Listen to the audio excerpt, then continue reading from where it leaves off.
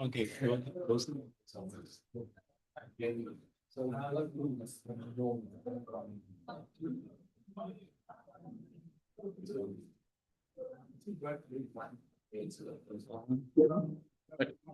One.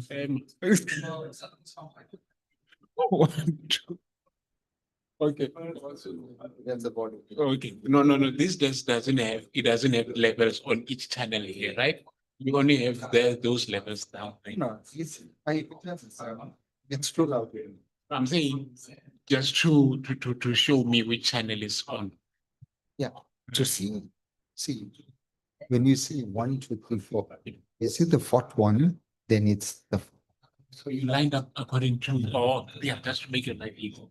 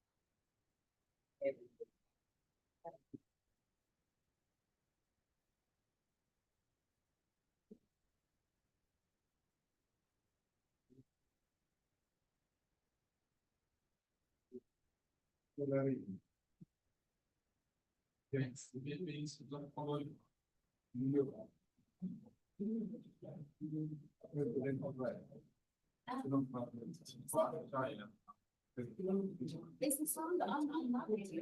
Still silent. Still silent. Okay, they're like, we can't get anything. Because we haven't touched it.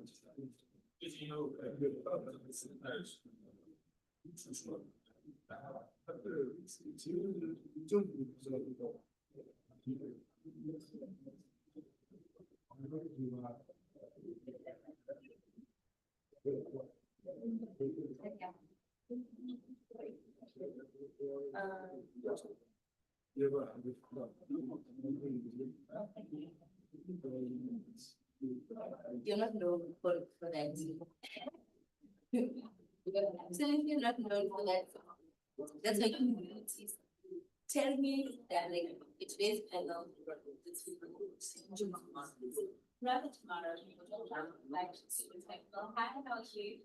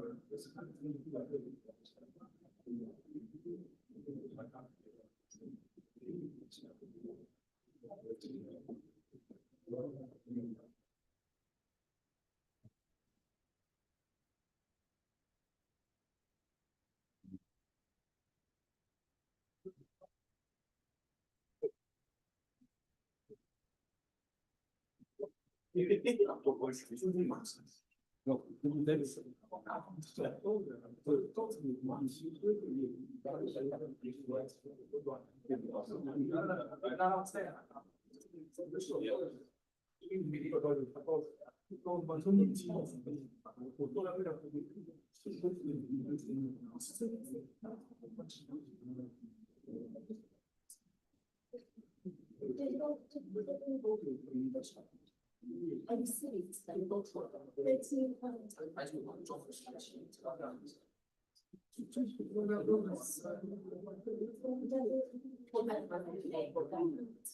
the I was like, me, I'm not sorry, I'm there.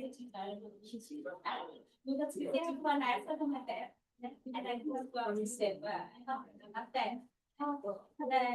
This one of the fails. Eventually, shout out. And yeah, that sounds like that. Each other out the line. Girl. Oh.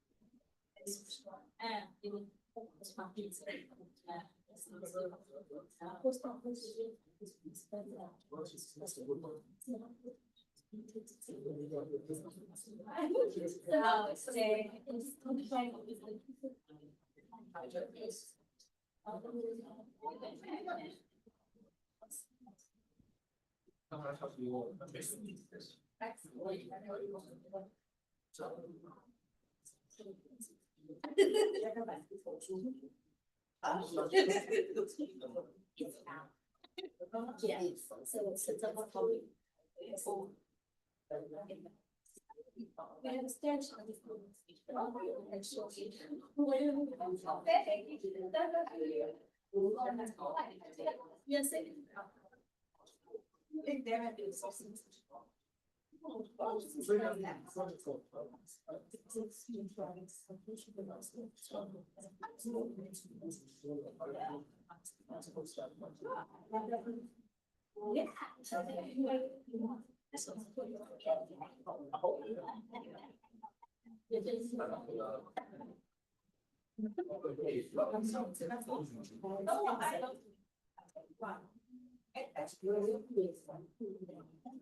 Yes.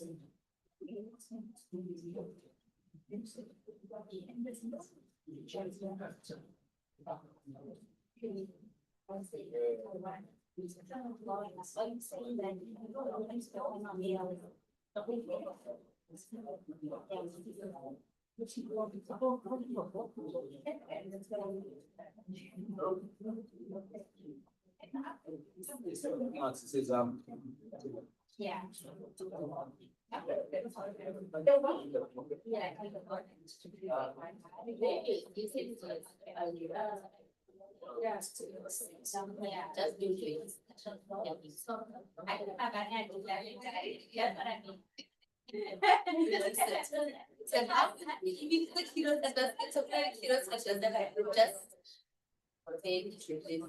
Have your remarks.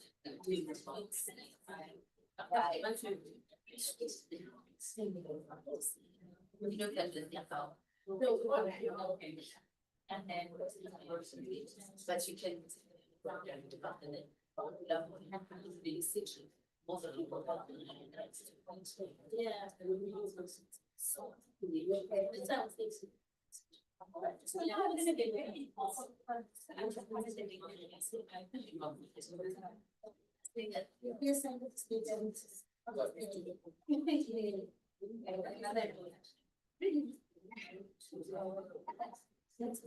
Why do you have to end?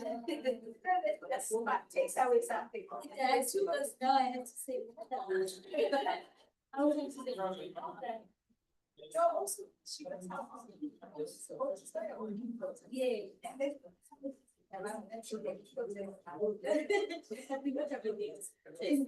It's nice to have. They both do, yeah, they both do. And actually, that's a lot, that's quite nice. Oh, that's quite, yeah. It was this unusual. Let's do this. Let's make a. Yeah, that's it.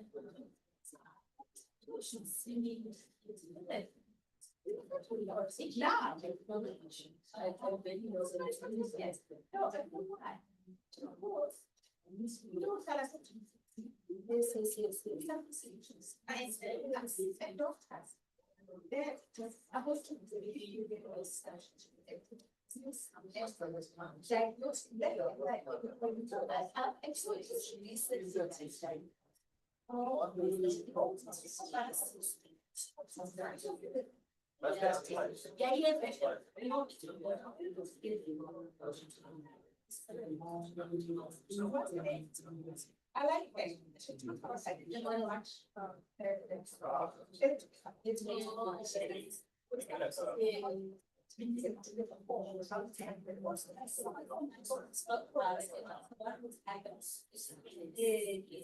I know, like we saw it before. When it was starting. I saw it. This.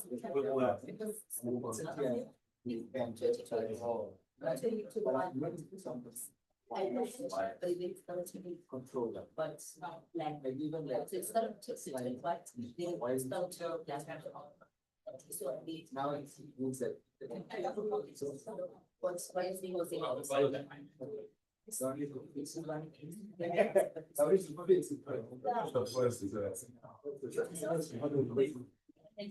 yeah, I think at the beginning it was like I was very and now it's but it's starting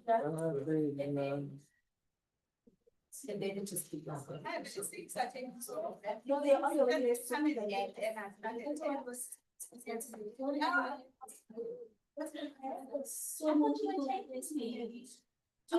so then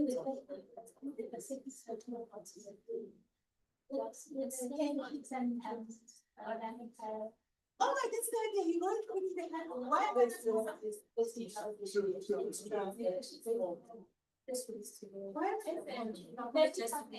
yes, that's the capacity is one of the and even last year, because I think was the and there's so many people who have students and how we will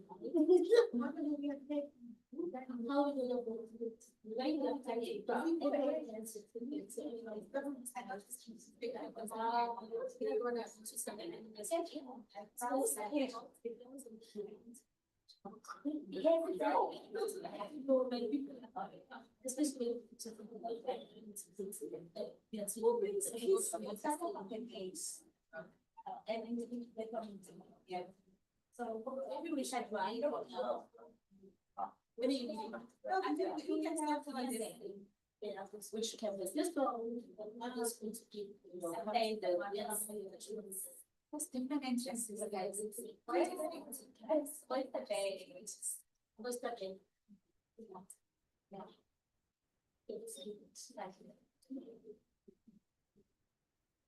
but most everyone's going to kids we have DNA and it's just so as I think that's how I make it's your own yeah. So what's that's the one stage.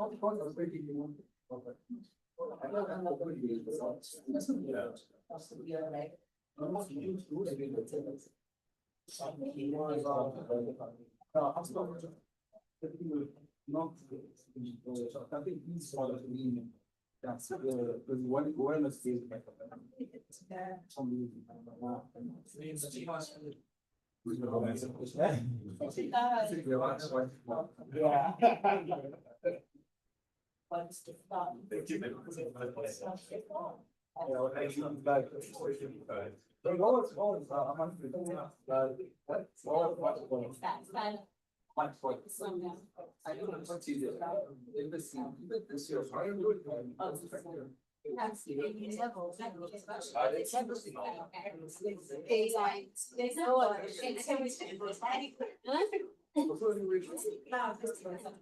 No, but you pause, go listen to what. I spent 5 minutes. Okay. You all mind.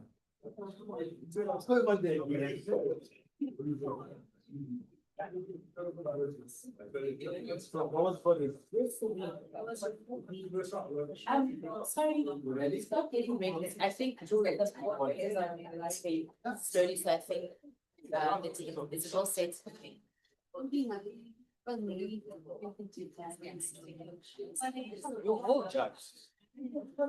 Thank you.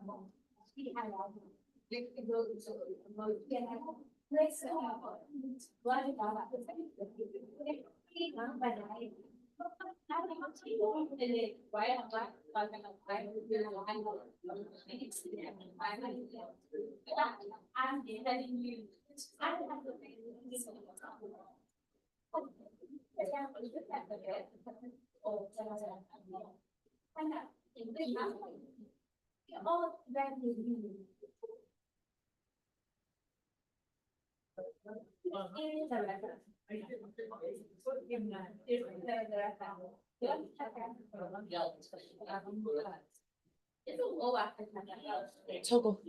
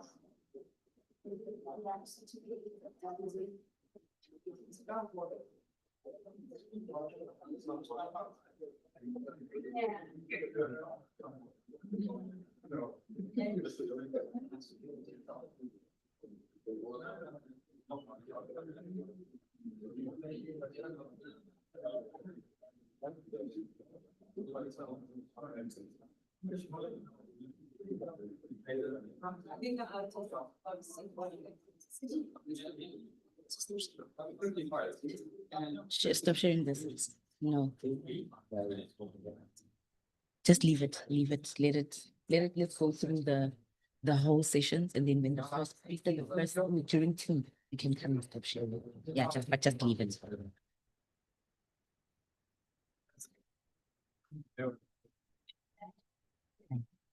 Yeah, it's like printing, as long as it is visible, it's coming.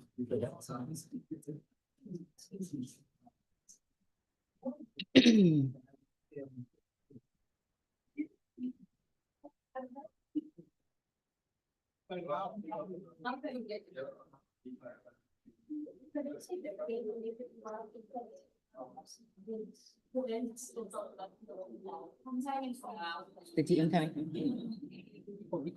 Okay.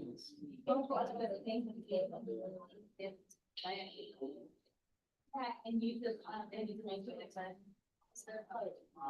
Yeah.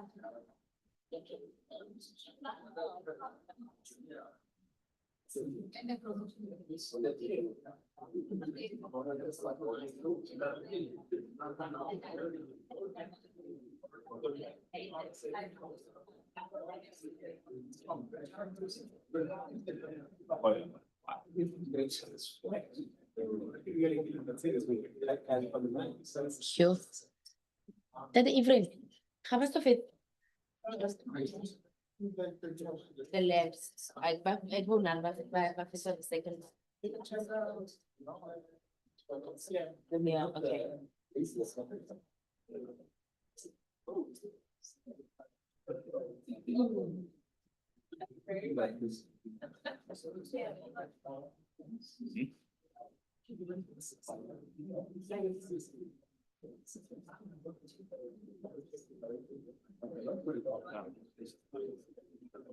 Colleagues.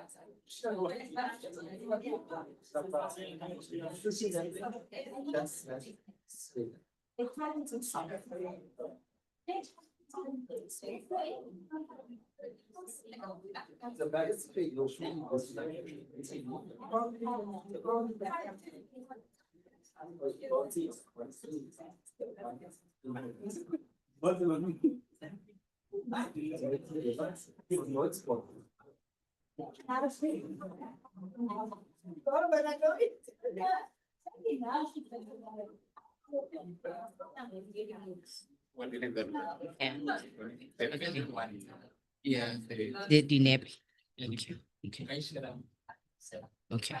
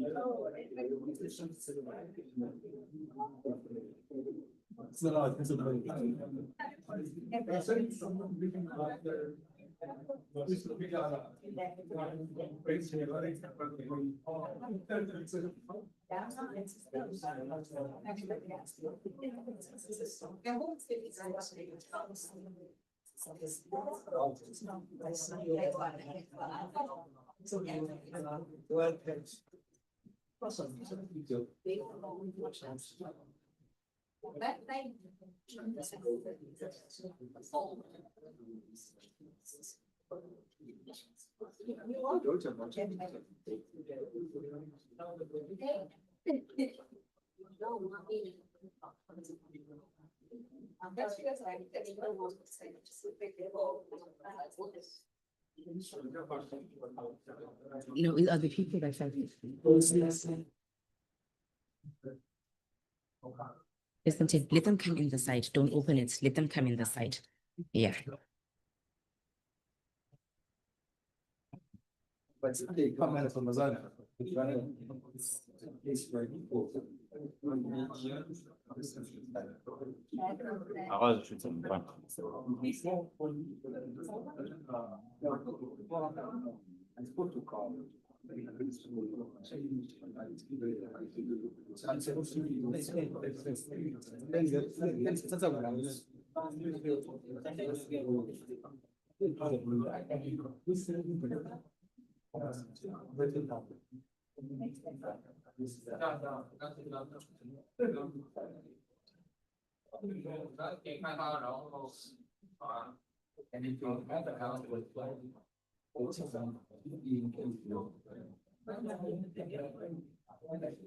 But I can keep myself laughing. Yeah.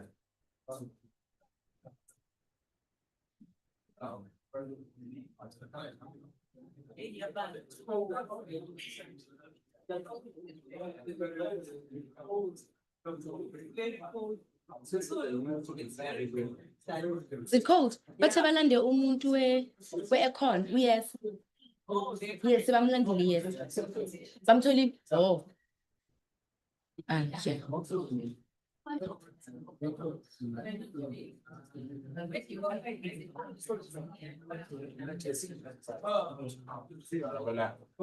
Other side,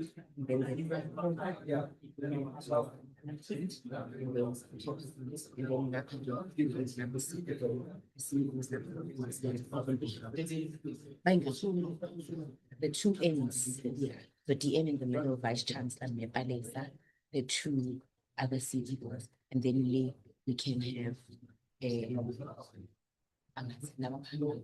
also beside me.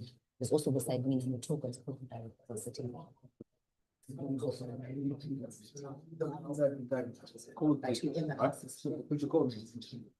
Okay, it's but it's in Catalan, it's in Vulaman. It's in Vulaman. Is it more blue than it is? Yeah, Colors. I'll do these parts and then it will go on table. The cold, yeah.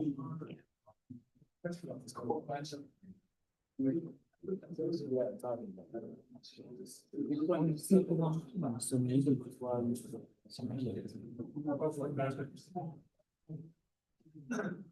oh, yes, not people so they'll sit here. They'll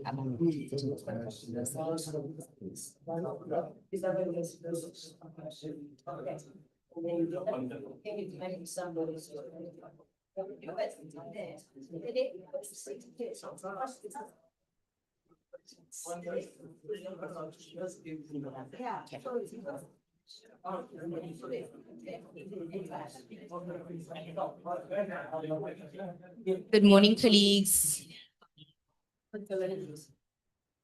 I just want to ask everyone to come slightly forward, just leaving the first two rows open, but come slightly forward. I think the DM is also on his way to the venue, but if you can just come slightly forward so that people as they arrive can sit behind you, if you would. Thank you.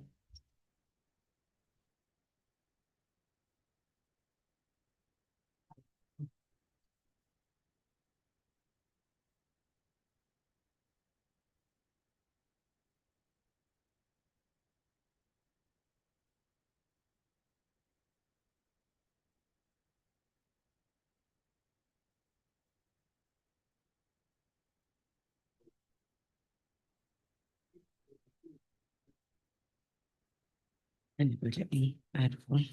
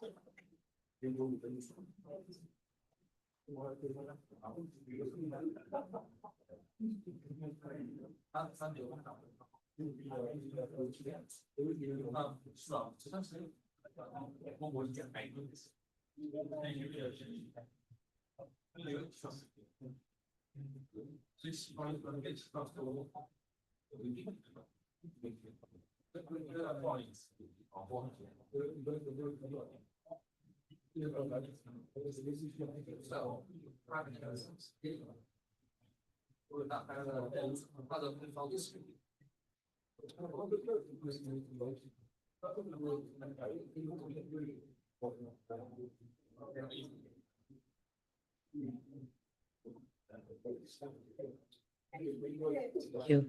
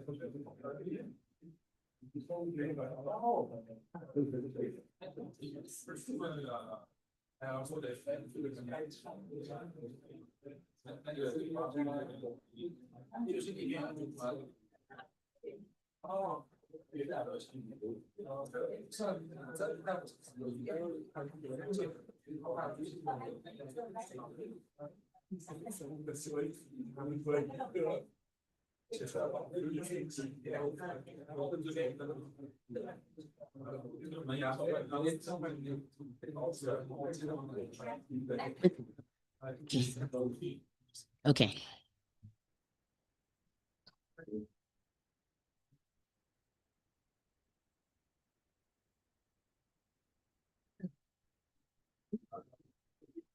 No, he's gonna do the walkabout again. He's gonna do the walkabout with the information.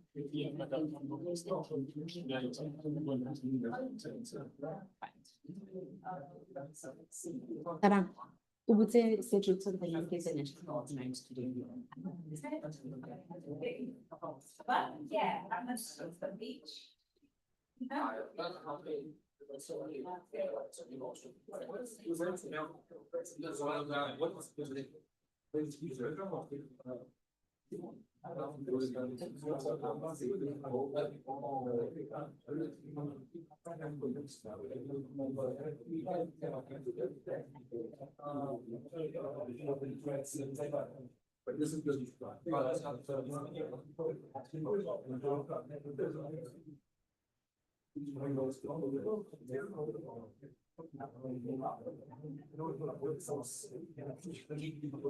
Ladies and gentlemen, if we could settle down, the minister's just outside doing his roundabout or his walkabout at the exhibition stand. So if we can just settle down as we are about to welcome him into the auditorium.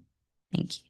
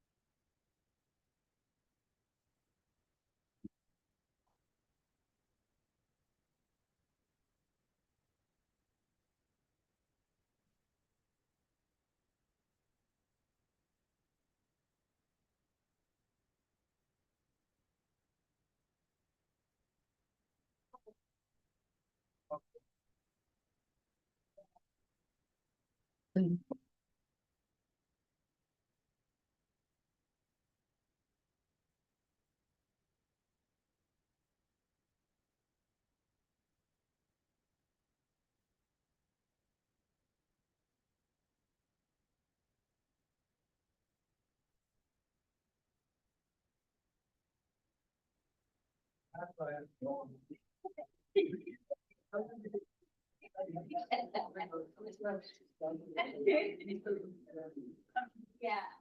I'm gonna.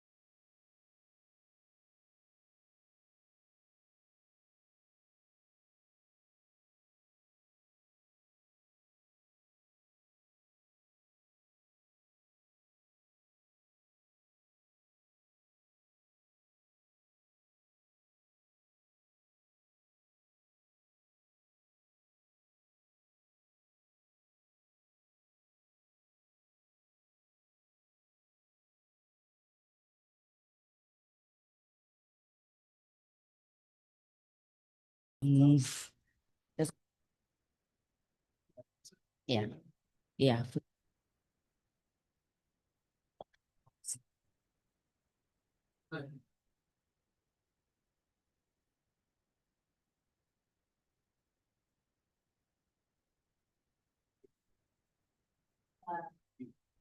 Okay, and I think we.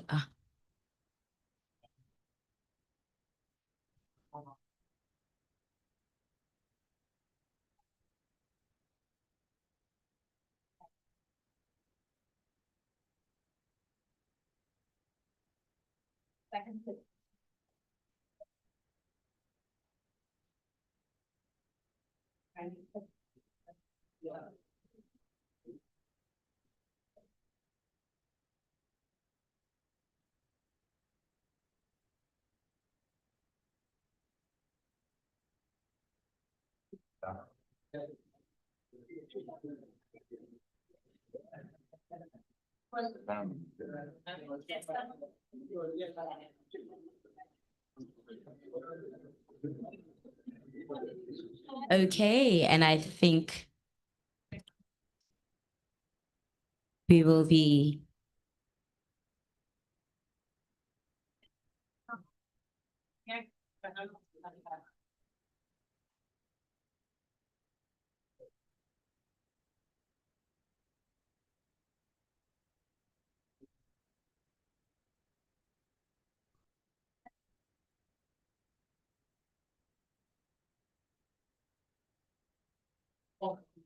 Good morning, ladies and gentlemen.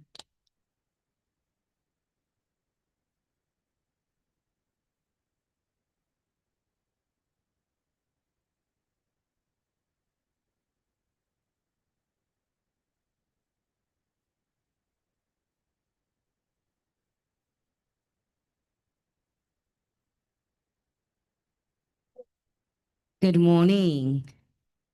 Good morning, ladies and gentlemen.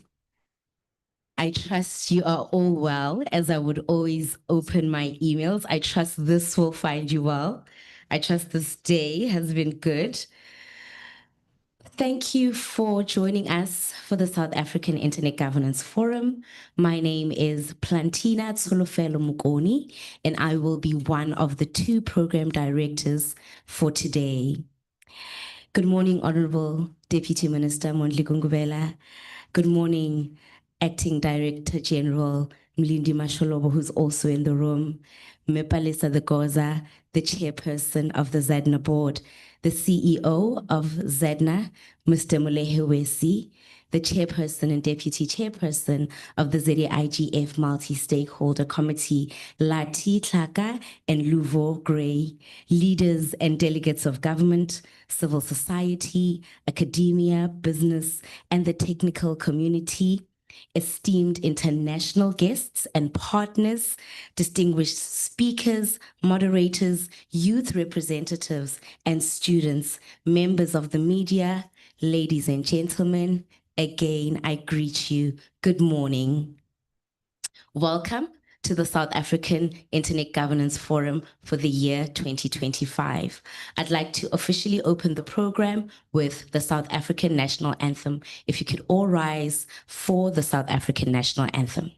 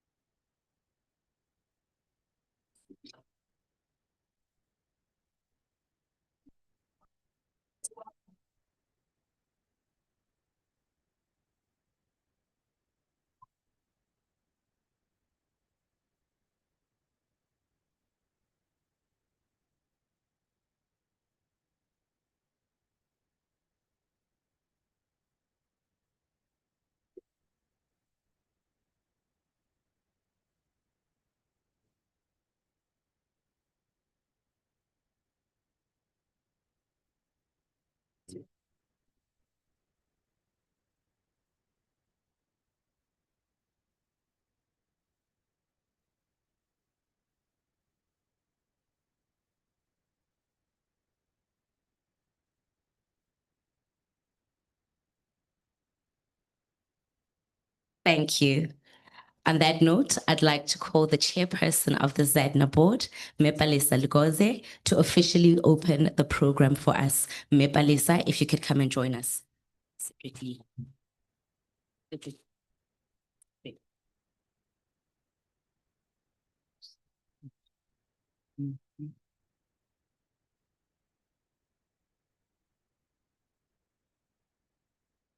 Good morning, Deputy Minister, CEOs of entities, the DVC of DUT, all people present here today. As they said, my name is Palisa Legoze. I'm the chairperson of the South African Domain Name Authority. My role here is to welcome you, but I thought before, jumping into what is it that I'm supposed, the welcome part, I thought it is important for me to just make a few remarks about why we are here today. Just a moment.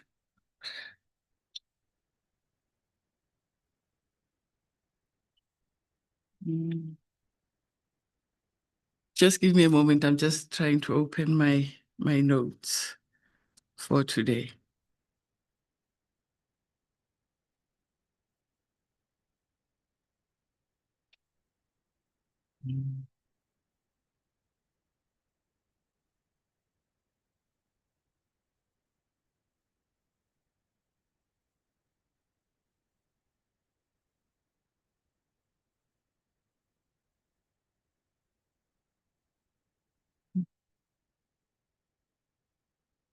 The document. I seem to have.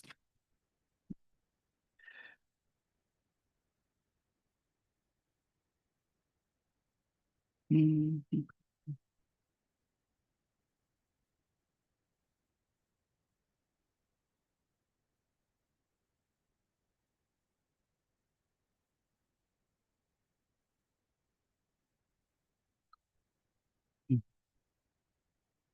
Apologies about that. Once again, good morning to everyone who's here, all the esteemed guests from government, private sector, civil society, and members of the technical society, our valued partners from academia, international organization, fellow participants, ladies and gentlemen. With great honor and deep appreciation that I welcome you all to this pivotal session forum, where we turn a collective attention to the matter of national and global significance, reviewing South Africa's progress and contribution within the framework of WSIS Plus 20. This year marks 20 years since the global community came together under the banner of the World Summit on Information Society. First with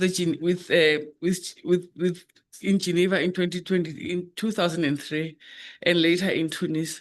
Maybe just to take a step back and talk about why there were two phases of WSIS. When in Geneva, there was no agreement with internet governance, especially in terms of how to manage and administer the critical internet resources, and also about the funding mechanisms for developing countries. Therefore, the second phase was initiated, which took place in Tunis in 2005. This WSIS was to establish a shared vision of inclusive, people-centered, and developmental-oriented information society. The WSIS process laid a framework of what we now understand as the core principles of internet governance: inclusivity, transparency, cooperation, development, and respect for human rights online. I think this is really key when you talk about human rights online, because I think, globally, what other terms to be human rights online, or maybe freedom of speech and all of that in other countries, it's not the same thing.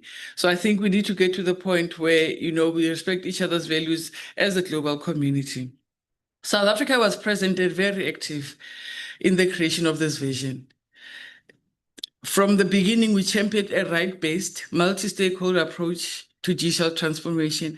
And I think when we speak about South Africa, because I know that a lot of people would say that South Africa, we're against multi-stakeholderism. we are a multi-stakeholder country by nature because we engage whenever we develop policies, whenever we develop, legislation and all of that.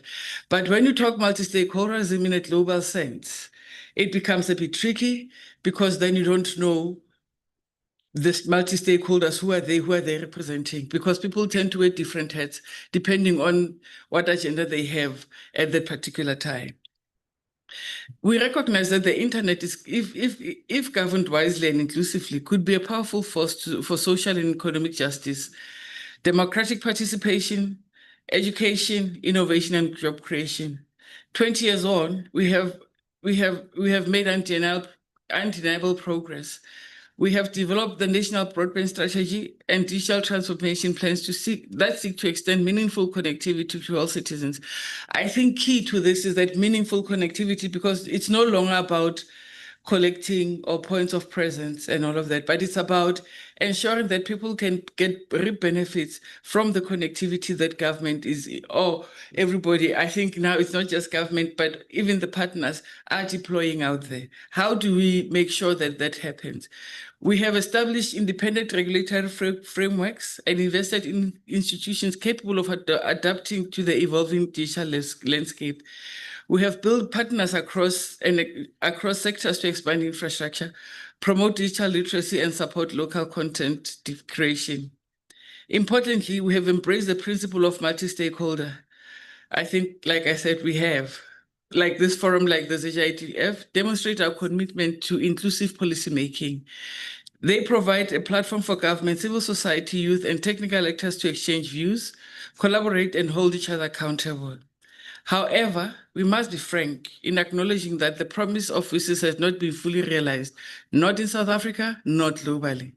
The digital divide persists, particularly in areas among women and girls, persons with disabilities, youth not in employment or education. Affordability, accessibility remains a barrier, and many communities still lack foundational digital infrastructure or skills needed to participate meaningfully in the digital economy. I think this is where we talk about leaving no one behind. And, as South Africa, we need to ensure that that happens, that everybody gets to reap the benefits of the digital economy. Furthermore, the internet governance landscape has grown more complex. Emerging technologies like artificial intelligence, data analytics, and blockchain are reshaping communities and economies and societies, but they also pose new ethical, legal, and governance challenges. Cybersecurity threats, misinformation, platform accountability, and data sovereignty are pressing issues that demand coordinated, agile, and inclusive responses. This is why WSIS Plus 20 review is not merely a commemoration, it's an urgent call. It's a challenge to us to first, assess our progress honestly since the past 20 years. When you talk about the progress since 20 years, there are other issues that have never been resolved, globally. It's 20 years on, and we're still grappling with enhanced cooperation when you look at the 20th Agenda for the Information Society. Identify systematic gaps and opportunities. Are our governance frameworks fit for purpose in the age of AI and data-driven economies? Reaffirm our global commitment. How does South Africa contribute to shaping the future of internet governance, especially with the African continent and within the African continent and global South? Redefine inclusivity and resilience. How do we bring underrepresented voices, particularly young people, women, indigenous communities, and persons with disabilities in both policy and practice? South Africa must not only participate in these platforms, but shape them. Grounded in our unique context, values, I think we always talk about the values of Ubuntu. How do we incorporate that when we talk about ethical AI and all of that, and aspirations? We must also align our reviews with key international frameworks that are shaping the future of digital governance, including the outcomes of the Summit of the Future, which adopted the Global Digital Compact, the landmark agreement that sets out a shared vision for an open, secure, and inclusive digital future for all humanity. The Digital Compact builds on the outcomes of WSIS. The compact reaffirms that the internet is a global good and commits member states, the private sector, the technical community to take to take concrete actions in areas such as universal meaningful connectivity, promotion of digital trust and safety, governance of artificial intelligence, and emerging technologies responsibly, empowering youth, women, and marginalized groups, and fostering inclusive digital corporations. As we convene today, let us remember that internet governance is not merely about technology, it's about people. That's why when I started, we talked about people-centered and developmental information society. It is about ensuring that the digital age works for South Africa, regardless of geography, gender, age, or income. It's about governance models that are not only effective, but are inclusive and just. Let this session be one of the critical reflections, courageous dialogue, and collaborative action. Let us speak frankly, and frankly, without fear, that something will happen. Listen deeply and commit to doing better, not just in word, but in deed. The next 20 years must be defined not only by continued innovation, but by transformational inclusion. If we are to truly build on a digital society that leaves no one behind, then internet governance must be rooted in participation, accountability, and equity. I thank you all for your commitment, and I look forward to the rich engagements together. And maybe one last thing for me to say, as I welcome you, is that G20 is happening in South Africa. How do we incorporate that and make sure that it works for us? How do we make sure that the benefits, that we can put South Africa forward in terms of, the information society, the digital economy, and all of that? Together, let us shape the future where the internet serves as a tool for justice, opportunity, and human dignity. With those words, welcome, and I look forward to, very fruitful discussions today. Thank you very much.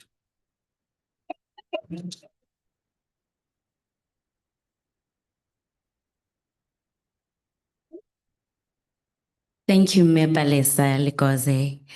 I would like to call on the Deputy Vice Chancellor for Research, Learning and Engagement of the Durban University of Technology to also come and give us his welcome remarks. Prof, you may ascend.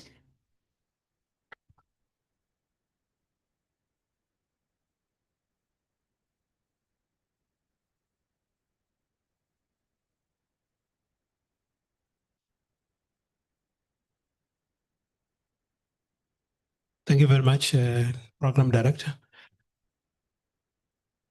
Maybe I must start with the disclaimer that I happen to be an engineer, and I happen to also be a professor, but the combination of the two, you can Google.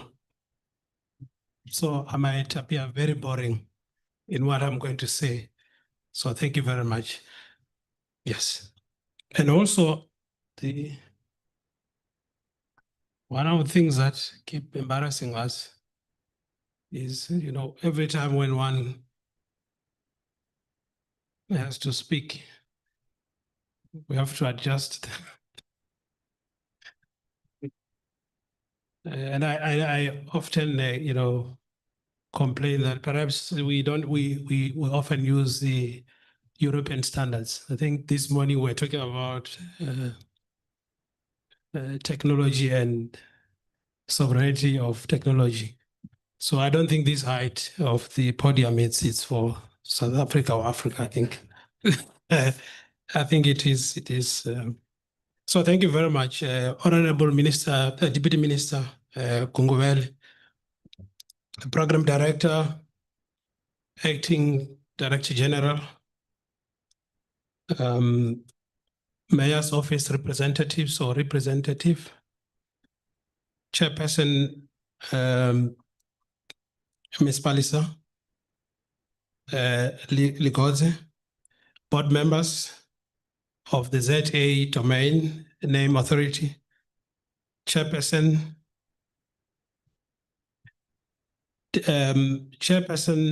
of the ZAIGF Multi-Stakeholder Committee, esteemed representatives and leaders from government, civil society, and private sector, including academia, partners, sponsors of this forum, distinguished speakers, panelists, Ladies and gentlemen, good morning. I will try again. Good morning. I hope it's a good morning. Thanks a lot. A very warm welcome to the Durban University of Technology, especially here at DUT Hotel School.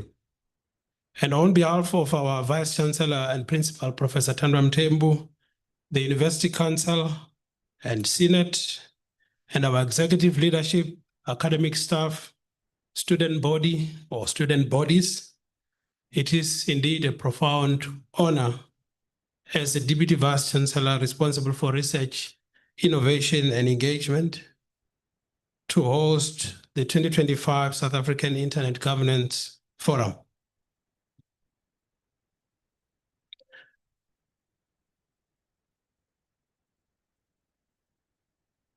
This year, as DUT, we are celebrating 21 years since the Durban Institute of Technology was renamed and rebranded to the Durban University of Technology.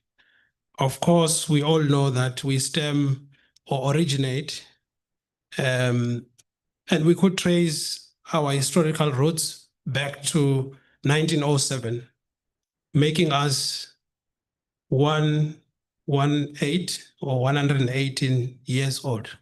Of course, DUT is excited to celebrate our 21st birthday with you.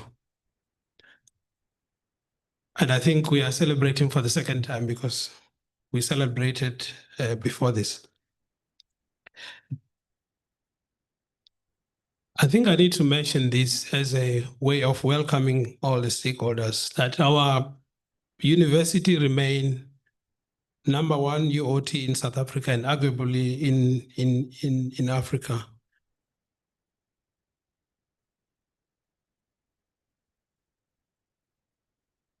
And this is,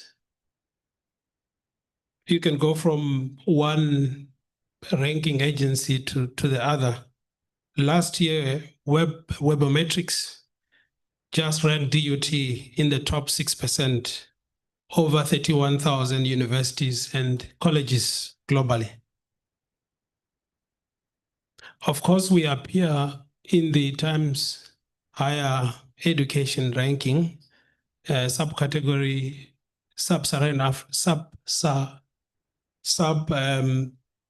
Africa as number 11 in the sub of Africa.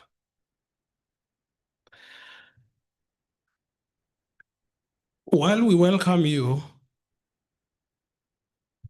it is important to note and to recognize that we are witnessing an educational metamorphosis. Artificial intelligence, data analytics, and immense technologies are transforming how, as universities, how we teach, how we innovate, how we do our research, how we learn. As some of the global learning companies said, and I think this is very important, AI embedded learning, and I'm quoting, AI embedded learning resources will redefine higher education by 2030. And these technologies will enable personalized adaptive pathways that meet each learner's or each student's needs. And here at DUT, we are piloting AI-driven tutoring, leading open science citizen data platforms, and deploying virtual and augmented reality simulations that extend practical learning well beyond campus walls. And I think I need to touch a little bit about ethics. I was sitting next to someone who said he or she is a lawyer. And she was wondering, or he was wondering, why is he or she is here? Because all they do is what we know. But I think it's about ethics. And I want to encourage all of us that ethics must underpin every technological breakthrough. And I want to quote from someone who once said AI can help implement 80% of the SDGs, that is Sustainable Development Goals. But it can also be weaponized in a destructive cyber attacks. And I hope when we deliberate in the business of the day, we will take that in mind. As I conclude, as an entrepreneurial university, DUT is not only advancing innovation within its walls, but it aspires to ignite entrepreneurial mindset across our region through various partners and partnerships, equipping our students and communities with the skills to translate ideas into impact and to drive socio-economic transformation. And I think those who went through the walkabout saw some of the projects that our students are doing. It is important to note that no single sector can address the challenges of digital age alone. No single sector, whether government, universities, academia, civil society, industry, it is not impossible. So we urge that we all break down silos, we share best practices, we forge partnerships that bridge our digital divide. Let us ensure that every student, South African, whether from rural communities to urban centers, can participate in and benefit from this digital transformation. In closing, let us remember, and I want to quote Andy Jassy, when there was an observation that AI is the most significant technological transformation since the internet, and there's no doubt about that. Its promise is boundless, but it demands our collective responsibility to govern it wisely, ethically, and inclusively. I wish you a stimulating, productive, inspiring forum. And once again, welcome to the Durban University of Technology. Thank you very much indeed. I want to end by our motto, creative, distinctive, and impactful. Thank you very much.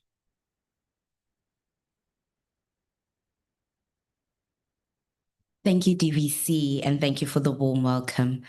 I'd like to call upon the chairperson of the ZAIGF Multi-Stakeholder Committee, Ms. Lati Tlhaka, to give us the purpose of the day.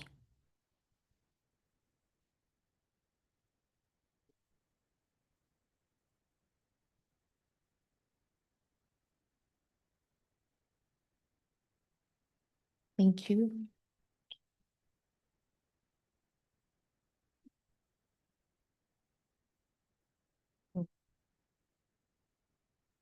Thank you, Program Director.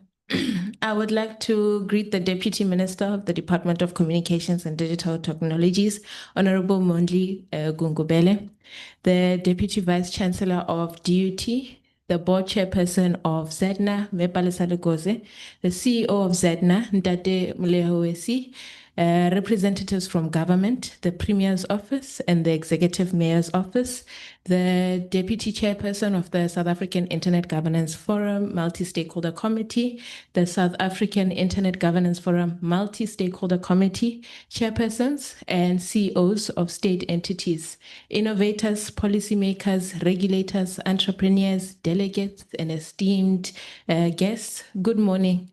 Thobela, Sanbonani, and warm digital greetings to those joining us online. My name is Lati Tlhaka, the chairperson of the ZAIGF, and I stand before you with gratitude and excitement as we opened yesterday the second annual South African Youth Internet Governance Forum It was vibrant, and most importantly, it was real. I want to commend the multi-stakeholder committee, the ZAIGF Secretariat, ZEDNA, DCDT, our partners, DUT, Honor, our sponsors, and most of all, the young people who showed up. Can we please give them a round of applause? We had a keynote address from the DG, a public servant with passion, vision, and grit. And what struck me the most were the presentations from young people yesterday. They weren't just talking ideas, they were showing us innovations that solve real problems. They understand something deeply, that technology is only powerful when you use it, when it is useful, inclusive, and just. So my role today is to give you the purpose of the day. So the theme for this year's engagement is reviewing South Africa's internet governance progress in the context of WSIS plus 20. And I must say, Mepalisile Goze has given us a background and a history of WSIS. But I must highlight the core principles of IGF. These are open and inclusive participation. It's transparency in processes and decision-making, consensus-based decision-making, accountability, multi-stakeholder collaboration, evidence-based policy discussions, and respect for human rights and fundamental freedoms. With that said, I want us today to honor our leaders in internet governance. They have taken very bold steps. The principle of inclusive participation, they've taken it to another level where internet governance remains relevant. As we are reviewing, this is very important as we recognize our strength as a nation. I say this because I have the honor and I believe the record of being the youngest chairperson ever to serve on the South African Internet Governance Forum multi-stakeholder committee. And I think I would need the assistance of the Secretariat in fact-checking that I believe I am the youngest globally to hold this role. Look, this is not about youth leadership. It's about inclusivity. It is about relevance and the power of intergenerational collaboration and recognizing our leaders.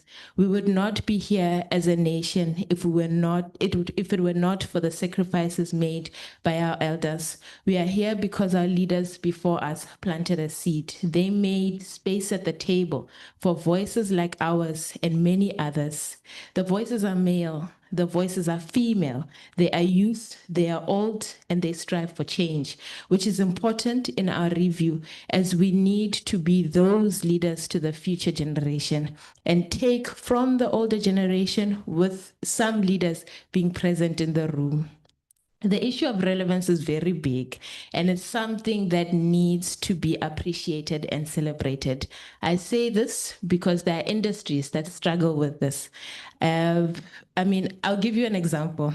I'm a qualified commercial pilot. I am also certified to operate unmanned aerodrome vehicles in South Africa. And I can tell you, the aviation sector struggles a lot with bridging the gap where dominance is male and it is not of color.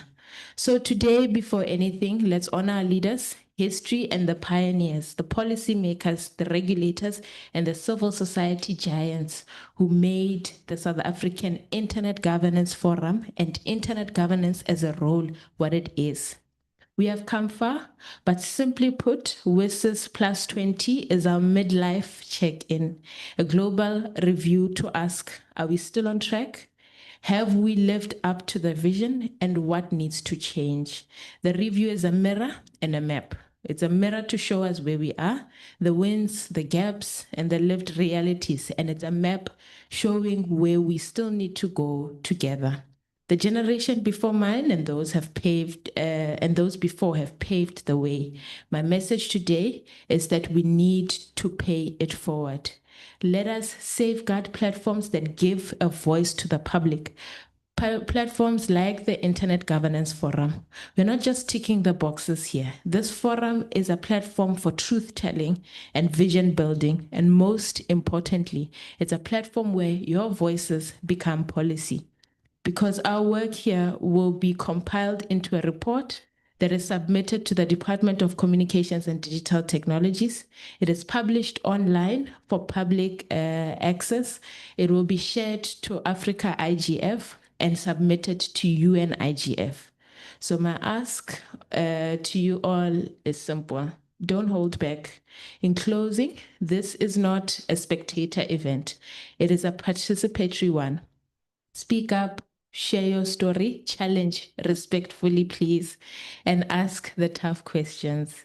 Let's review not just with pride, but with purpose. Let's shape the digital decade ahead with boldness, honesty, and shared responsibility, because the internet is not just code, it's culture. It's not just technology, it's trust. It's not just global, it's personal. Thank you. Let's begin.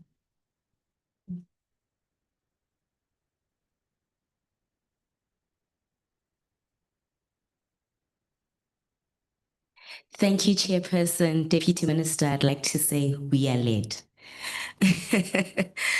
I'd like to call on the CEO of the ZA Domain Name Authority to just give us a message of support, brief, before we introduce the representative from the Premier's office. Thank you, sir.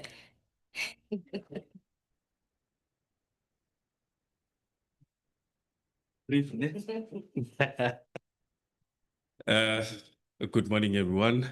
I think I will rise on the protocols already established. Let me first acknowledge those that we did not acknowledge. My sponsors, PBI, we see you. I thought I'll just point them out of the list. I know there's many other ones. And this is for the simple reason that I'm just indicating the CEO is in the room for those that have questions for him. But nonetheless, really, it's a great pleasure to, have had the honor of presiding over, I think now this would be my third multi-stakeholder committee, if I'm not mistaken, while one had the pleasure of leading the ZA Domain Name Authority. And in those times, truly so, I think this is one of the most biggest ones that one has had to, preside over or assist in convening. But as indicated before, this is not my platform. This is the platform of the multi-stakeholder committee. As with any other family, we always have those moments, and in those moments, I think beautiful things comes out. And true to whatever that the chair has indicated, they are the voice and they lead the discourse in terms of internet policies. At times, they force one to prepare as you are about to engage them, and of which I appreciate about them. But most importantly, they keep me honest. One can never say that a lot, and I hope they will continue with that quest with the same vigor, the same spirit. But for today and tomorrow, looking at the audience and those that are joining us online, I'm confident the discussions will be robust, will assist some of us that are busy drafting policies that will change other people's lives. With those few words, thank you very much.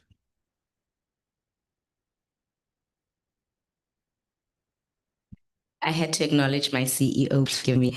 I'd like to call on Babumpilo Sibiya, who is a representative from the Premier's office, to also just introduce the Deputy Minister.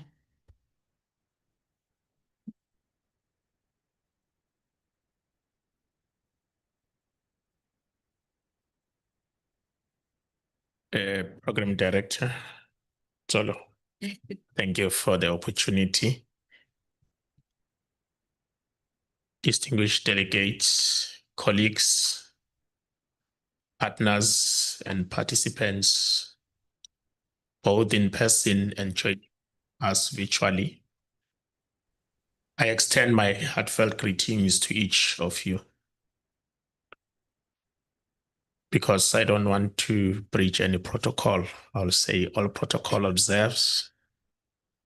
It is an honor and a privilege to stand before you today at this South African Internet Governance Forum 2025 here in a vibrant and welcoming city of Durban.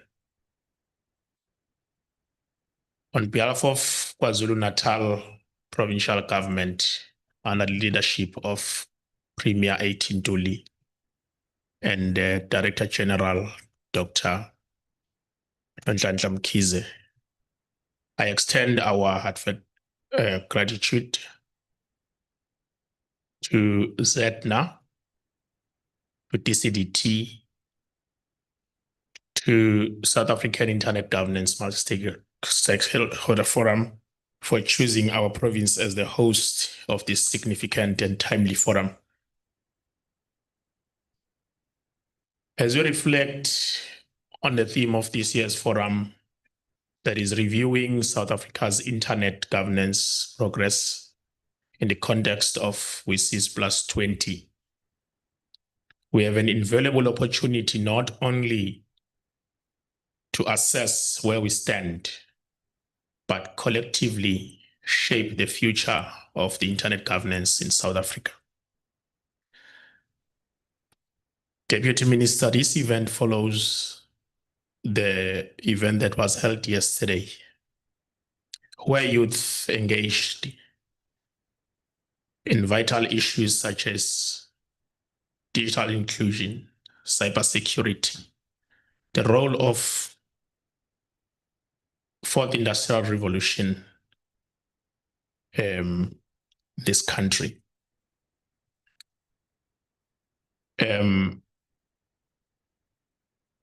We, as the province of KwaZulu-Natal, have established a digital innovation and information hub as a strategic driver of the province for digital transformation and enabling data-driven, citizen-centric government. Aligned with our digital transformation strategy, the hub leverages fourth industrial revolution technologies to deliver real-time intelligence, automate service monitoring, and enhance transparency, efficiency, and cross-sector innovation. The key features that are included in the hub is a business intelligence dashboards for data-driven decision, for improved planning and resource management, and for AR framework that promotes emerging technologies and supports sustainable ICT infrastructure across the province. In pursuit of our goal to accelerate broadband expansion and strengthening digital connectivity, we are making significant strides in our digital transformation journey by expanding broadband infrastructure and enhancing network coverage.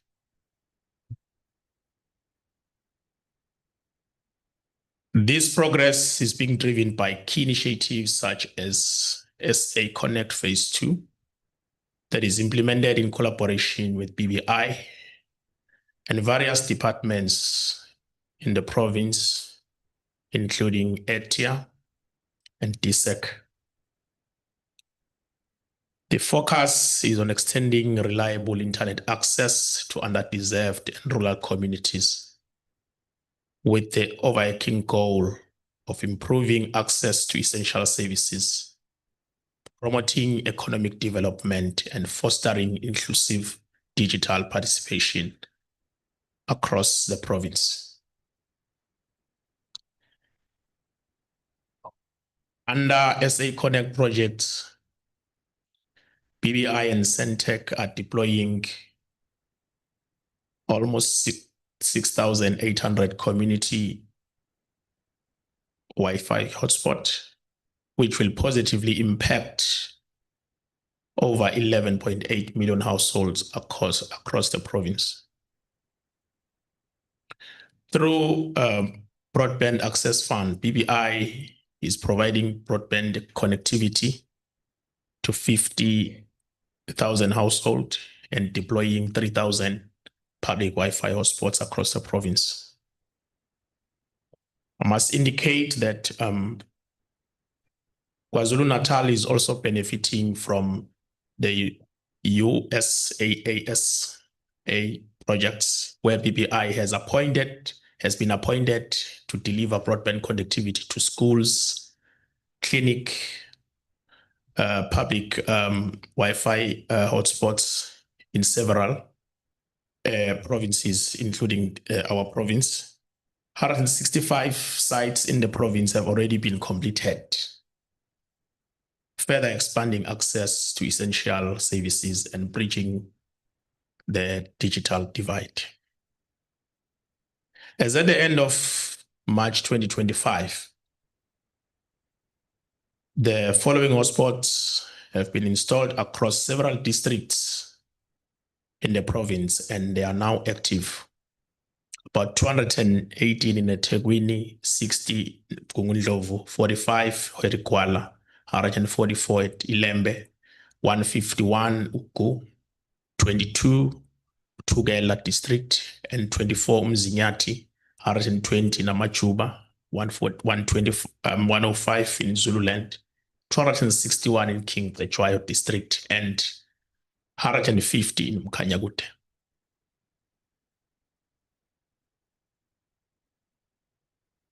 This extensive rollout is playing a key role in bridging digital divide and providing much needed connectivity to underserved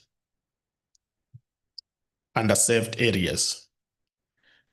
Alongside broadband infrastructure expansion, the province is advancing digital inclusion in rural communities through traditional authorities connectivity project. This initiative provides traditional leaders such as Amakhosi and Izinduna with access to e-government services and direct communication channels with the provincial departments. So far, 23 traditional council facilities have been connected through the improved governance and service delivery in these areas. Moreover, libraries across the province are being transformed to digital hubs with full cyber cadets assisting residents with digital literacy, job searches, and educational resources. These efforts have made a significant impact, especially in rural areas where access to digital infrastructure has been limited. Despite some challenges, particularly around budget constraints, KwaZulu-Natal remained committed to expanding digital infrastructure and increasing digital literacy across the province. Plans are already in place to build and connect more libraries, ensuring that digital inclusion continues to grow and reach every corner of KwaZulu-Natal. A significant milestone in KwaZulu-Natal's digital transformation has been a success of a broadband and digital skills for municipalities program developed in partnership with DCDT, SALGA, and British High Commission. This program has improved digital literacy, expanded access to e-government services, and promoted local participation in digital economy. After a successful pilot, KwaZulu-Natal has been invited by DCDT to participate in phase 2, which will further equip the municipal officials with essential digital skills to strengthen service delivery and bridge the digital divide. KwaZulu-Natal is aligned with South Africa's NDP to build the inclusive economy that drives sustainable development and shared prosperity. We are investing in technology access, digital skills, and innovation to bridge digital divide and create opportunity for all. By embracing digital transformation, we are building a connected, capable, and competitive province that leaves no one behind. I invite you to grow KwaZulu-Natal together and build KwaZulu-Natal as a capable, ethical, and developmental state, and make KwaZulu-Natal a province of opportunity, building a better KwaZulu-Natal for all. And as I conclude, I invite you to welcome the Honorable Minister, Deputy Minister Mondli Gungubele, who is the current Deputy Minister of Communications and Digital Technologies, and a long-serving member of African National Congress, whose presence here today reaffirms the national commitment to strengthening provincial ICT ecosystems. With a career spanning over 4 decades, he brings deep knowledge and experience in government, digital transformation, and public service.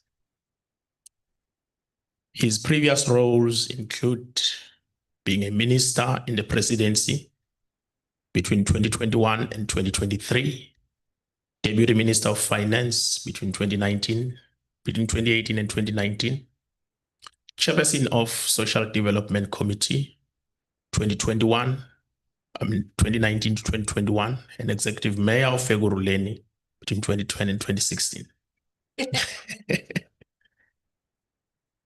The Honorable DM began his career as a teacher and a trade unionist, serving under National Union of Mine Workers, known as NUM, and COSATU in the 1980s. He has held multiple leadership roles within the ANC, including as a founding member of Party's Eastern Region and a long-time member of its PEC. Deputy Minister holds BCom in law and a national diploma in nursing, and has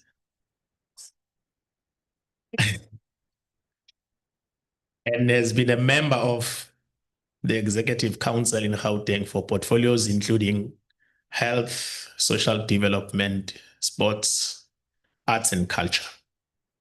Appointed as a Minister of Communications and Digital Technologies in 2023, and now serving as a Deputy Minister since 2024. He plays a central role in shaping South Africa's digital future, championing inclusive connectivity, policy innovation, and internet governance that reflects constitutional values and developmental priorities.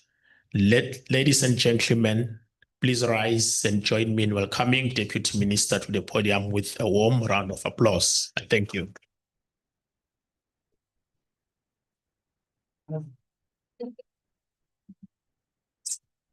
Yo, what's me?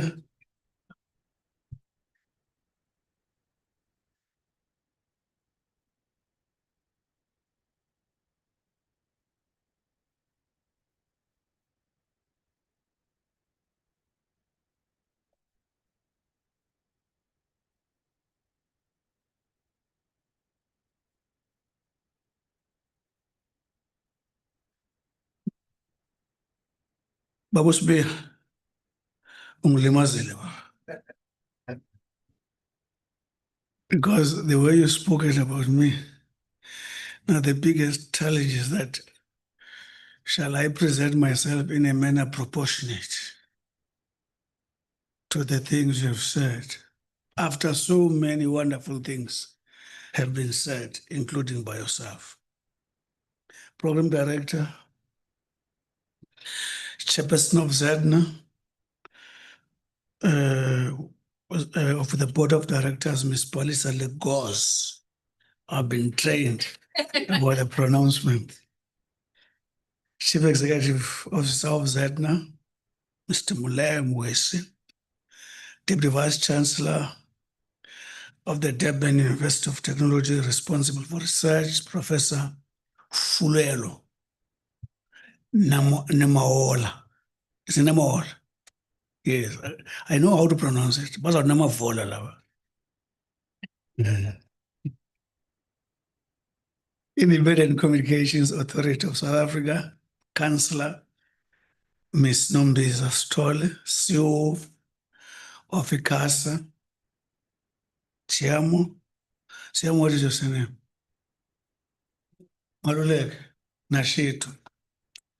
I apologize. CEOs of DT entities, I've seen them here. Distinguished guests, ladies and gentlemen, good morning. The problem of being called a keynote speaker, we want people to set you up. We shouldn't allow them to call you keynote speaker. And I've been exposed to this several times. And today is no different. Because what happens is that they ask you to be the keynote speaker. And you find that you realize your key is artificial. The door has been opened. But now you lift the artificial key. This is what Polisa and the team have asked me to do, to open an artificial, to use an artificial key. I thought before I go to the official speech as prepared, there are a few things I want to say. To me, this thing of WISS, 20 years old, the biggest challenge comes from that statement.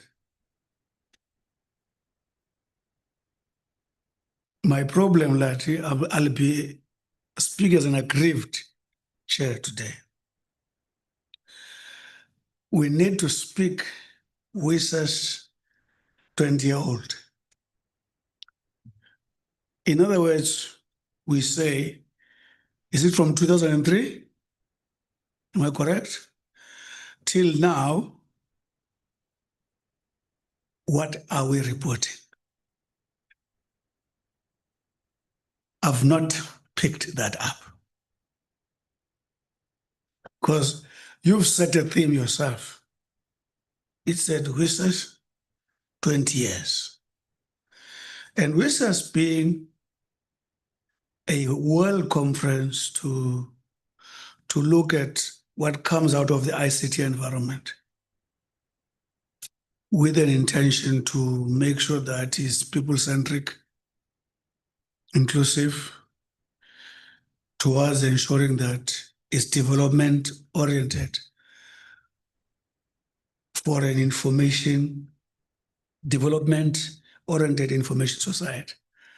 Now, the question that we must ask, in the past 20 years, what account are we giving for that? I want to argue, Ms. Polisa, that unless we account in that fashion, like what Lati was saying, she said a lot of telling issues. What is WISS about? What is a multi-stakeholder thing about? And what does it mean? What was a review of internet governance? She said the principles. She listed those principles. And she spoke very hard on those. And immediately I realized that the challenge is huge. Now, what is key to me is that there is a resolution A/7125, which calls for close alignment between WISS process and the 2030 Agenda for Sustainable Development. We are together,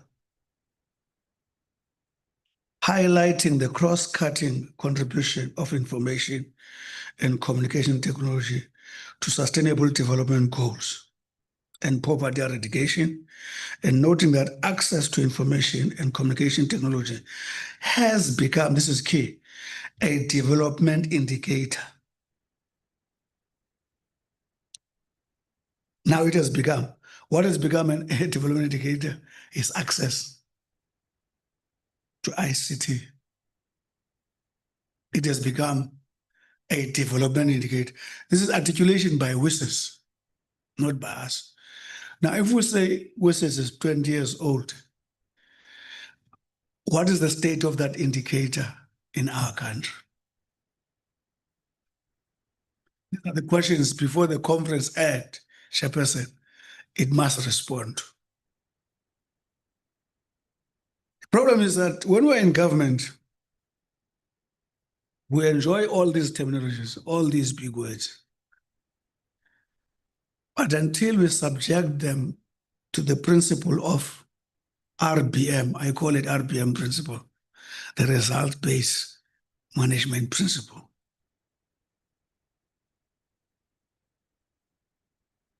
I want to say a lot of things have been said in the world about humanity. Chinua Achebe spoke. Who is this one? Who says people don't eat ideas in our head? Who says that? It's Amika Cabral. Yeah. Mandela has spoken about a long walk to freedom. Kwame Nkrumah. They have said a lot of things. A lot of Steve Biko has spoken. A lot of things have been spoken, Chairperson. Can we change the tune and speak about things that have been done? The problem in our continent, we give one another awards about things that have been spoken.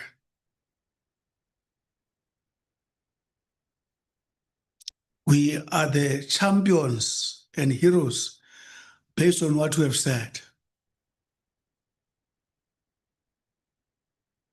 The world to which we are subjugated is because of the things it has done.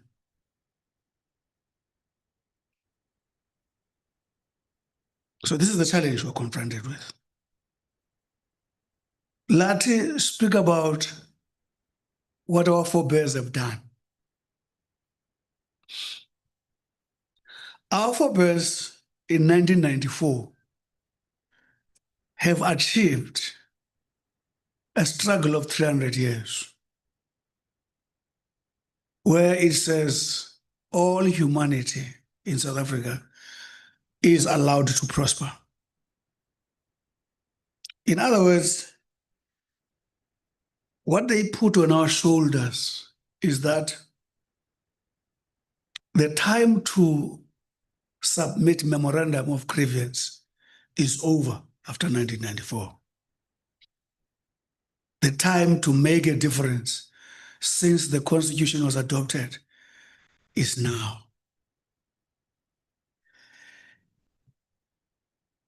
I'm saying time to do. President Thabo Mbeki in 2012 said that the National Democratic Revolution, Babjika, has got 3 strategic tasks. He says the first task is a political freedom, which we achieved in 1994. The second task is to deal with the legacy of apartheid. And the third task is to build a new South Africa. Now, we cannot have then time for grievance. 1994, this country ushered human freedom across color. In 30 years, the challenge we have is how have we exploited that? I want to say it up front. My children know. They have never heard me complaining about fair vote.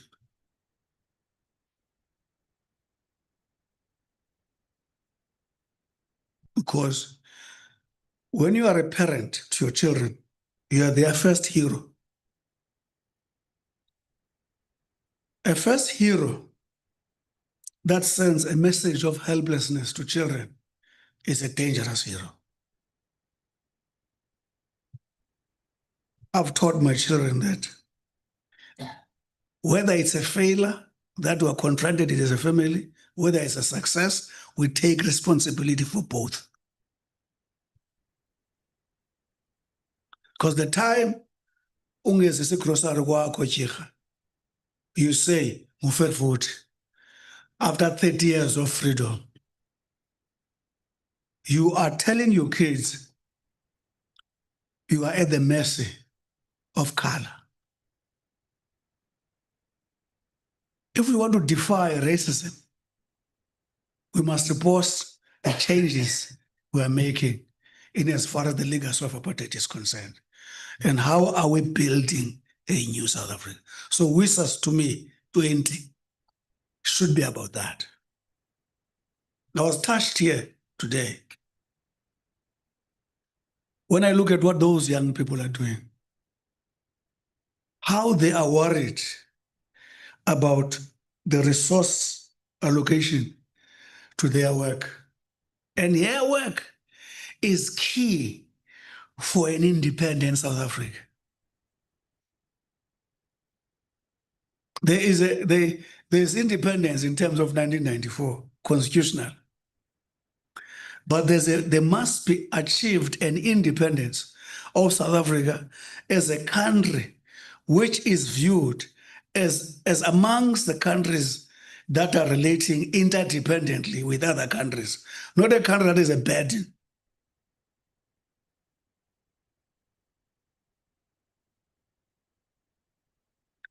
A certain chap in another country, which has been touted as the biggest and the leading democracy in the world, has put us in trouble. But the immediate targets of that behavior is vulnerable people in South Africa who suffer from TB, HIV, and everything. The biggest question we must answer, and answer brutally, how did we get to a situation where when this country is being targeted in the manner it has done, the first target is vulnerable people? But those questions will be answered in a proper substantive WISAS 20. Because a lot of things we spoke about today is what value system is, what are the principles of WISAS, what WISAS expects us to do. I was listening. Nearly 90% of us, after 20 years, we're speaking about what WISAS is asking us to do. My biggest prayer, I take advantage as a political principle, that's the advantage you have, because I'm not reporting to you. So there's nothing you're going to do to me after I've said this thing that I've said. So I can say them, go home. Point is, I expect after I've left that the end of this conference must give a scorecard of WISAS 20 in the South African context.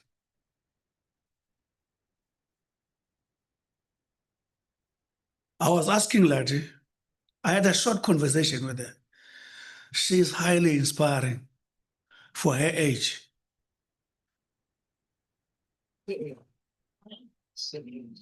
Highly inspiring. The things she does, I would have to die and live again to do them. But at her age.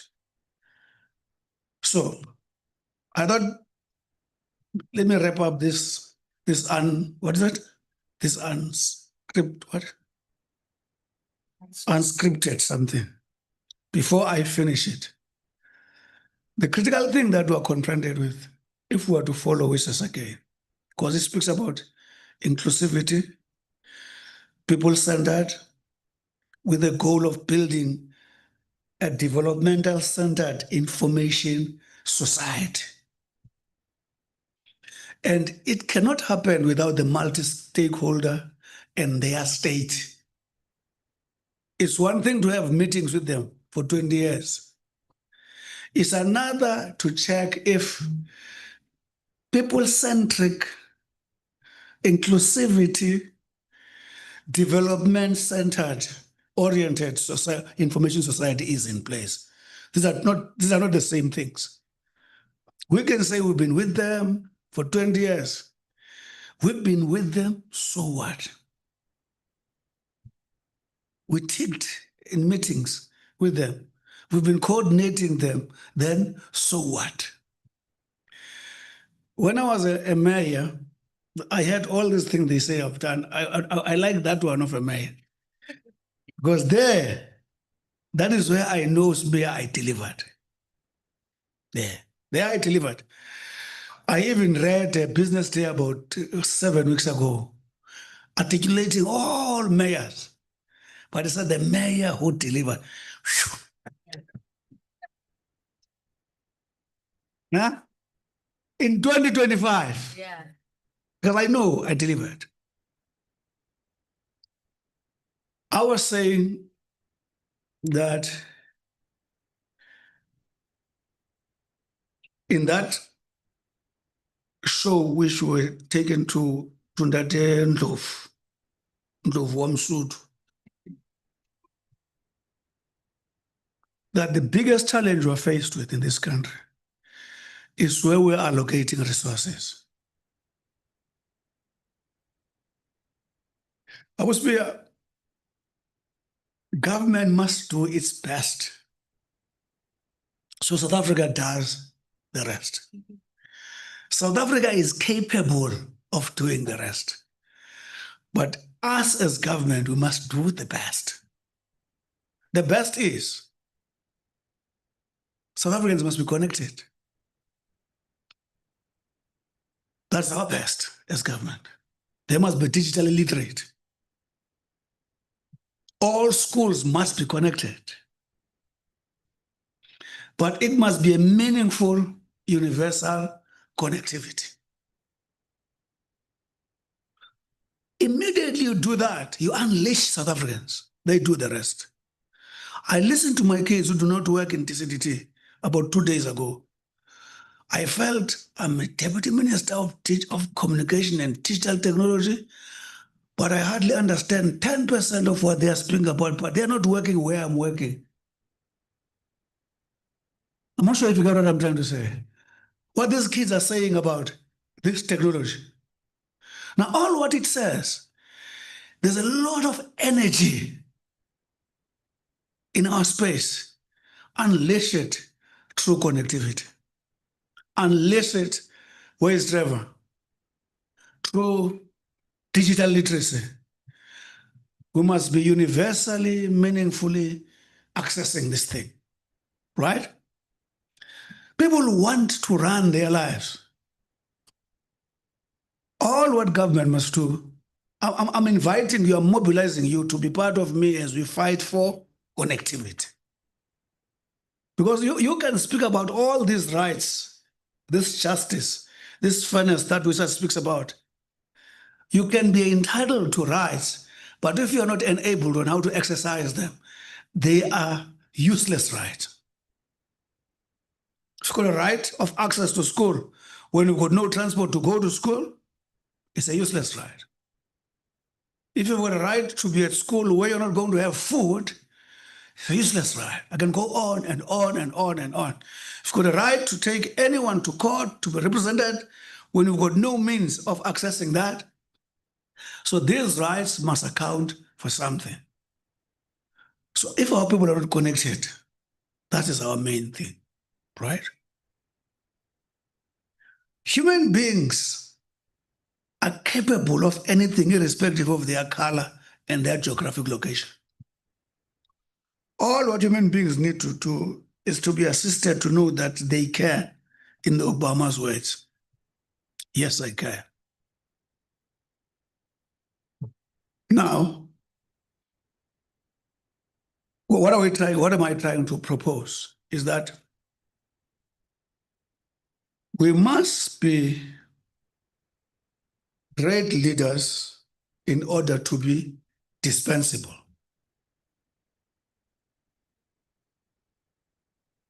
Great leaders, Chika, are dispensable. Useless leaders are indispensable. Because if they leave, there's nothing that remains behind. I'm not sure if you get my point. Useless leaders don't want to leave positions because they don't know what they are going to leave behind. Do you understand what I'm saying? So great leaders are dispensable. They don't stick to positions because they know 1 year in that position, when they leave, you will never forget their work. But a useless one will give resource to army, to defense, so that they die. Because when he dies, nothing remains behind. There are such leaders in our continent. Another leader stays in a hotel somewhere in Europe. He runs his country from that hotel.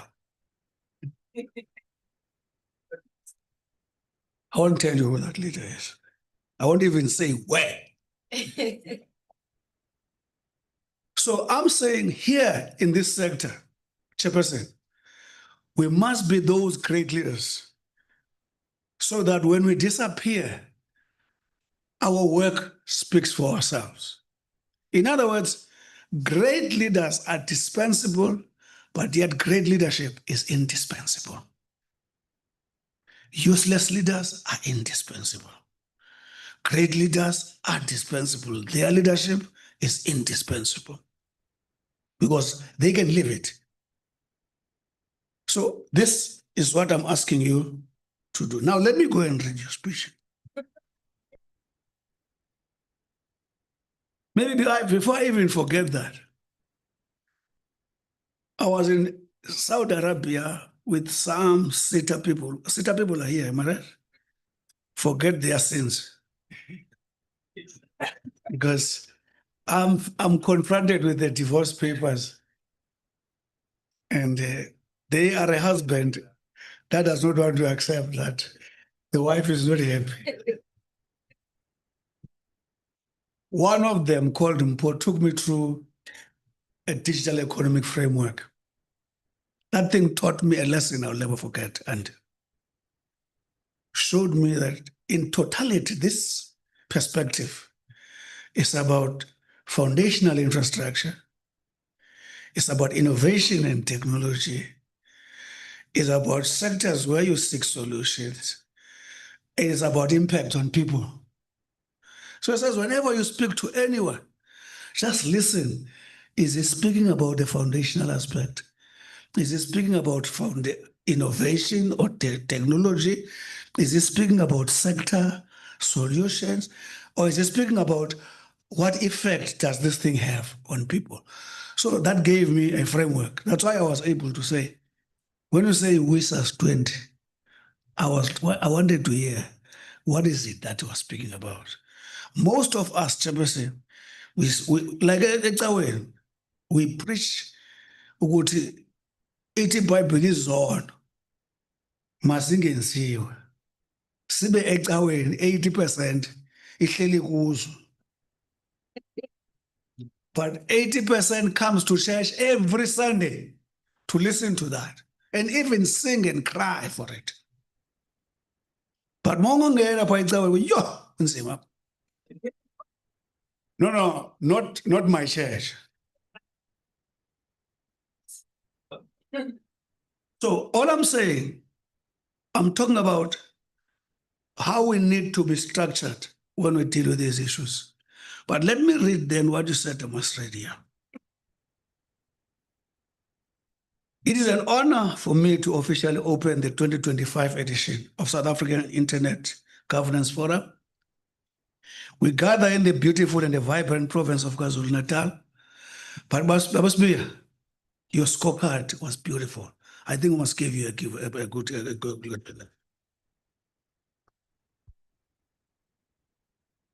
I could see Lagoza WISAS there as he was speaking. This is historic because we stand at the threshold of the World Summit on Information Society review process. The review marks 2 decades since the world first came together in Geneva and Tunis to lay the foundations for an inclusive and people-centered information society. Digital governance is evolving faster than our regulatory, ethical, and social frameworks can often keep up pace. I think Chairperson Lati and all of you spoke about this. This requires urgent intervention. Ladies and gentlemen, we're here as South Africans and as global citizens to reflect, to challenge, to disrupt, to create. We are also gathered here under the theme, you've repeated it, open quote, reviewing South Africa's internet governance progress in the context of WISAS 20. The theme is critical as it digs deep into the internet penetration and meaningful connectivity in our country. South Africa has made significant strides in embedding the multi-stakeholder model in our internet governance approach, ensuring that all voices from the rural and township communities to the metropolitan innovators are heard in shaping our digital future. Yet we know this model is under pressure.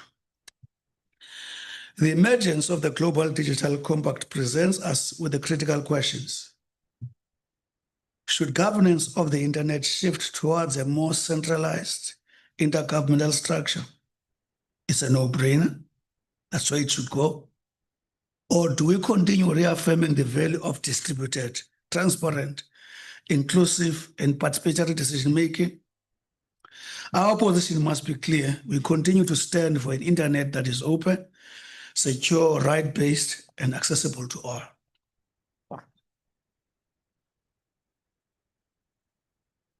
Madam Chairperson, this forum is critical in South Africa's digital landscape. Significance arises from the growing importance of the internet in driving the nation's advancement across various sectors, such as commerce, education, healthcare, governance, and entertainment, etc. Since 2012, internet access has been acknowledged as a fundamental human right, aligning with the United Nations Human Rights Council's affirmation of individuals' freedom of expression and opinion. I just wanted to say this when I was listening to Professor Ulu about your four perspectives. You heard me, I said, can you repeat?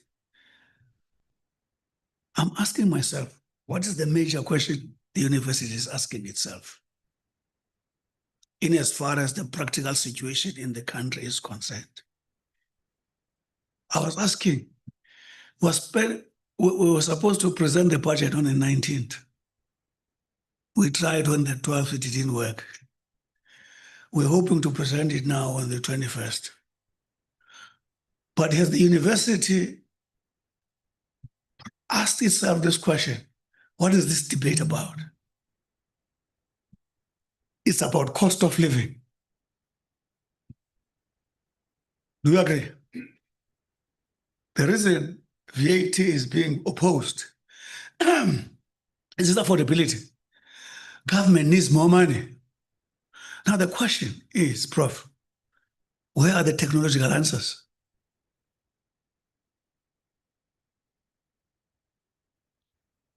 We're 30 years free now.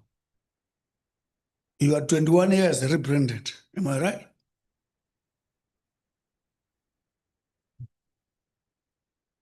We can't be speaking about the cost of health in South Africa that we're speaking about now.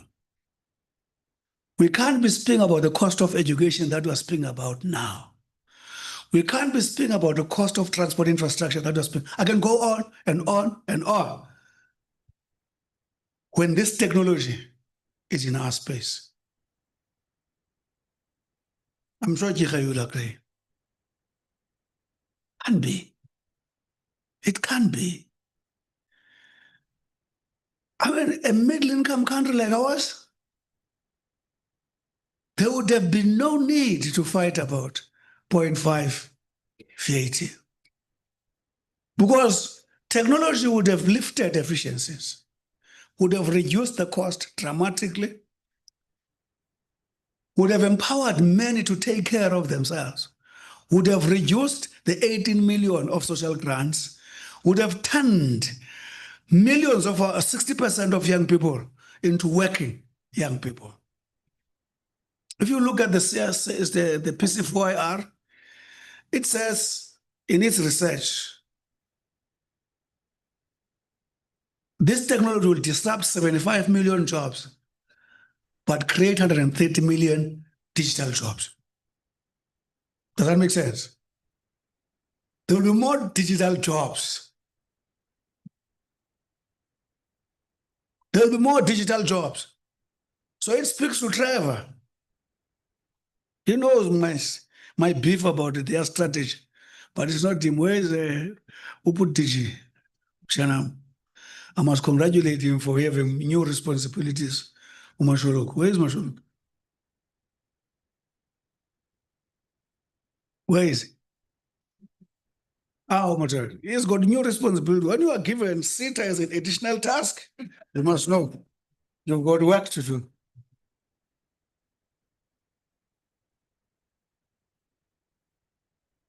So, this is the point I wanted to make, that, Prof, what questions is the university asking itself after 20 years of rebranding? If it's us who are not giving you resources, you must make noise. Must make noise. Make us hear you. It can't be 30 years of democracy. Our problem is cost, because in health we are paying the monies we are paying. We have not done, Chairperson, cost evaluation during COVID. If you remember, during COVID, 90% of work was done virtually. Parliamentary. I have not got anyone who says, what is the cost difference? Maybe we were scared it will embarrass us.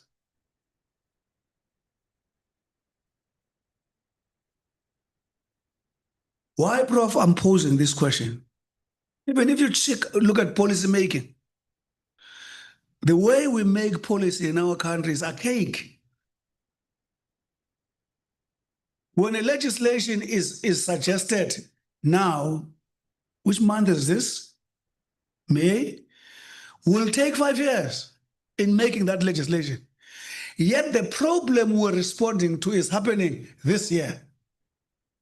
I'm not sure if you get my point. We say legislation because the problem is here. And it must be resolved now. But we take how many years? There's a white paper on audio, and I don't know whether it's 20 or 30 years. We must speak about ourselves as government. It's because of the policy making, TT.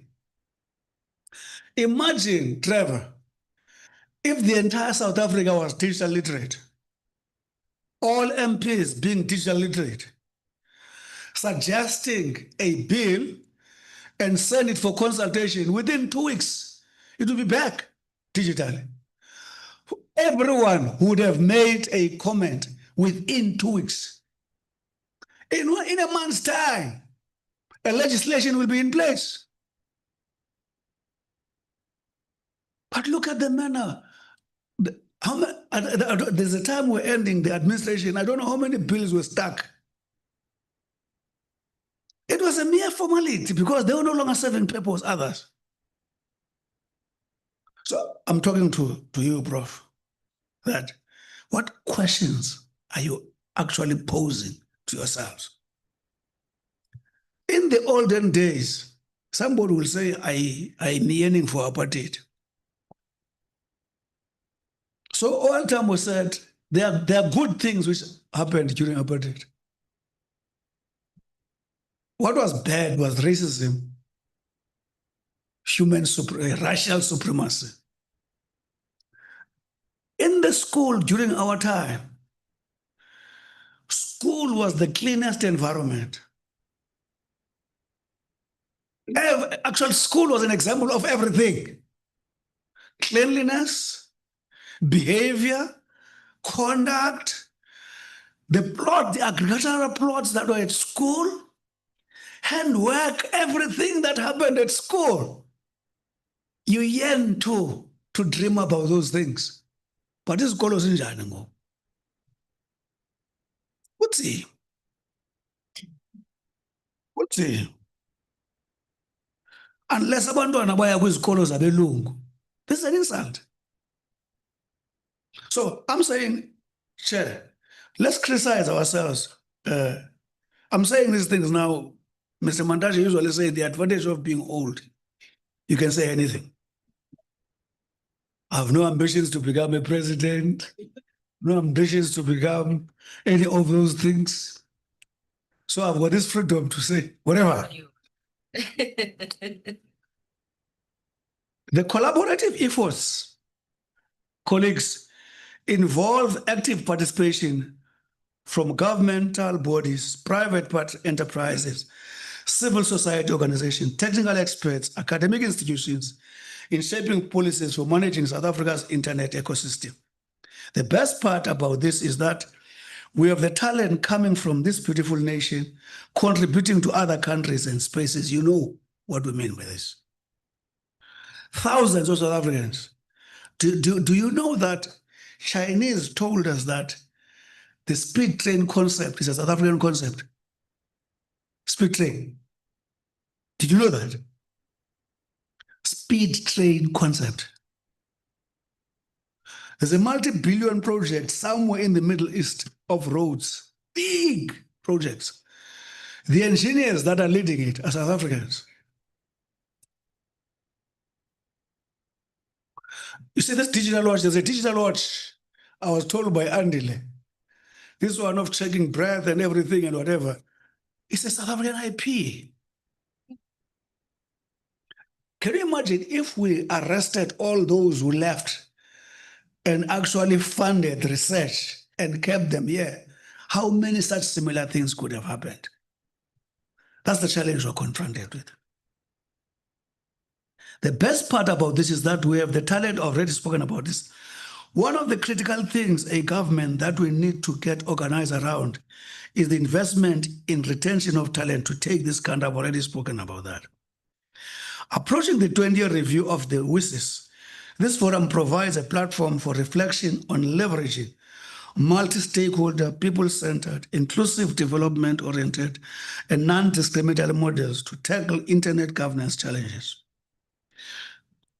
Ladies and gentlemen, like many other nations, South Africa is contending with the digital divide, leading to disparities in access to education, healthcare, and economic opportunities.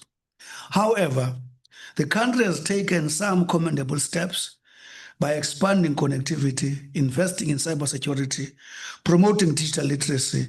I'm sure Trevor will be happy when I say this, protecting digital rights. Our legislative frameworks, notably the Electronic Communications Act, have provided the foundation for regulating electronic communications to promote universal access, consumer protection, and fair competition. This act has been instrumental in ensuring the progressive realization of ICT infrastructure rollout across the country, while also supporting innovation in emerging sectors such as cloud computing, artificial intelligence, and data governance. However, as new technologies evolve and digital threats increase, the Act will be continuously assessed for its relevance and adaptability. Simultaneously, the Electronic and Transaction Act has paved the way for legislative and policy interventions for e-commerce and cybersecurity, which highlights South Africa's commitment to the WSIS principles. Program Director is yourself. Okay. It is critical that our work in digital policy is also firmly aligned with the National Development Plan of 2030. This plan envisions a nation where everybody benefits from a connected society that drives inclusive economic growth, innovation, and access to services. The NDP recognizes ICT as a key enabler of development, particularly in reducing inequality, enhancing education, and creating decent work opportunities. As such, our digital governance efforts are not separate from national development. They are essential to it. The rapid evolution of artificial intelligence presents both opportunities and challenges in addressing these gaps. However, in a society marked by significant resource inequalities, the utilization of AI technologies could either alleviate or exacerbate existing disparities, particularly in terms of employment and essential services. accessibility. Program Director, we are currently confronted by AI's increasing presence in the workplace and its potential impact on job opportunities across various sectors. AI-powered tools like ChatGPT are becoming increasingly proficient in tasks traditionally performed by humans, such as coding, software vulnerability identification, and content creation. As AI progresses, concerns arise regarding potential job displacement among knowledge workers. I've already spoken about that. As such, Peace4IR, upon including their study, recommended that as a country, we need to position ourselves and get the benefits from from AI and other emerging technologies. Ladies and gentlemen, AI has the capacity to automate routine tasks, thus shifting the focus of human workers towards more complex, creative, and decision-making roles. Educational and training initiatives are essential to prepare individuals for an AI-centric workforce and facilitate their transition into new roles as AI evolves. Furthermore, it has a potential to generate new jobs opportunities through innovation and economic growth, particularly in AI research, development, and maintenance. It can also be weaponized, one of you said. This requires that we ensure South Africa's workforce is ready for these emerging opportunities and promote equitable access to educating and training. The collaboration amongst government, industry, academia, and civil society is essential for developing policies and strategies addressing AI challenges and harnessing its benefits for the workforce. AI has the potential to exacerbate or breach existing inequalities. AI benefits can extend to all members of society, including marginalized communities. AI can support social justice initiatives. AI can improve policymaking through evidence-based insights. AI can enhance public service delivery in education, healthcare, and social welfare. However, ethical AI development and employment have been recognized as an imperative. There's a need for transparent and accountable AI systems that uphold individual privacy and avoid perpetuating biases or discrimination. Recently, on the APP, formerly known as Twitter, now X, the AI tool named Grok attempted to undress a young woman after being asked by another user to remove her clothes. Fortunately, Grok was unable to fully undress the young woman, but the fact that it tried to do so called into question the ethics behind the creation of this tool. This is but one of the critical issues we will need to focus on as we increasingly utilize these emerging technologies. Finally, we need to ensure that AI-driven educational tools and resources complement traditional methods rather than supplanting them. With all of the above in mind, this department is in the process of finalizing national AI policy for public consultation. What I want to say in closing is that SA Connect has gone a long way to actually, Smear has already spoken about it here. No less than 1.5 million households have been connected. Poor communities, rural and townships. This giving them access to a gig for about a 5 rand or 7, making it possible for them to actually, those children in those families, making it possible for them to access libraries, literature they could not have access had they not been connected. I've seen it in Kokstad myself, where kids were speaking to me, showing me their cell phones, saying, now that you have connected here in Kokstad, 16,000 households, we no longer travel at night to the library to look for books to write assignments. It's a poor community. You could see that it's a community in a dire state. So in other words, this technology has got capacity to give hope to the most desperate in society. That's why connectivity cannot afford to be delayed. Now you will understand, I said connectivity, connectivity, connectivity, connectivity. So WISAS 20 can make sense. Thank you.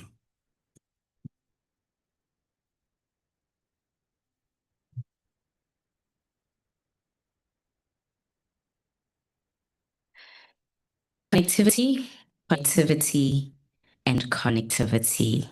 Thank you so much, Deputy Minister, for your address.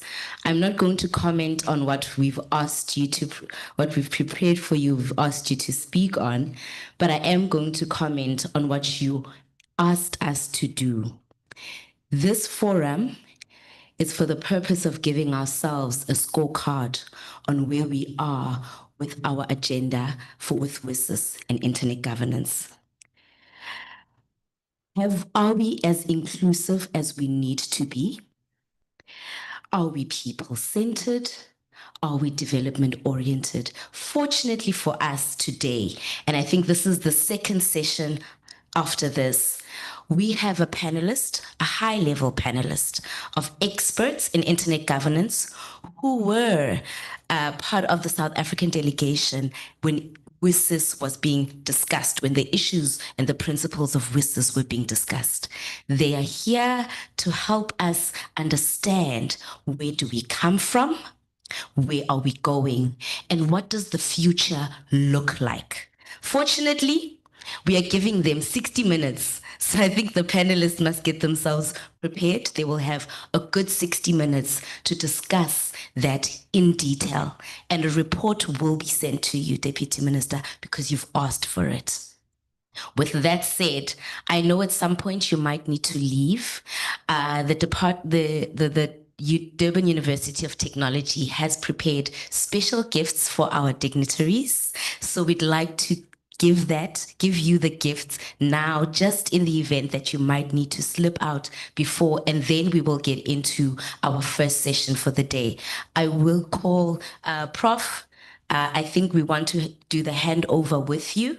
Yugeshni's leading me in that direction. Deputy Minister, I would like to thank you for forming part of this dialogue and for being here.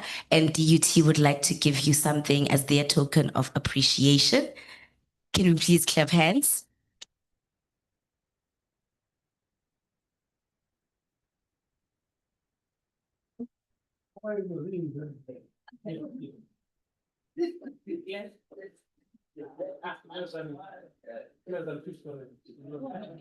The photographers must not leave just yet. It's a long list. Come closer. Mepalisa Lukoze, the next gift will be for you. Thank you so much for leading us as the Secretariat Office.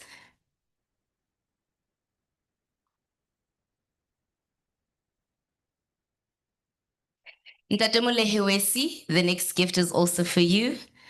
The the delegate secretariat would not have been able to achieve it without you.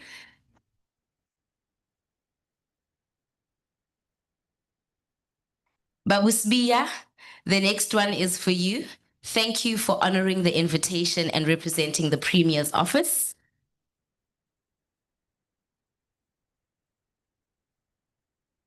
Chairperson of the South African Internet Governance Forum Multi-Stakeholder Committee. I did mention we are led. The next one is for you.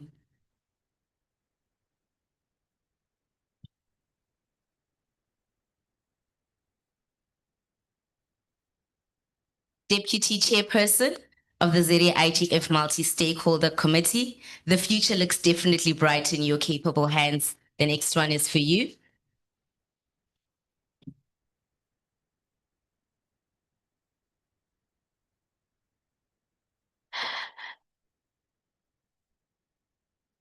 Okay, there's a special gift for Advocate Siema. They are asking for you if he's in the room. There he is coming down. He's right at the back there. He's been a great help. I guess the next gift is also for him. Colleagues, we understand that we are a little over an hour ahead of behind schedule. I know some people would like to take a break. So can we please take a 10-minute break and then come back for the first panel discussion? And then when you go out, okay, can you please use the exit on this end, because Kozi FM and SABC are broadcasting on the other end. But please, 10 minutes refresh, walk, stretch break, and then we come back for our first session. Thank you.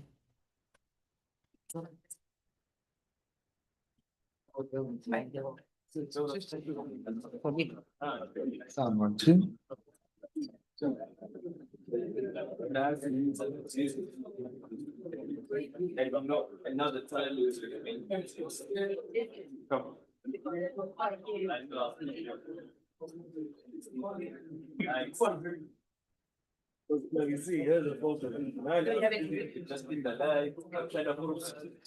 Two.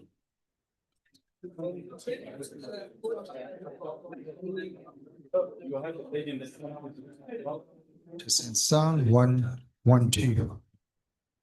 Sound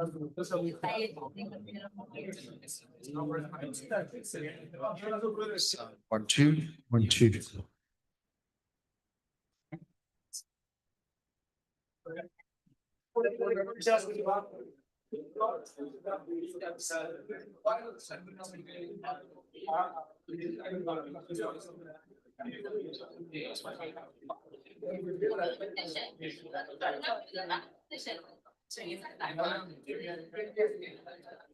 Sound 1, 1, 2.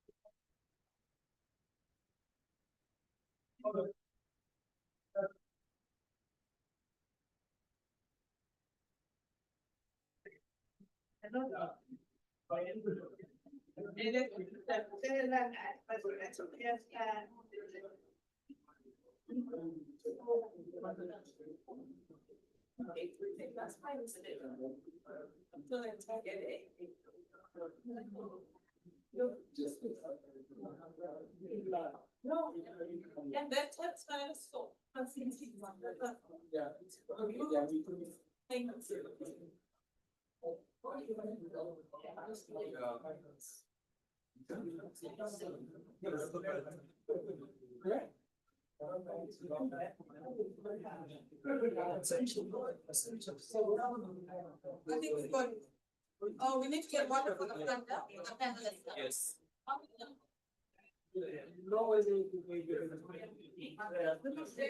Because I only have this one. This one.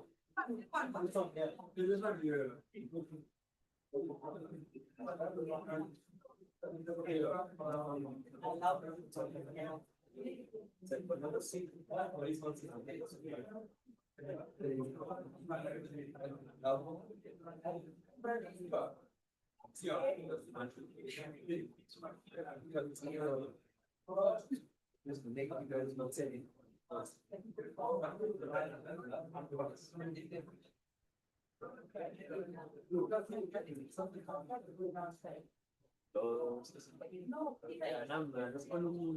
I think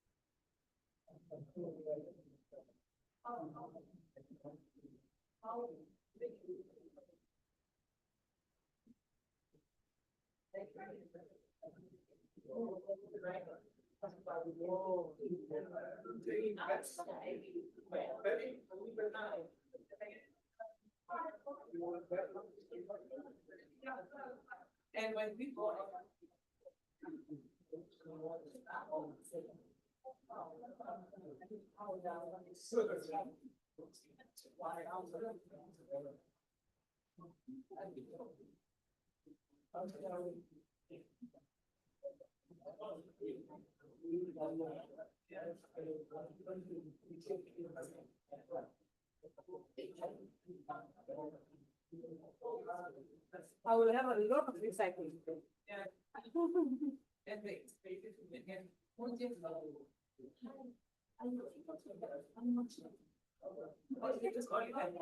Six, so we shot one. Even if it's two of them, just the normal thing. Sorry. Yeah, first time you get that.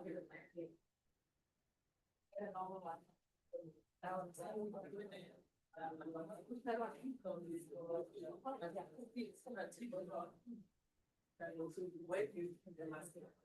Either we take the road.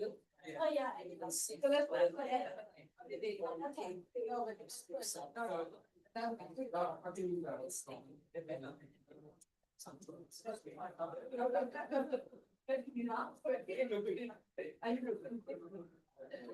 okay.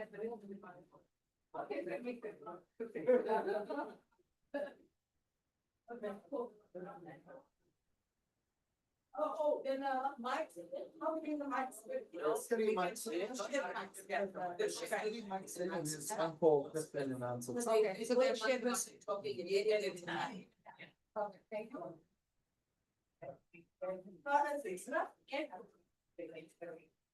Do you want to put it down near this seat? So they don't have to go beside it. And then,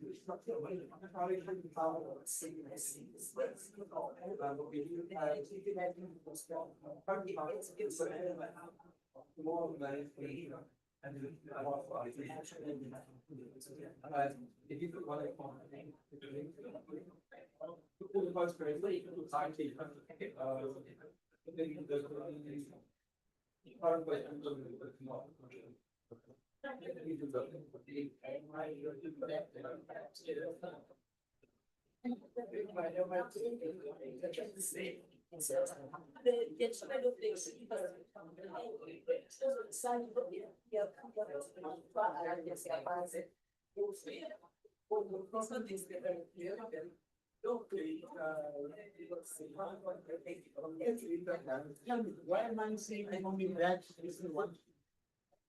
Not only I'm from this one, why am I just? It's something that that allows me to speak.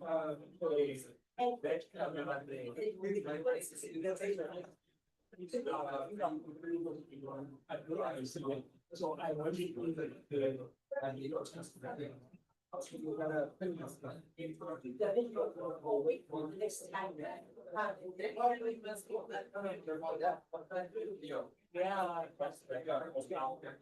When I go to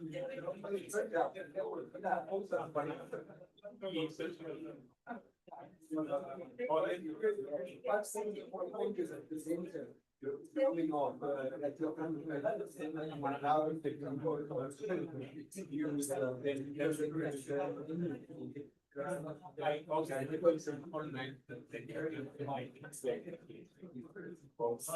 was online.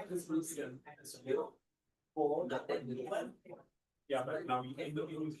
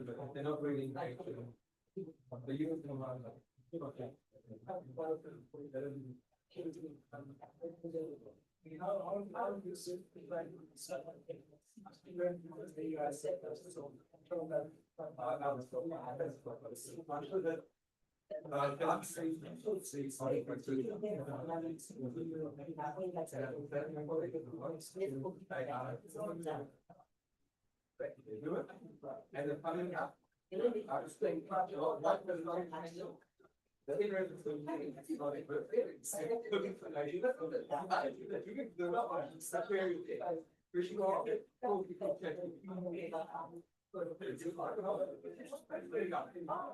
the invention to take the flag for AIU.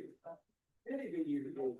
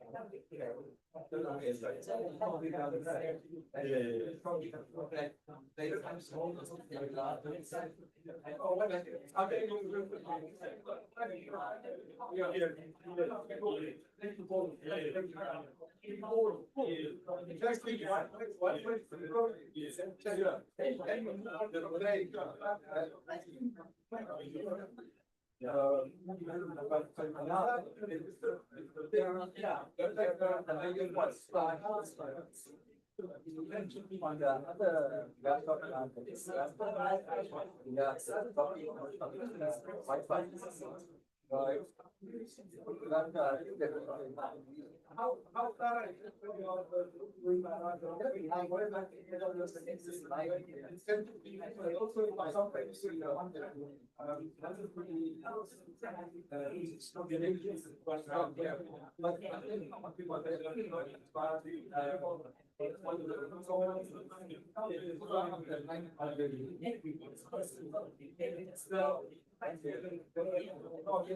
there's another group of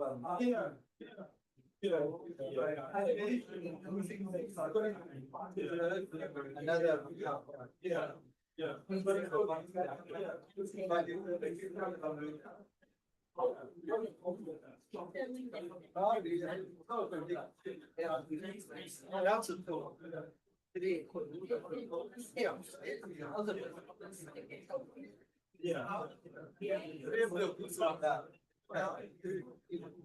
Oh.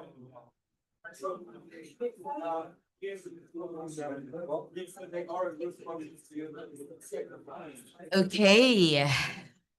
Ladies and gentlemen, if you can just come closer and just settle down so that we can start our next session.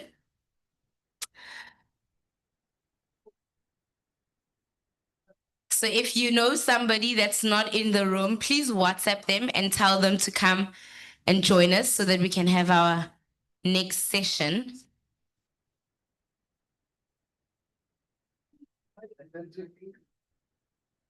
Just give them 2 minutes.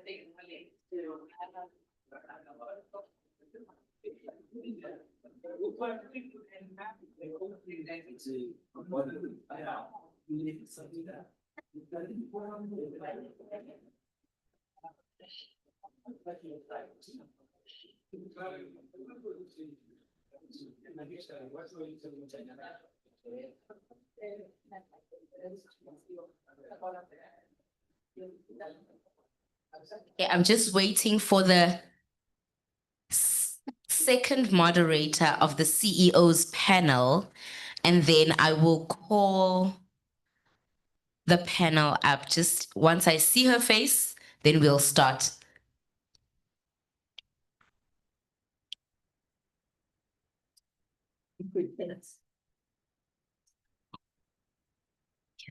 Okay. Okay, yes. Thank you very much and welcome back, ladies and gentlemen. We will be officially starting the program for the ZAIGF for the year 2025. I'd like to call Mayor Siphokazi Simandla onto the podium together with her co-moderator, Prof. Brett. They will be co-moderating the session, the CEO's panel session, the evolving regulatory landscape, policy innovation to support internet resilience and openness. Can we please give them a round of applause?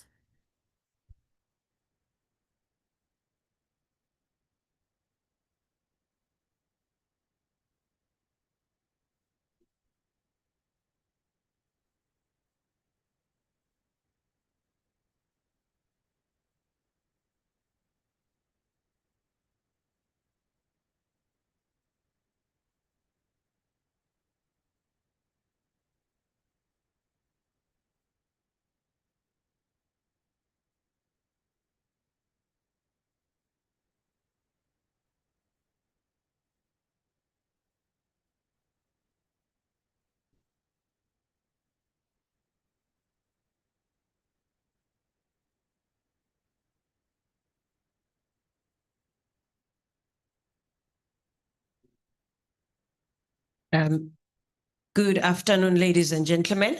My watch is saying 12:48, so it's no longer morning. to the Deputy Minister, the Chair of ZETNA, Chair of the Multi-Stakeholder Committee, the Program Director, and all esteemed guests that are here and everyone seated. Good afternoon. We are going to be starting on a big panel of about 6 people. And we are hoping to give you insight into the regulatory world. And I know it's not usually seen as the most exciting, and we will try and make ourselves look exciting so that we can keep you engaged, but it's actually quite most important. As you would know, technology evolution is affected by national and international influence. The state has requirements for safeguarding the consumer, the population, and all protocols of engaging. So we'll give you insight into what our world looks like and what do we grapple with at the moment. I'll ask the colleagues that will be in the platform with me, starting with Mr. Wesi, the CEO of ZETNA.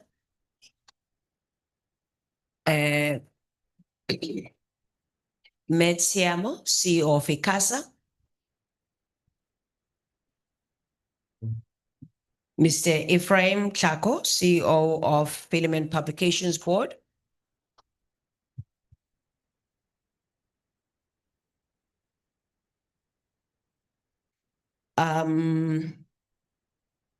Ndate Dimba, just want to check with Advocate whether he is here joining us today.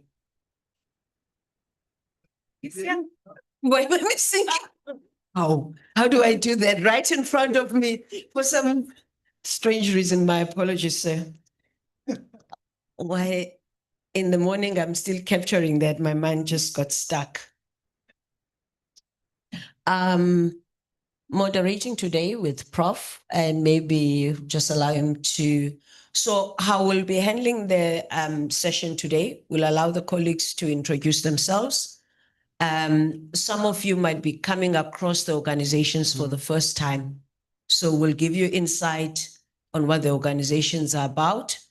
And then from there, we will take on a question, time allowing. If I can ask the program director, we get paid to talk.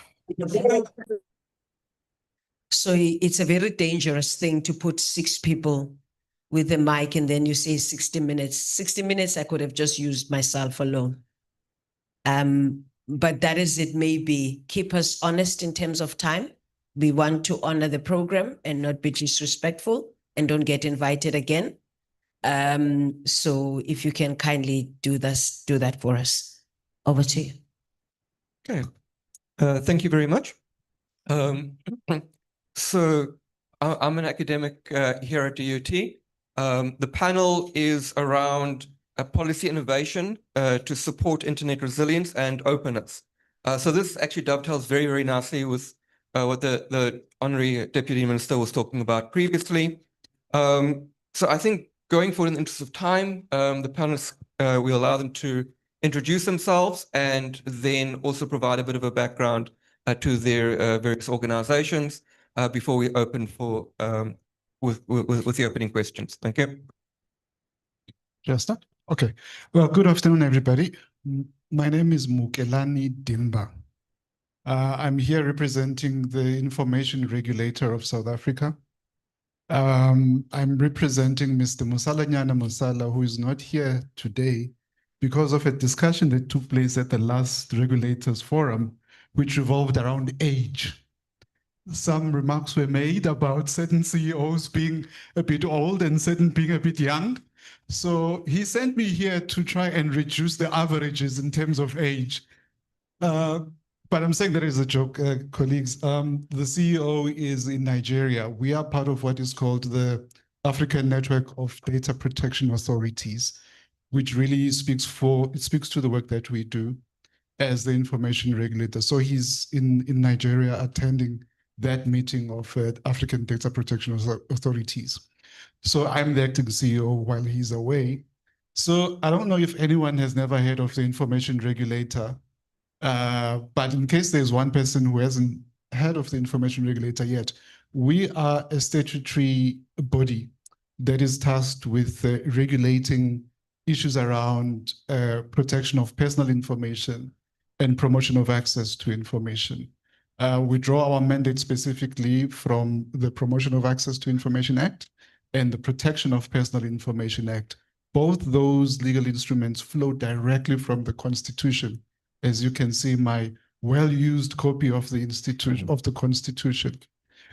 We are there to advance, to protect, and defend the right of access to information, as well as the right to privacy as it relates to the processing of personal information. I'll come in last. Thank you, Madam. Good afternoon. Please allow me to also observe all protocols. I know that it's been a long day, and I don't want to make it too long. So I am Tshiamo Maluleka Disemelo. I'm the CEO of ICASA, and ICASA is an independent regulator of broadcasting, of postal services, and electronic communications.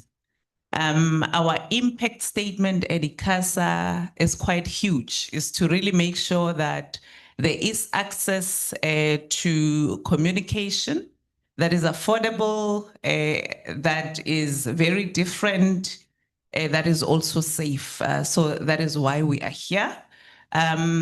Additionally, I'm also the chairperson of what is called the Information, Communication, Technology and Media Regulators Forum. It's a long name that comprises of the Information Regulator, ICASA, Film and Publication Board, and the domain name of South Africa. So I am chairing that.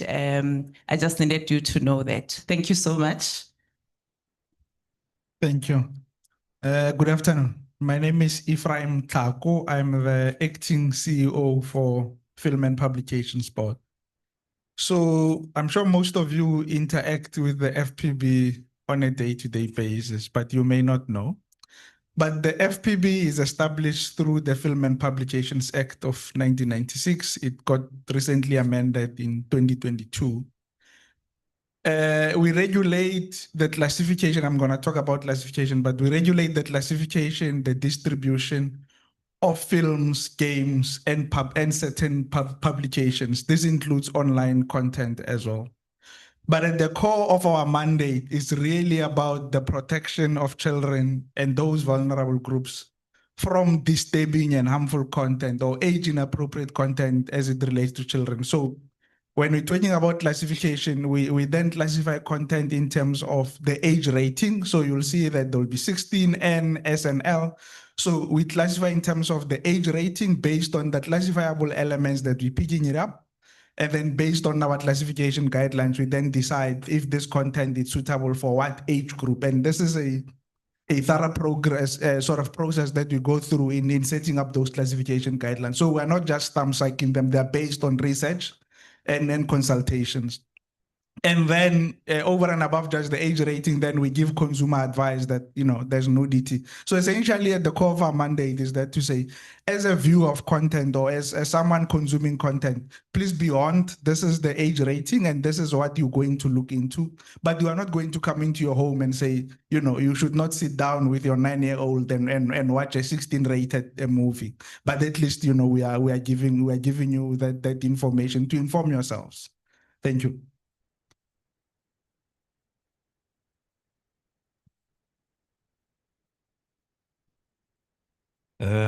Good afternoon.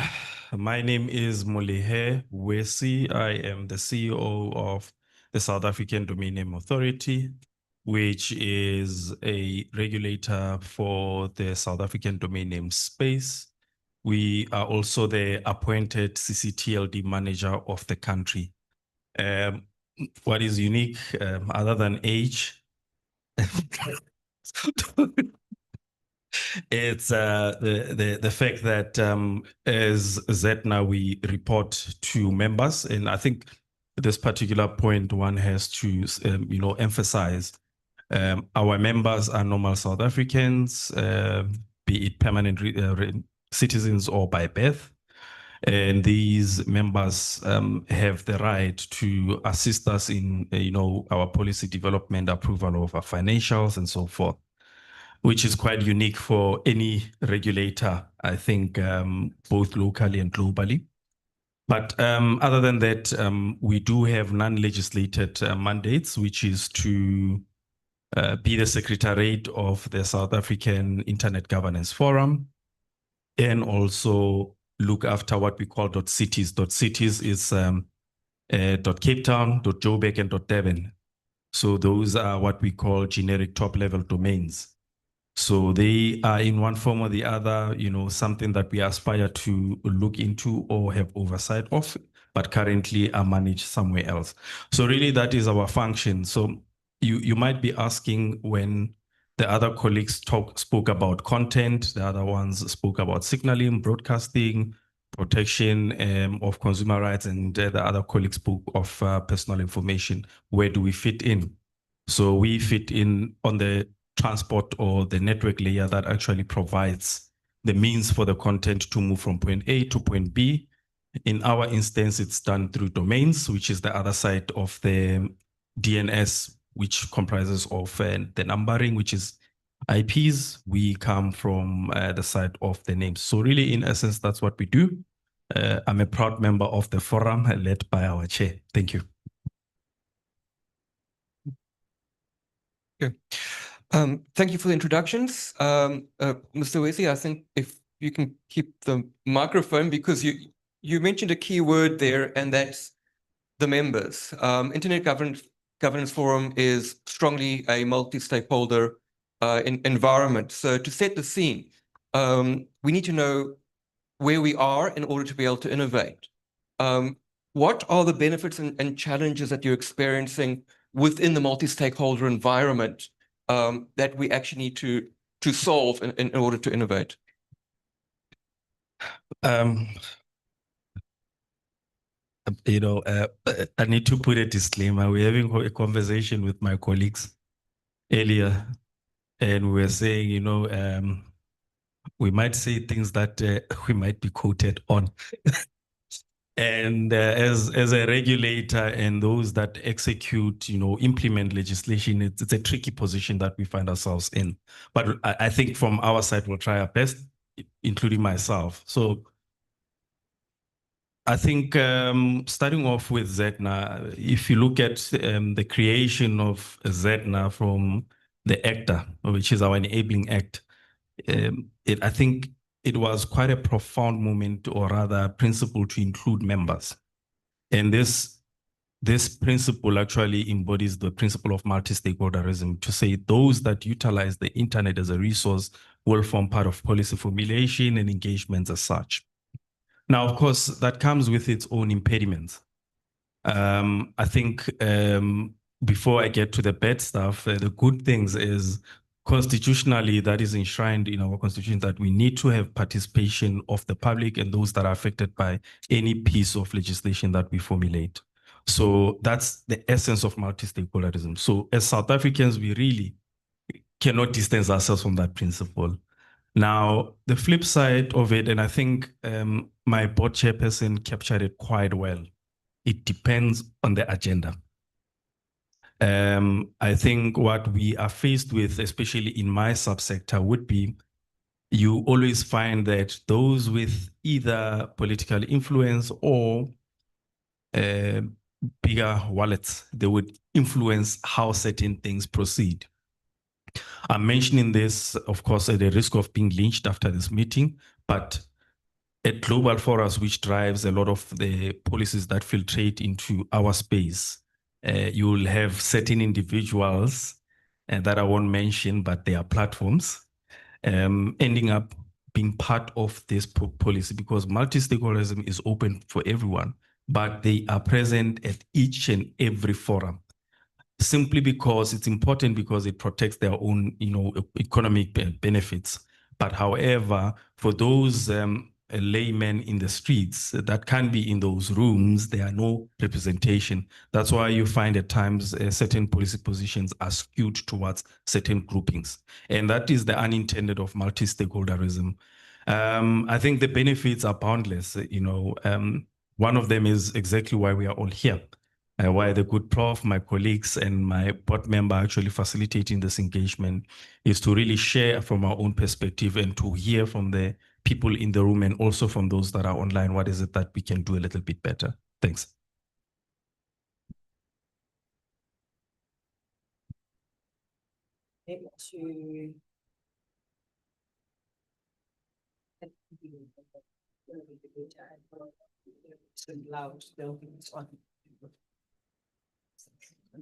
Should now be. That's better. Yes. So one of the conversations of the day is internet resilience and openness. And to the openness, we're talking about the principle that all internet traffic should be treated equally and available, and making sure that there are no limitations of threats, either in cybersecurity form or in consumers being mismanaged or ill-treated. How is the regulator involved in that space in assisting and making sure that in our context happens at its max capability?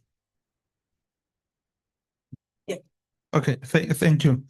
I'll take a step on it. So we from at least from our perspective, because we are more on the content that goes through the internet space of the sort of the internet line. So for us, when we're talking about resilience, it's more about over and above the availability of it of the internet. It's about how secure, and for us to be able, for that network or for the internet to protect children or the vulnerable ones, sort of those that are engaging with it. Because sort of at the core of what the FPV does, and at least from the point of view that we're looking at, it's how then are children protected? Because I mean, the sort of the internet is open, anyone else have access to it. I think when it comes to the openness, there's no issues of contention. We can all agree that we are seeing content that is generated from the South African sort of context, seeing its ways. I mean, there's now a wave of Amapiano music that originally comes from South Africa, which is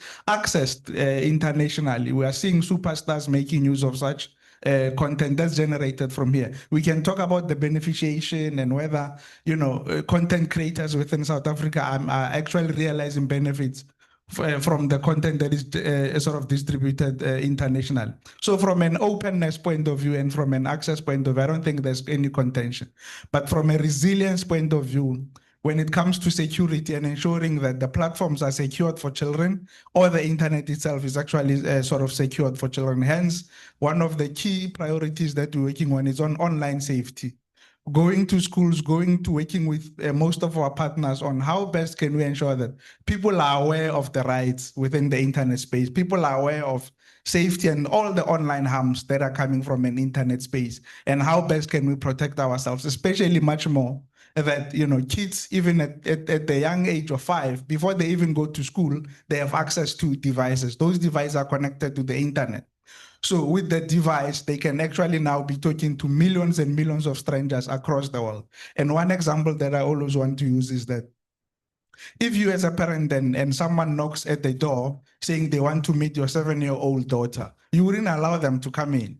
But that 7-year-old daughter with that device connected to the internet, she's talking to millions and millions of strangers. So how best can we make sure that the internet is resilient enough and can actually protect the guardrails that can then protect those that are vulnerable, especially children, because as and when children are coming up, they are now making, devices are available to them at a young age, and they don't have the sort of the worry about it. I mean, children are exploring, they want to see what's coming next, but they're exposing themselves to those who are looking at either whether it's child sexual abuse material or can exploit them online. So I think from what we're looking at from a resilience point of view, how robust and how resilient are these platforms for our kids, and how then do we make sure that as all of us, we are taking responsibility for those who cannot take care of themselves.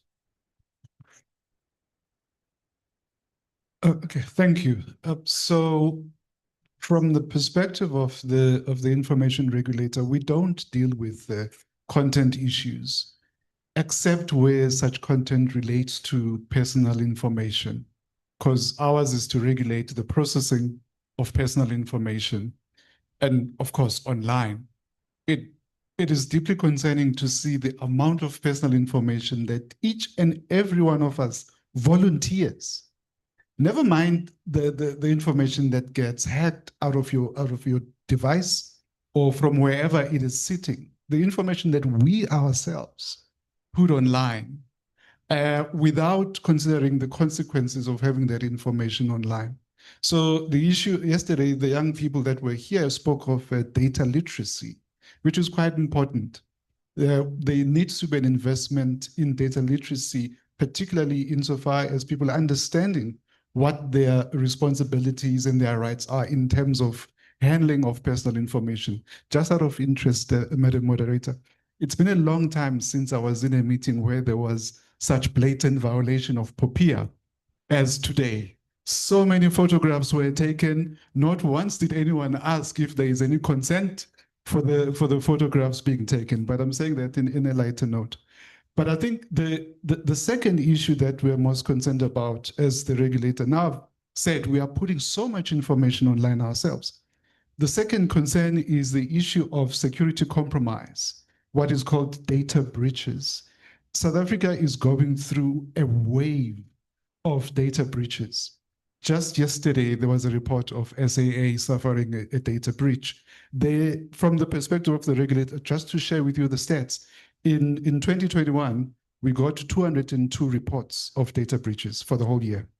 In 2022, the number rose to 539. In 2023, the number rose to 1,752, I think. In 2024, the number rose to 2,700, I think, and 50 thereabout. So the trajectory is showing, the graph is showing an increase in data breaches that are suffered in the country. But mind you, I'm only referring to those that are reported to us. How about those that don't get reported? And there are many of them. So there is a problem around safeguarding of personal information, just generally, whether it's in the private sector or it's in the public sector. Our responsible parties, that's how we refer to them, our responsible parties are struggling to put in place the necessary technical and organizational mechanisms for safeguarding of personal information. I think that is the challenge that we all are currently grappling with. Thank you. Okay, thank you very much. To our last panelist, ICASA. As the mandate is ultimately electronic communications, the word connectivity has come up repeatedly this morning. So in their view, looking forward, how can we innovate with our policy going forward to try and provide that inclusion and connectivity to all South Africans? Thank you, Prof. Yeah, let me first start by saying that I think we really need to acknowledge that a lot of work has been done, and I don't have to repeat what the DM was saying, but the collaborative effort between the DCDT, BBI, I'm not buying your face, CE, and ICASA as well have really, really showed strides, that there was improvement. I just needed to start there. But I also must put it in a disclaimer and say that a lot of work still needs to be done. You would recall if I were to take you through a journey that in 2022, for example, when we auctioned the spectrum, we said to the operators or the licensees at the time, you are going to get the spectrum, provided that you are going to connect the schools, you're going to connect the public service institutions and all of that. I must pleasantly report that there has been some progress, but as I say that we need to do more. From a compliance perspective, from our end, just to check that there really is a need that we are there really is a need for us to, intensify the compliance mechanisms that we put in place. You spoke about innovation. And without necessarily worrying about responding to your question, I would want to bring you back home to the efforts that we've employed from us, the four of us as regulators. We did that because we're trying to, one, make sure that there is that innovation, but two, to make sure that there are synergies that we're creating. Most often we need to look amongst ourselves for those as answers because they are in the room. But also we're working very closely with the department to also contribute positively towards the policy gaps that we're seeing, so that whatever policies and reforms that come through have taken into account the gaps that we're having and the interventions that we are proposing. That would be my response. Thank you, Prof.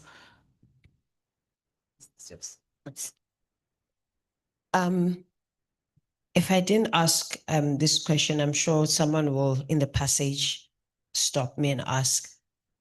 Artificial intelligence and all new technologies that are moving at a faster pace than we are able to regulate. I think the Deputy Minister managed the 5-year cycle window, and that would almost, by then AI would have moved into another morphosis or might actually be obsolete.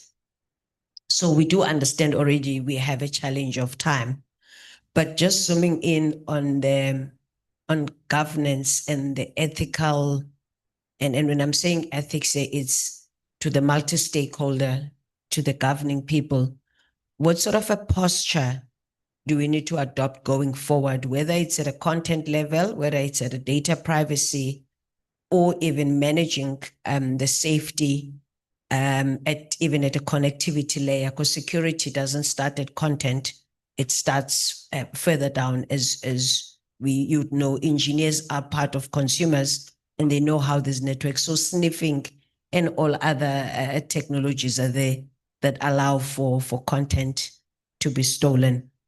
How do we find an agile way to be able to engage with in an ethical way and with good governance in an forever smart changing technology, specifically artificial intelligence? Thanks. Thanks, Madam Moderator. The technology is progressing at a pace that is leaving the law behind. And I think the majority of us here as regulators, we lie at that nexus between the law and technology. I think we should be quite frank with the citizens and the public that we are meant to serve, to say that the laws that we have in place as the tools, most of them have become not fit for purpose in light of the technological advancements that have taken place. So let me just take it from a perspective of the information regulator. We are required to safeguard or promote the safeguarding of privacy. But the trouble we have is that we simply do not know enough regarding what AI systems have been deployed in the public sector, for example, in South Africa. I don't believe anyone has done an audit to look into government institutions and procurement of AI systems. What do those AI systems do? How do they operate? For us, the interest is looking at ensuring privacy throughout the entire life cycle of an AI system.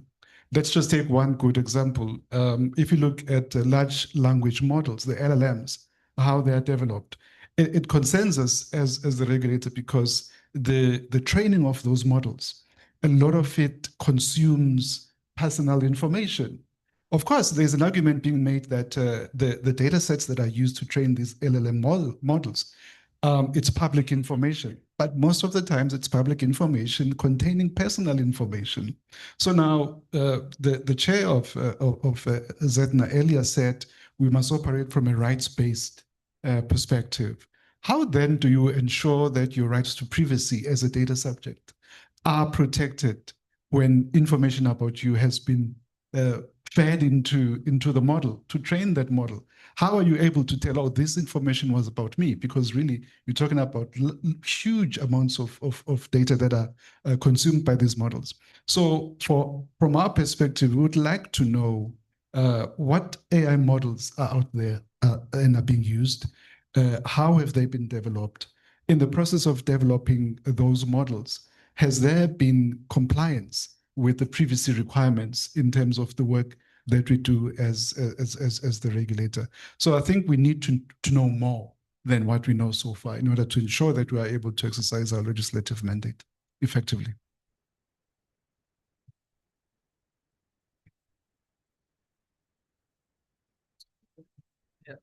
Yeah, I can also just add from an FPB point of view, and one example the deputy minister sort of gave on where user on X asked Grok to undress a lady.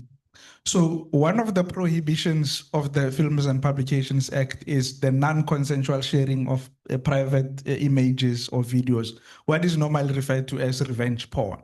So the relationship is well and good. We're taking videos, we're taking images.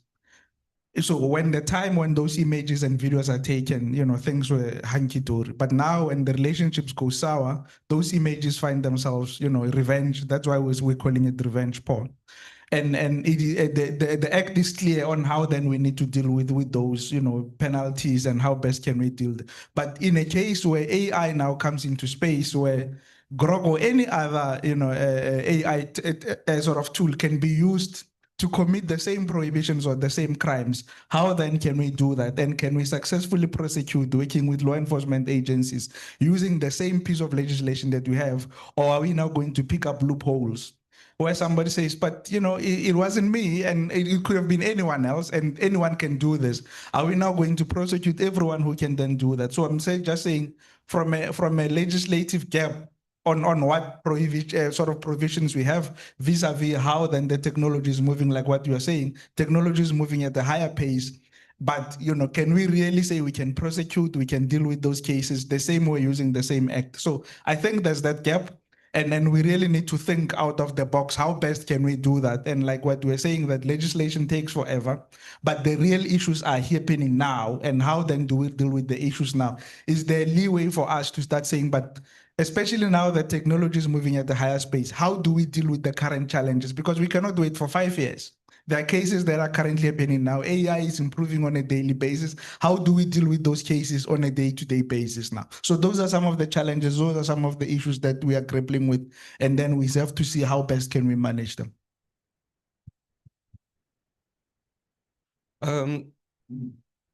Going back to the theme of resilience, we've already had stats from the information regulator and the number of data breaches.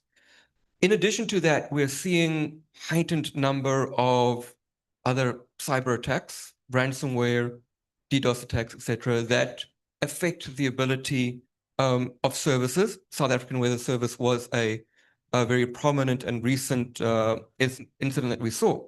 So to the colleagues from ZADNA and ICASA, how and what do we have a place in as South Africa to protect our cyberspace, to ensure that we can continue to deliver even in the face of malicious actors doing their best to disrupt our service delivery?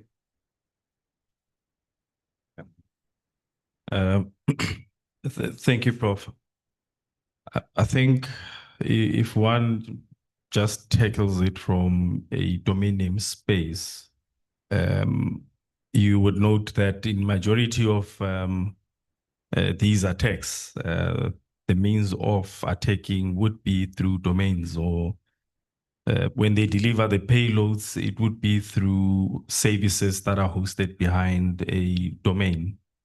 As unfortunate as it is, but it's a hard, pill to swallow.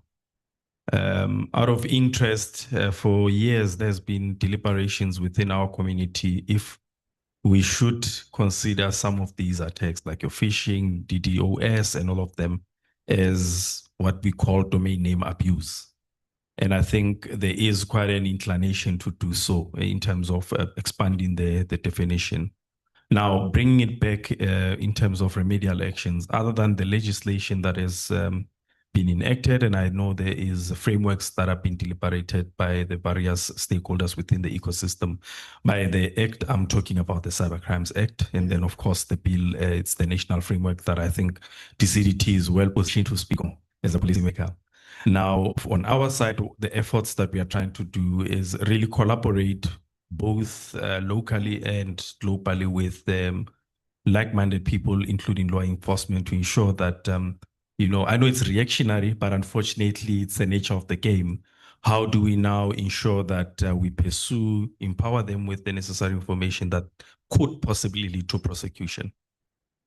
But I'll share what I shared some time back when we were soft launching the forum.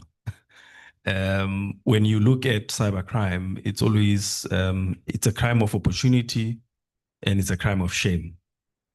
It's very difficult to really be everywhere. Like I think IR, positioned it quite well. There is a trend of increase simply because more and more people are going online. Now, while that happens, we have this thing that we don't want to be told you don't know anything. So when someone really is hit hard with this attack, be it scamming or anything, I don't think it's quite easy for them to come forward.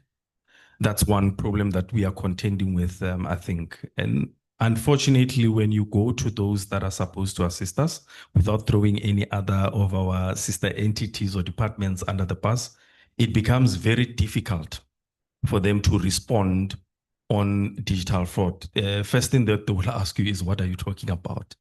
And it then speaks to what interventions that, especially from a ZNA perspective, we are trying to do. One, there is ambitions in the next 5 years with other law enforcement agencies to capacitate those in the front lines with the necessary skills to how to deal with that information, and also be aware of the time sensitivity, because you lose an opportunity immediately when that person leaves that door, you can't get them back, and you then not able to prosecute or find the perpetrators.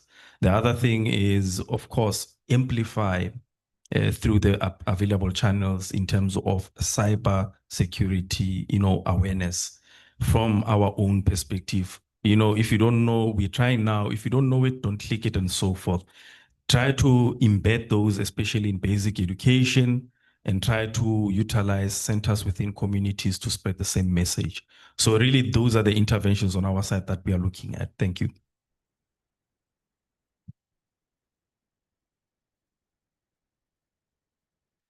Work. Thank you. Prof, I want to concur with what the CE has said, except to add a few points around the work that we're doing with the ITU in trying to establish the cybersecurity standards that obviously will bring back home. But I'm also reminded by the work that we're doing locally with, the departments such as Justice and Constitutional Development and the State Security Agency on RICA. I'm sure many of you know people, if you've not personally been, the victim around porting, people having, taken your number and they went to Vodacom or wherever, and then before you know it, they impersonate you. So such things happen. And when RICA was therefore reviewed, we saw that as an opportunity. There's a lot of work that we are doing with SSA and DOJ, just to make sure that we really bring back the issue around, because what we noted was that there's a blurred line in terms of who's supposed to do what. And most of the times the PQs or parliamentary questions, I must learn to speak in for parliamentary questions that I get is, what are you doing as a regulator? Because people are being scammed, people's numbers are ported and all. The shame that we have as the regulator to go to parliament and say, but that act doesn't belong to ICASA, or ICASA can only do so little. So the power of collaboration has really been very beneficial in this instance. And I'm hoping that we'll reap the benefits. So when you spoke about cyber tech and cyber security, accept the standards, I thought, let me mention this. There's a great work that we are doing, and hopefully very soon we should be reporting on the results. Thank you. Wait, Must we hang on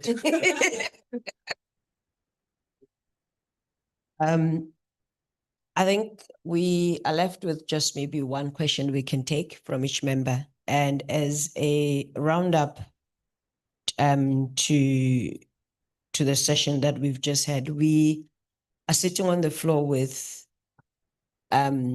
students, people who own businesses, and they are looking for some type of a take home that says, we are led, we are safe, we can thrive and trade and do business or work. And we now know the internet someone was saying within the Maslow hierarchy of needs, it's there with food on level 1. It's no longer, and it's not a nice to have. Just try and have small kids at home when they go to granny's house and they tell you granny doesn't have Wi-Fi, and they make a big deal out of it.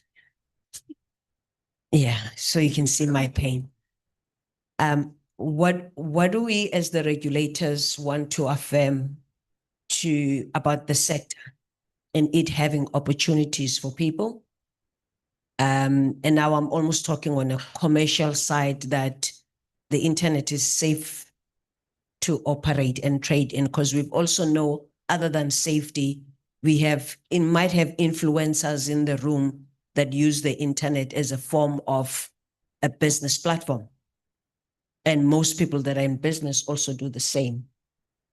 So as a parting shot, I just want you to share and be able to say, in terms of domains, and this might be a 30 seconds marketing time for you, CE of ZEDNA, to say what should they look at to allow them to be able to go to the next level.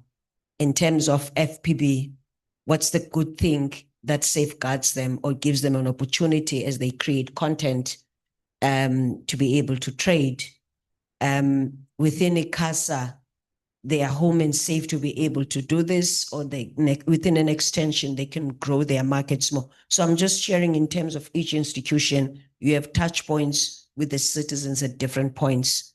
What do we leave them with now that we know we are under threat and there's a whole lot of things, so that we leave a good taste in their mouth? Thanks. Maybe let me start. Thank you. I think for me, it's really a reminder that, because we did say that there is a blurred line and the traditional regulatory frameworks that we're having are not working any longer. So it's an opportunity and a call for them to remind them that regulation making process is public. We are regulating in public interest. So we would want them to participate in us, for example, having regulations around governing the OTTs. So the future is in their hands. They know what is it that works. They know where the dangers are. They know the benefits. So when we do the public hearings, we'd like to see you out there in numbers. We'd like to see you comment on our draft regulations, on our findings documents and the discussion documents, so that by the time we have the regulations, we aren't taken to court unnecessarily. We don't have money. So we would want that to be an inclusive process. Please participate. That is one thing that I would like to leave them with. Thank you. Thank you. And I think from the FPV side, I think two things. As a consumer of content, please just make yourself aware of what kind of content you're consuming. Please do not expose children to content that they should not be having exposure to. I mean, think of yourself when you were 7-year-old and you are seeing all this violence. So I think we just need to get that responsibility, especially us as parents. Internet and devices are not going to parent kids on our behalf. We still need to take responsibility and take care of our children, because children are exposed at a very young age to content that is not suitable for them, and this affect their psychology. So that's from a consumer point of view. But if you really want to exploit and take advantage of the opportunities within the social media, within the internet, opportunities are out there.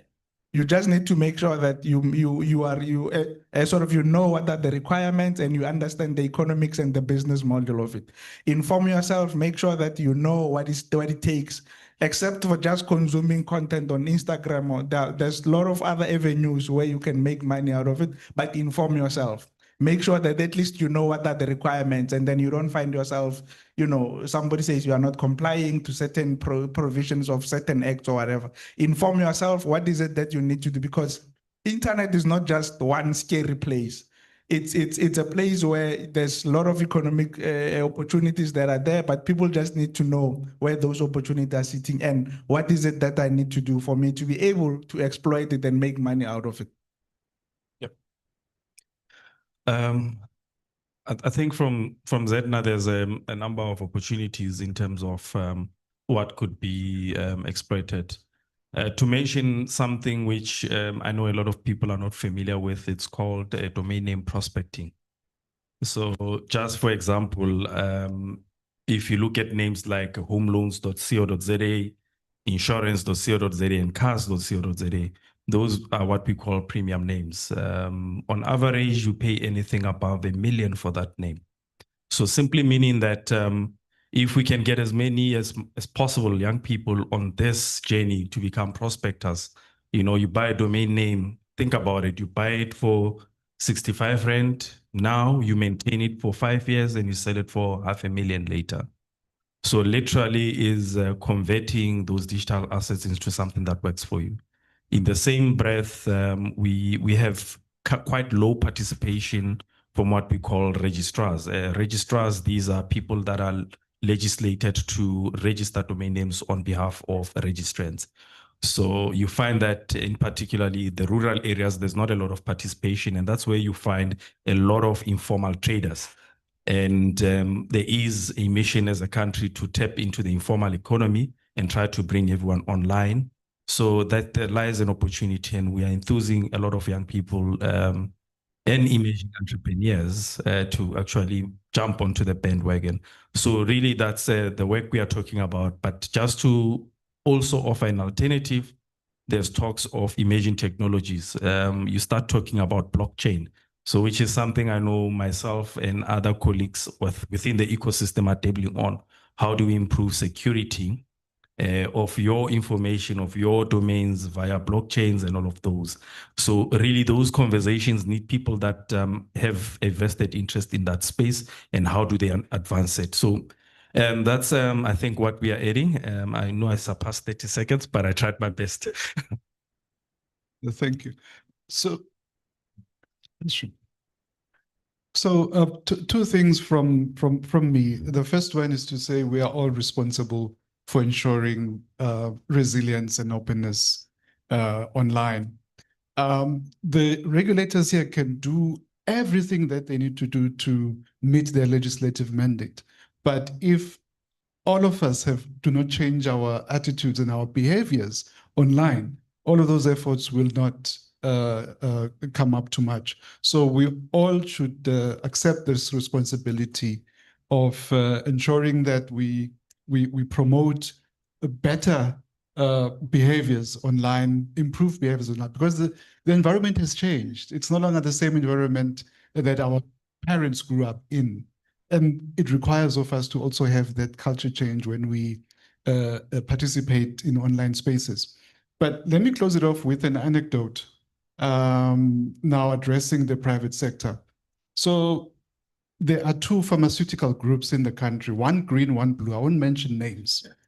One green and one blue. So the green one suffered a data breach, and it was all over the news. And I happened to be taking my son to get his asthma pumps in the blue one. So he says to me, he was 8 years old at the time, he says, "No, Daddy, it's good we're coming to the blue one because the green one was hacked. I hope these ones, they have their systems that cannot be hacked." So that was saying, here is a person, a very young person, who is now in a position where he wants to make choices based on the levels of trust that he is experiencing in relation to a private sector entity. And I think these are some of the decisions that consumers are making on a day-to-day basis. They will go where they experience trust, where they feel that their information or their interests are better taken care of. And so I think it's very important for the private sector to begin now to invest in setting up these mechanisms for safeguarding personal information of their customers, because there are commercial benefits to those types of investments. Thank you. I'm going to intimidate. Okay. Thank you. So, and unfortunately, I'm going to ask you to engage them one-on-one outside. I've got a panel of people online that are also, I'm so sorry. yeah. So, as mentioned, we are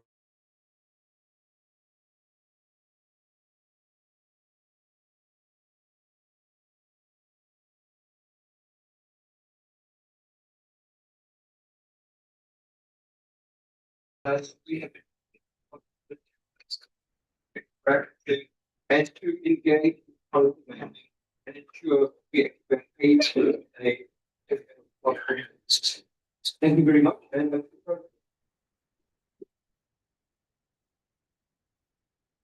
not going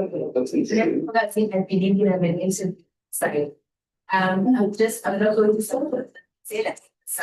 Set it all up. Media for the next high level panel. This is plus 20. The Southern stand.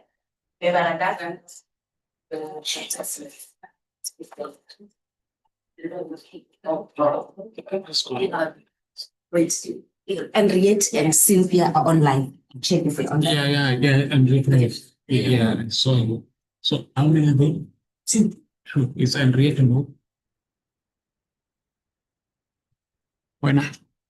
I don't know whether you want to take a break because there's no power. There's no power. Yeah, everything is off. Now. Yes, please. What do you mean there's no power? It just got. How? What about Someone told me that we care about opinion okay. Focus a lot on time, and let's all need to be good and find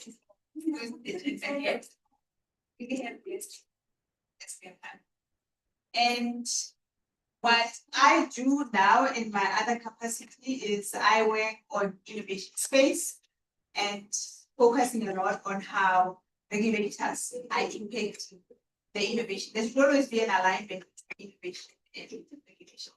Because we don't understand for innovation in the process of regulation, and regulations comes later than innovation itself. So good for the work that I do, I was the UN and other space people. And what we're working now on is the main thing that's being global is TPI. So our panel, which is, I'm trying to see something. is happening just go on. Should I continue to the panel? Okay, they are offline. So our panel will be focusing on business 20+. It's one of the biggest topic that we're going to discuss. And I have the best experts that were sitting there when these discussions start. So it's better to get it from the people that were really involved. And my panelists are Lebalesa Bote, sitting here. And I don't know how to talk this sound. That's my compliment.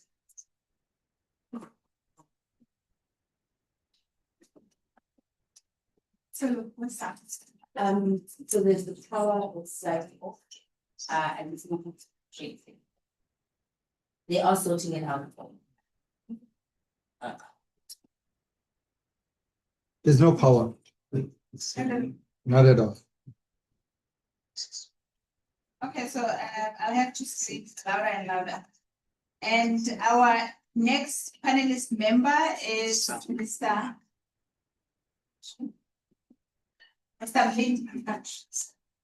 I'm more frustrated. I'm never frustrated.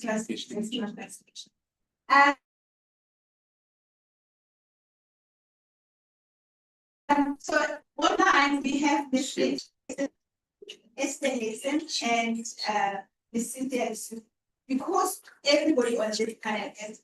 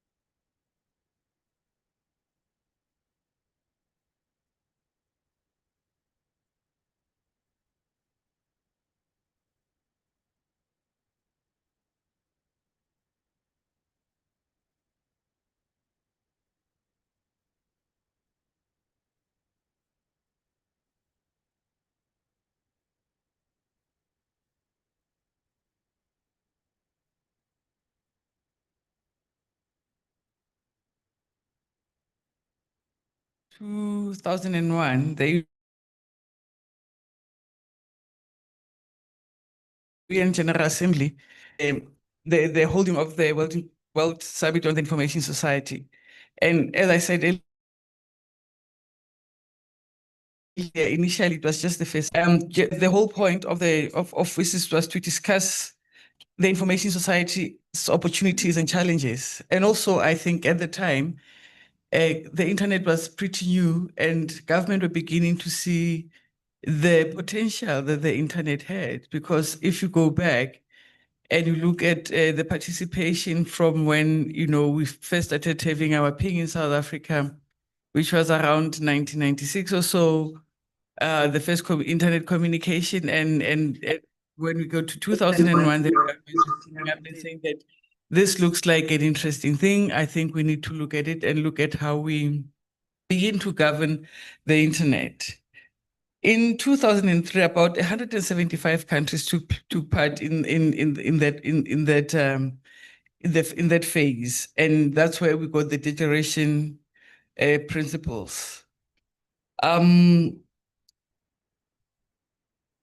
This roadmap, or the roadmap for achieving an information society accessible to all based on a shared knowledge. This was what, in a nutshell, the declaration of principle was about. And in 2003, the first phase in 2003 failed to agree on internet governance. That's why there was the second phase in Geneva. And the reason why there was no agreement on internet governance is because the main issue was the administration of the critical internet resources, which is by the US and continues to be to this day. So that was the main point of contention, because at the time, the thinking was that there needs to be an international body that actually manages and administers this resource. At the time, a working group on internet governance was formulated that came up with a proposal, but that proposal was never taken on board. In 2005, the whole issue of internet governance and internet critical resources almost derailed the discussions. And at the last minute, the Internet Governance Forum was a compromise to say that going forward, we will have this platform of engagement. It's a non-decision-making platform. So that's what happened at the time, because the US was like, we're not going to continue, we're not going to give up this resource, we've worked hard for it, and. So that's how the whole WSIS and the first phase and the second phase happened. And I think initially when I spoke, I had said that in the past 20 years, looking at the review, some of the issues have not been resolved, but I will get back to those later.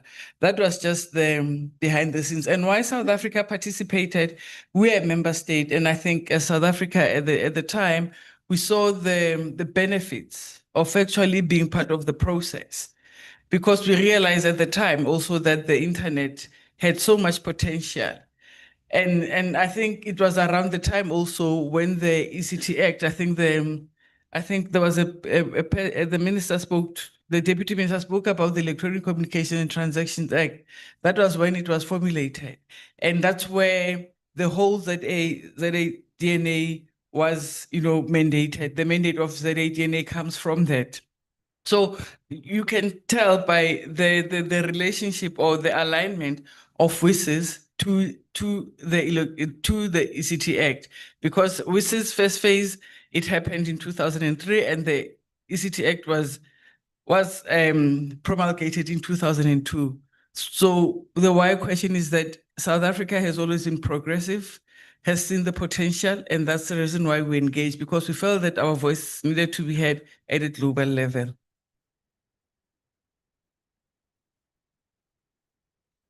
Thank you very much, Uspalasa. I think that just opens up for our next speaker, Ms. Cynthia Lisufi. Cynthia would be talking online because she is traveling. She only has like very few minutes to talk to us. She will speak and there won't be any other follow-up from her. So whatever she says, take into consideration, because I would like to add towards the end, just 5 minutes for question and answer session. So Cynthia Lisufi works for the DCDT, but she's the representative at TU for government. So her presentation is very high level from what we expect as South Africa to be participating at that level. Is Cynthia online? Okay, so I'm going to hand over to Cynthia. Hello, Madam Moderator. Can you hear me? Yes, we can. Okay, thank you. Yes, I'm online. Can I start? Yes, go ahead. Yes, thank you. Thank you very much. Let me start first by thanking the organizers to invite me to this high-level panel. It's an honor, and I think it's an honor and delight to be joining this important panel. Madam Moderator and dear colleagues, for me, I think this panel offers a timely opportunity for South Africa to reflect on 2 decades of engagement with WIS's process and to look ahead as we shape our digital future, both at home and on the global stage. My take is that the perspective that we are going to share during this discussion will make a valuable contribution to South Africa's engagement at the WIS's Plus 20 high-level event in 2025 in Geneva this July, and to subsequently subsequent deliberation at the UN General Assembly in December. Let me also, with the risk of repeating what has been said, but I think it's important for me to say this so that the colleagues that are in the room that are listening, they sort of get the entire, I would say, overview of what the WIS's Plus 20 process is all about. Let me first start by saying WIS's is a UN process involving more than 32 UN agencies, and it is built on 11 WIS's action lines framework, and it encompasses multi-stakeholder digital cooperation within UN agencies, including governments, the private sector, civil society, academia, and the technical community. And the goal really here, Madam Moderator, is to create a shared vision, desire, and commitment to build people-centric, inclusive, and development-oriented information and knowledge societies. So from a South African point of view, we remain a committed and constructive voice within the WIS's process. This is happening through our active participation. We contribute to shaping the evolving global digital governance landscape by enhancing dialogue and engaging with a broad range of states, international organizations, and civil society. And for us, what is important is strengthening partnership, expanding dialogue with diverse actors which is crucial for collectively shaping our approach to issues that require international cooperation. Hence, we believe in multi-stakeholderism as it aligns with South Africa's general culture of inclusivity and consultation, which is formed by the values and the spirit of our constitution. So I now want to move to the sentiments that are shared across platform internationally in as far as the WSIS process is concerned. The issues that are quite clear in as far as this is concerned is that WSIS is a multi-stakeholder process that has proven its effectiveness over time and has the following characteristics. It's a strong example of global digital cooperation in action, reinforcement of multi-stakeholder model as seen in the IGF and the WSIS Forum.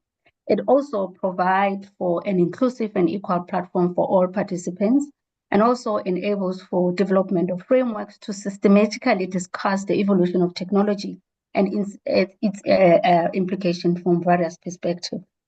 So now moving into the perspective of international community in as far as this process is concerned, the international community is stating that over the past 20 years, WSIS has advanced global digital transformation by promoting inclusive access to ICTs and bridging the digital divide. Supported by the ITU, WSIS has become a cornerstone of a multi-stakeholder digital governance. The WSIS architecture is recognized as important for implementing the Global Digital Compact, leveraging fora such as the WSIS Forum and the IGF to foster inclusive and secure digital space.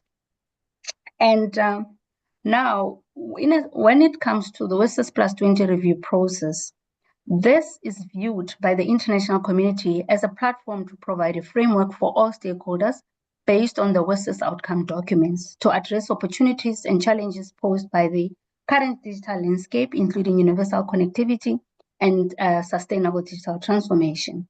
So, responding to what needs to happen in as far as the WSIS Plus 20 review process is concerned, the ITU, through the Council Working Group on WSIS and SDG, the Council group that I happen to chair, or South Africa happens to chair through me, a group which plays a key role in reinforcing ITU's commitment to WSIS process by ensuring ongoing engagement with member states and aligning with its activities with global digital development agenda, issued a call for members and stakeholders to share their perspective on the ITU's efforts in the WSIS Plus 20 review, including proposals related to the review of WSIS action lines. And really, the process is designed to gather detailed insights into various aspects of WSIS Plus 20 review, including the achievement and challenges in implementing the Geneva Plan of Action, the alignment of WSIS process with the 2030 Agenda for Sustainable Development, and the constant evolution of WSIS process to adapt to emerging trends and future of WSIS beyond 2025.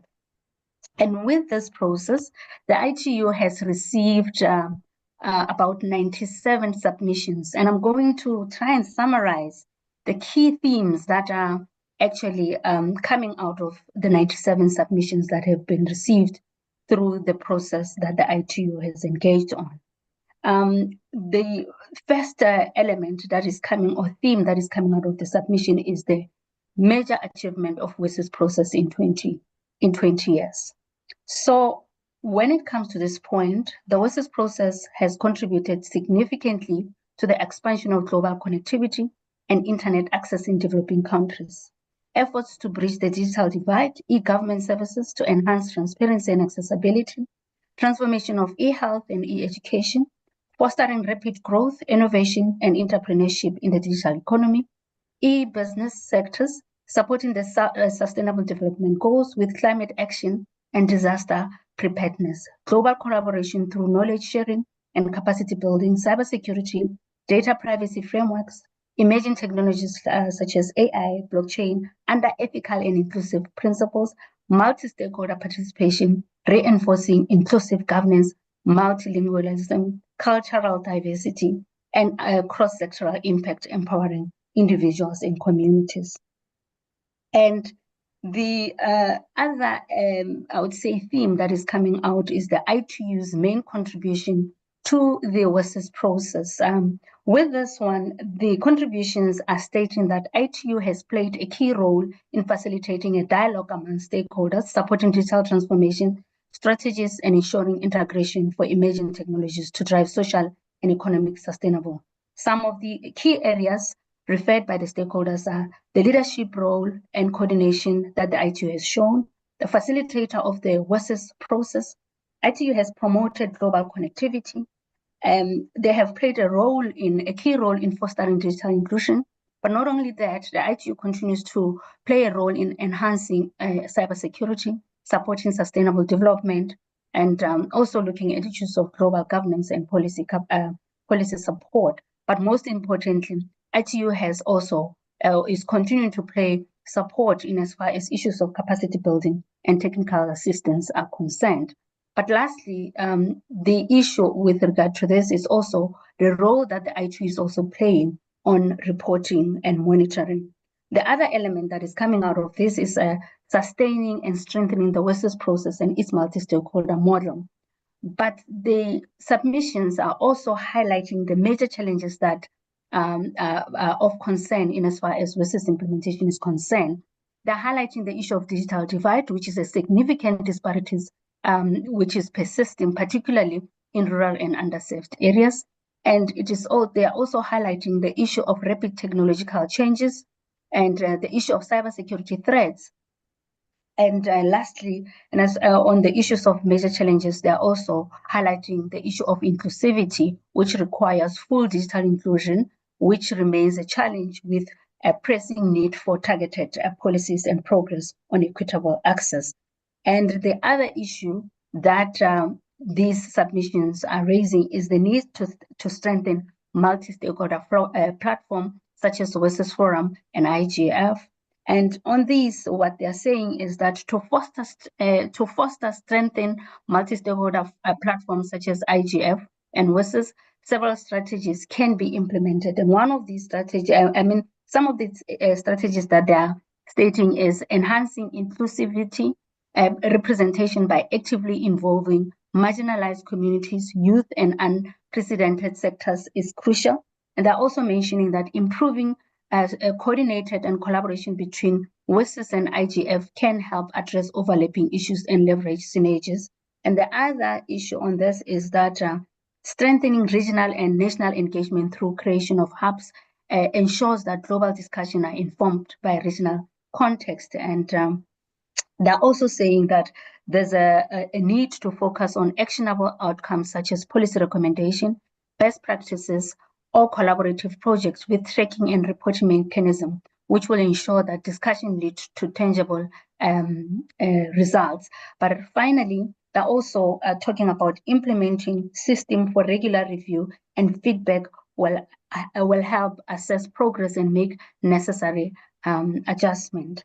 But these contributions, they also go further to mention the implementation of WSIS process and the Pact for the Future and its Global Digital Compact be aligned to achieve shared goals. Now I have sort of summarized the issues that are highlighted by these contributions. So, Madam Coordinator, and ladies and gentlemen, allow me to now move into the WSIS Forum 2025. I'm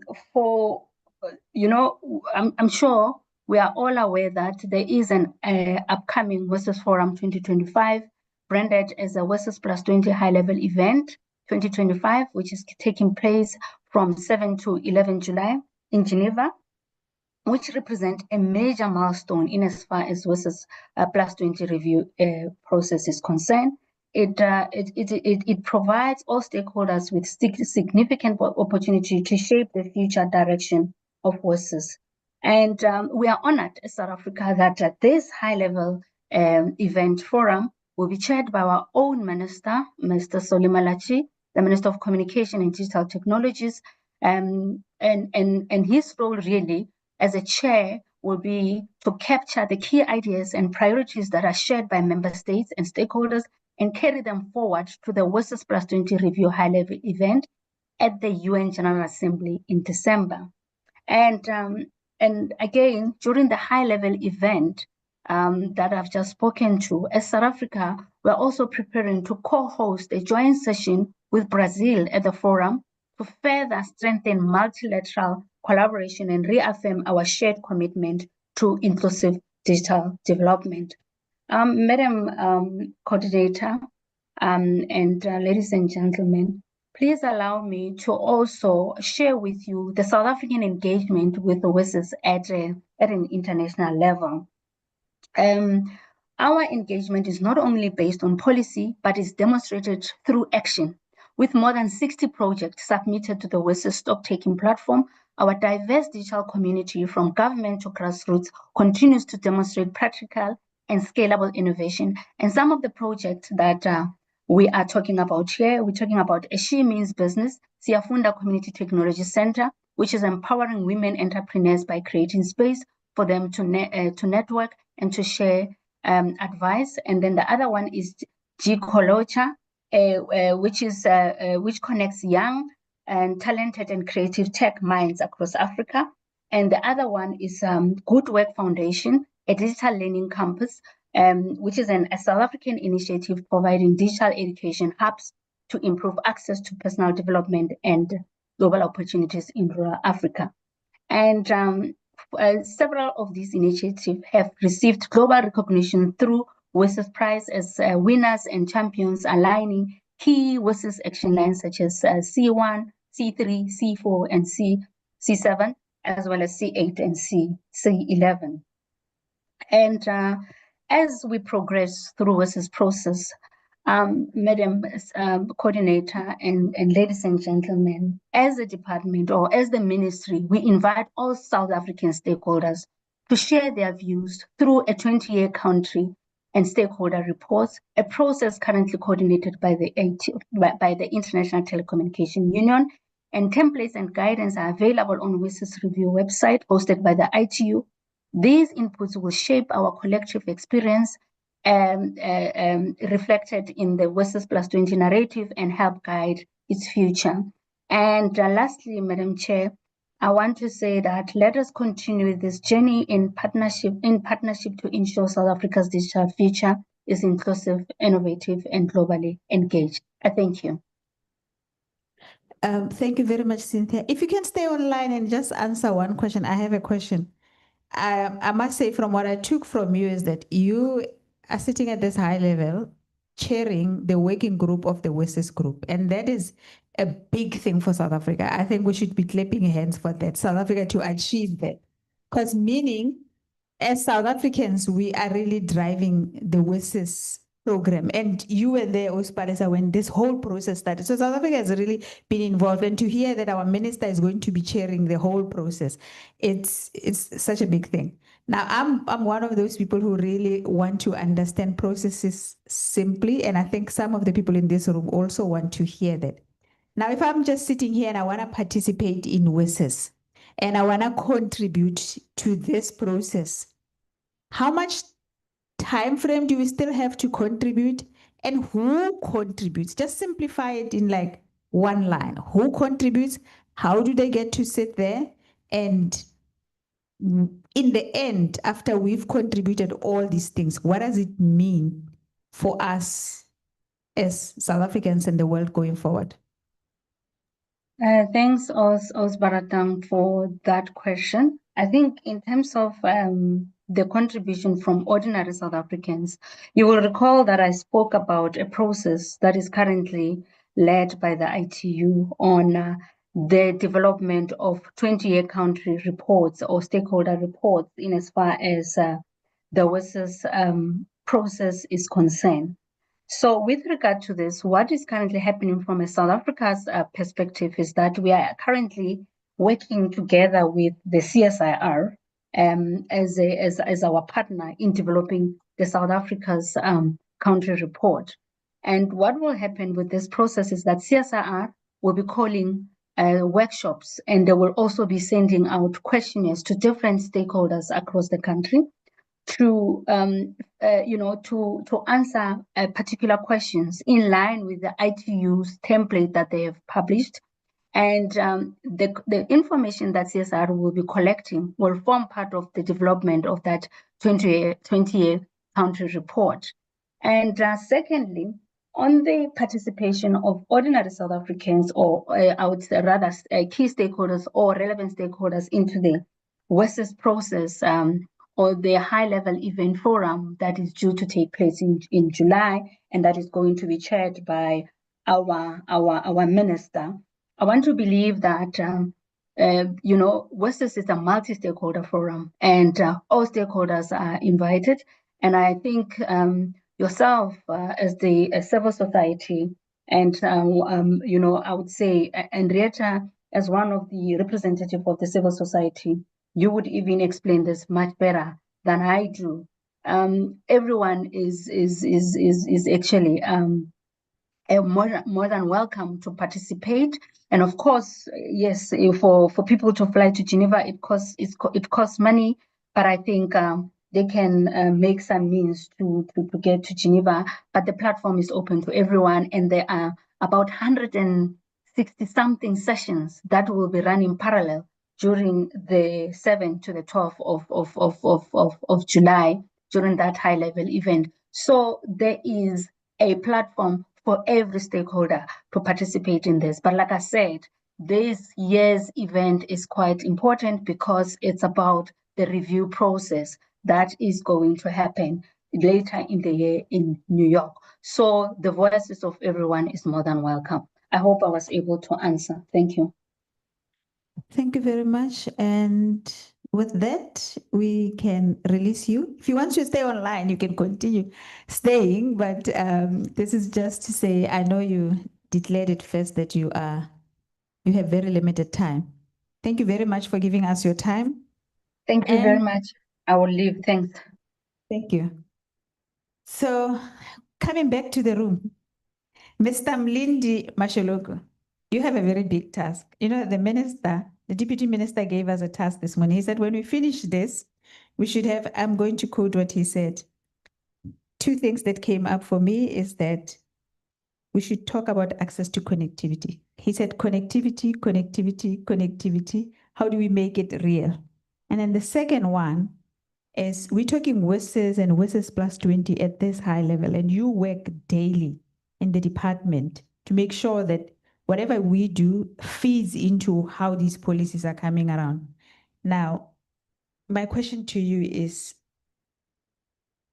these digital systems that we talk about, the foundational ones of connectivity,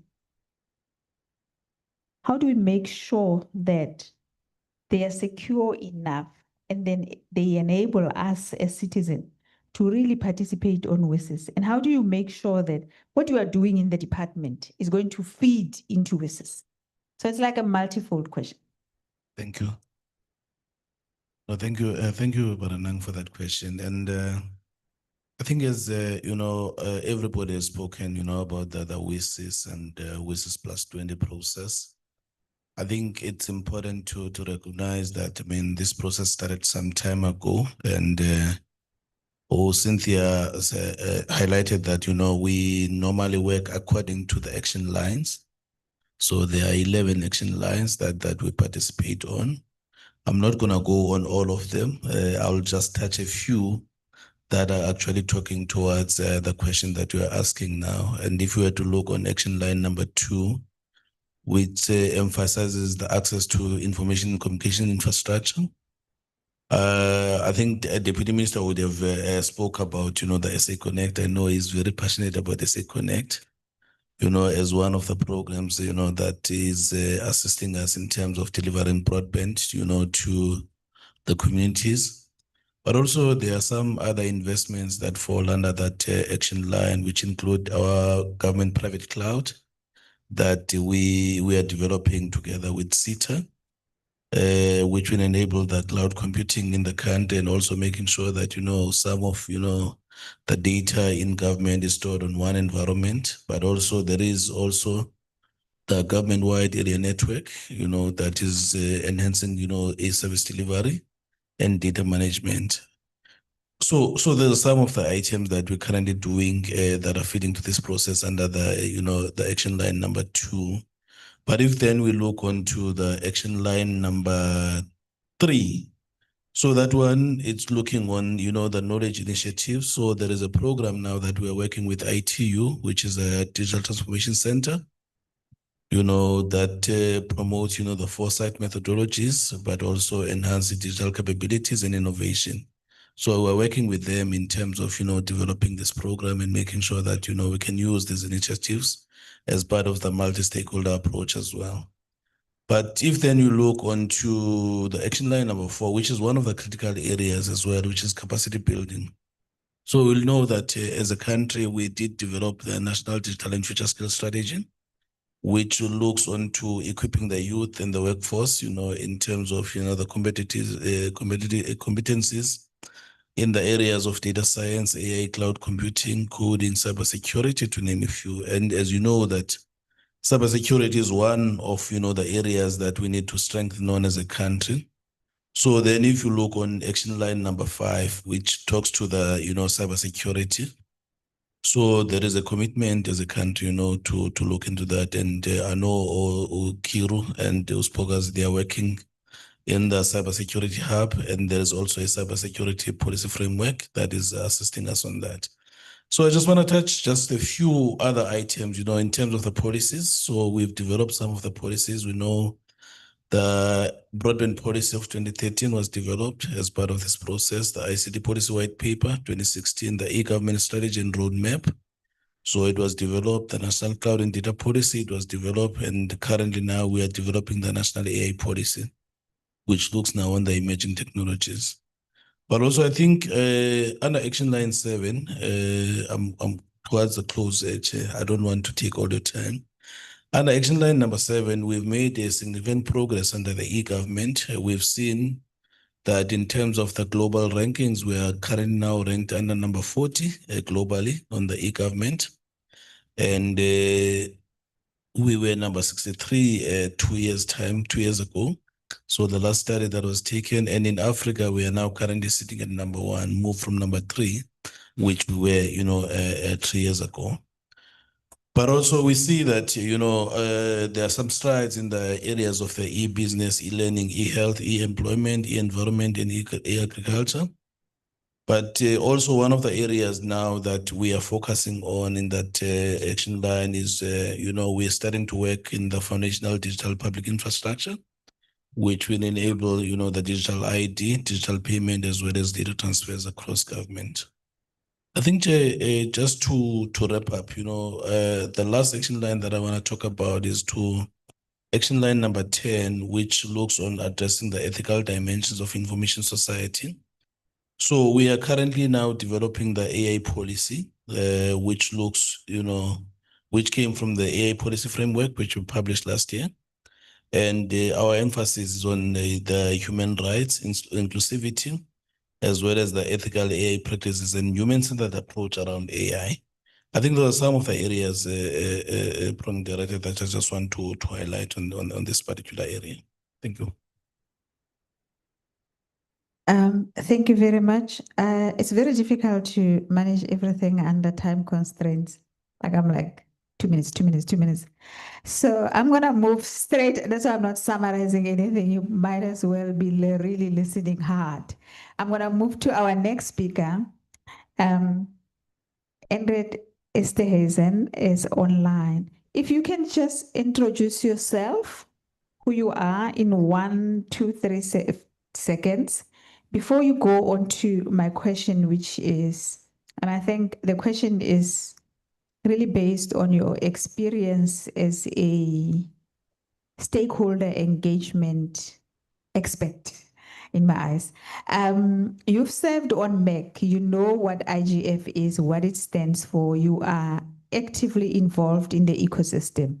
You understand where WSIS is going and what was needed. You were part of the negotiation table is always at your disposal. But what I want to find out from you, as you've participated from the civil society and you've engaged, how do you think South Africa's participation in WSIS process it's influencing its national digital policies and its initiatives, as we've listened to government officials and people that are really involved. Do you really believe the space is safe enough for us as stakeholders to participate? Thank you. Thank you, Baratang, and good morning, everyone. I'm here in Johannesburg. Durban is my hometown, so I really do wish I was there with you in person. I'm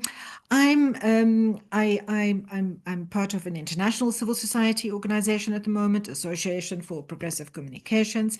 I work for them as a consultant. I used to be executive director. I used to be the manager of Sangonet. South Africa's, one of the first internet service providers and the first not-for-profit internet service provider, and something called WorkNet, which was a very early service provider from the 1980s and 1990s. And I worked with the South African Council of Churches, where Bishop Tutu, which I think many people don't know, was an ICT pioneer. And there my job was to train people in the South African Council of Churches community and in human rights organizations during the final phases of apartheid, and also during the transition in how to use ICTs. So as Baratang said, I was at WSIS through both phases. I've been part of the IGF. And I've listened to the talks this morning. I think before I directly answer your question, Baratang, I just want to emphasize what the Deputy Minister said. I think that there's a lot of good things to say about what we're doing in South Africa, but where we're lacking, and I think this applies to our WSIS implementation, is in results-based management. We're much better at speaking about things, exactly as the Deputy Minister said, than we are about doing things. That does not mean that we are not doing things. Of course we are doing things, but we're doing them in a way that's fragmented, that's not collaborative enough, that doesn't prioritize. And in fact, just listening to the previous panel, at one point, the moderator asked the speakers, how are they going to prioritize connectivity? I don't think any of them really answered it. And I think, and that's because, and I'm not blaming them, they all have their own missions and visions. They have their priorities. FPB does its work, ZADNA does its work. I think often this work is done very well. But what we're not doing as a community of diverse governmental and non-governmental actors is really deciding what is most important and then collaborating to address that. And I would say what's most important is dealing with digital inequality in all its dimensions. But now to get back to your question, Baratang, I think South Africa is a powerful voice in WSIS. I think Cynthia has been a fantastic leader in the ITU in playing her role as the ITU Council Chair, but as also representing a strong global South voice, because let's face it, there are geopolitics at play here. Many of the global North countries would want to end WSIS because they don't feel they really need it. Also, the reality is that the WSIS documents, which were drafted 20 years ago, are very different from what would come out of the United Nations now. At that point in time, there was a strong level of collaboration between countries in Africa, more than there is now, I think.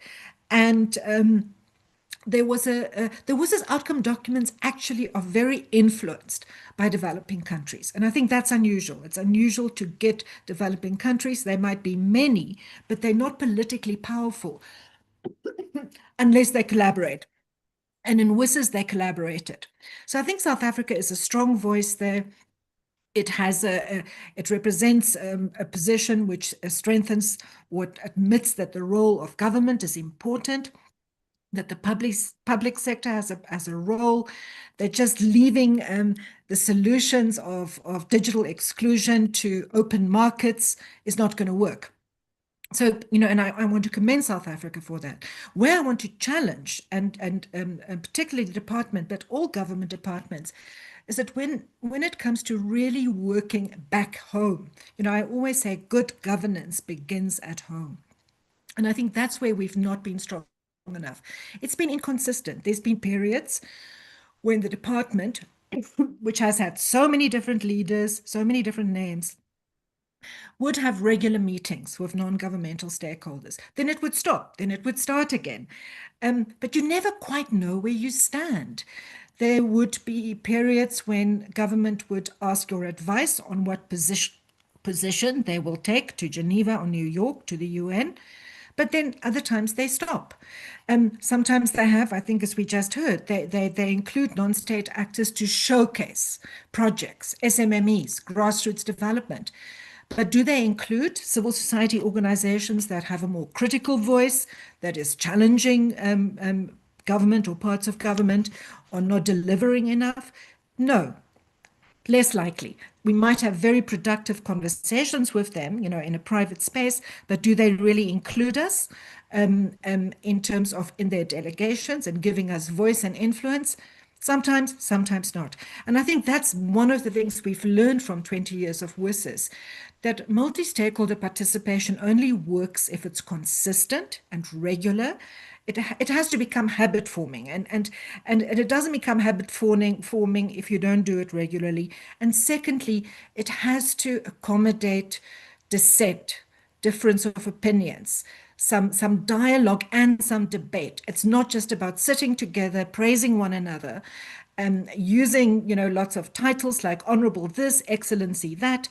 It's actually about sitting together as South Africans who care about common things, but sometimes view them in very different ways and might have different solutions, and thrashing out those solutions. So that's kind of, I think where we really need to strengthen. I think, Baratang, what we do have, instead of results-based management, is we have complaints-based management. The private sector complains about government.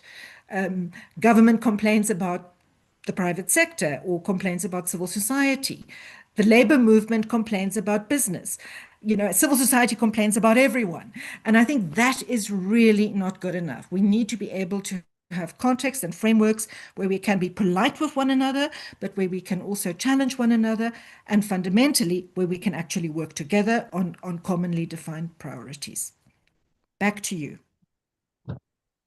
Thank you very much, Andret. Yeah, I'm going to ask one question because it's now me and my panel and lunch. But I'm going to ask someone a question before I go forward. Are you the premier of this province? Okay. So the premier of this province paid for my dinner last night. And in that discussion, we had a very, very relevant discussion. And I'm going to quote what he said, because somebody said to me, said to him, "Oh, you in parliament." And he said, wait. I work for the people. We are public. I came up with the word because he was still thinking, and I said, "Oh, so you are a public servant." And we discussed who gets elected, who gets employed, and who is there. There are those that are sitting in parliament, how they got there. They were selected by the president. And those people have a different role to play. And then we have people like him who signed a contract of employment. The contracts are different. It's employment because of your skills and you can deliver. And then we have, those are public servants. And then we have people like me who talks too much on the street. I want this to change. And I'll write emails to the premier. You're not doing it. Women are not there. And then we have different kinds of people. And all those people, we meet at IGF once in a while. And it's a secure space. It's happening now in June. We are going to meet in Lillestrøm, Norway. And we discuss policy issues. And Ospalesa started with something. And that's why I gave a story. You said the decisions of IGF are non-decision-making platforms. So I see them as the decisions that I make when I meet with you at dinner and we talk things that you know very well that I'm not going to do that. But especially the minister, he came here and said, we must have a scorecard. And he's gone. Now there's people who knows how to execute what he said. How do we as South Africa, because I think that's what Henriette is speaking about. There's so much fragmentation, too many powerful voices. in South Africa, and we are a very powerful nation because we really know how to stand up for ourselves. I think that's why we are an enemy of somewhat. But you know, if you have a nation that's as strong as South Africa, and you have the civil society that's strong, you have public servants that are very strong. No, gone are those days where public servants didn't know what they're doing. No, we need to get that out of our heads. We have very educated public servants. I was sitting with the premier and I was very shocked. The language he's using, I'm like, damn, premiers in the past never used to speak like that. So we have to get rid of that. We have educated public servants, and there's just something missing in the puzzle. And you've been there. You've been in government. You are now with civil society. We are with SEOs. You are a consultant. How do we make sure that this IGF, WSIS, coming from South Africa, and what we are trying to advocate for is really impactful and people on the ground understand what are these things? You know, for me, the important thing is to collaborate and not just to have such a platform just once a year in Durban. I think we need to engage all provinces, municipalities, because for me, the discussion here impacts on everyone in the country. And I believe that everyone in the country has a voice. And, you know, when I used to work for government, I used to say that it's important for us to engage internally before we engage, you know, globally, so that we can understand what our views are. Engaging internally doesn't mean that we have to agree on everything. But as Andretta said, that those areas where we agree, we should be able to support each other and move ahead. And also for me, that helps because also when you're in government, you understand what civil society thinks, and you're not surprised when you go internationally and this is something that is contrary to what your beliefs are. So my take is that we need to engage more. We need to get people on board, because for me, you know, my vision is to see this room full of people so that we can discuss this and get all the voices, because we're talking about inclusivity, and yet for me, I think that is still lacking. You know, when we talk about how far have we implemented, you know, the WSIS outcomes and but for me, it's collaboration, getting people interested, because also, you know, a private sector also, if it doesn't has anything to do with the bottom line, then it doesn't matter. It's not important to them. But I think this is an important issue because it goes to how we continue, you know, the digital society, you know, digital transformation and you just said something, Baratan, that I wanted to pick up on, to say that that's why we're an enemy of someone. I think the important thing also to realize that the consultation during WSIS, the internet resources, the people that, or whoever it is, Trump has the ability, I'll say this, and please don't quote me, but I know this live streaming. He has the ability to just, you know, switch us off. The internet is a resource that is administered and managed by the US. So, you know, I know that people will say that the internet is distributed, the internet, you know, there are Anycast servers everywhere in the world. But my take is that if there's a tree, you cut off the branches, that tree is not going to grow. It will survive. The branch would survive for a while. But ultimately, if there's no connection to the roots, it means that there's no nutrition, there's no water, nothing of that exists. So that's how I look at the internet, that the root of the internet. Where is it? I think that's what the contention was, that to say that this needs to be administered as a global resource globally by, you know, not necessarily the ITU, but by an entity that would be accountable. So I think, you know, some of these discussions are really key. And I know I digress, Baratan, but I just wanted to put that point across to say that some of these things are critical. And sometimes we are at the, you know, we stand a risk of, can you imagine if the internet was to shut down?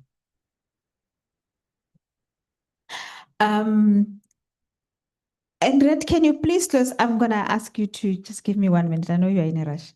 But just 1 minute. Andret, can you please give us your closing comment? But when you close, can you please share with us how do you think we can sustain our contribution to the WSIS going forward? Thanks a lot for that question, Baratang.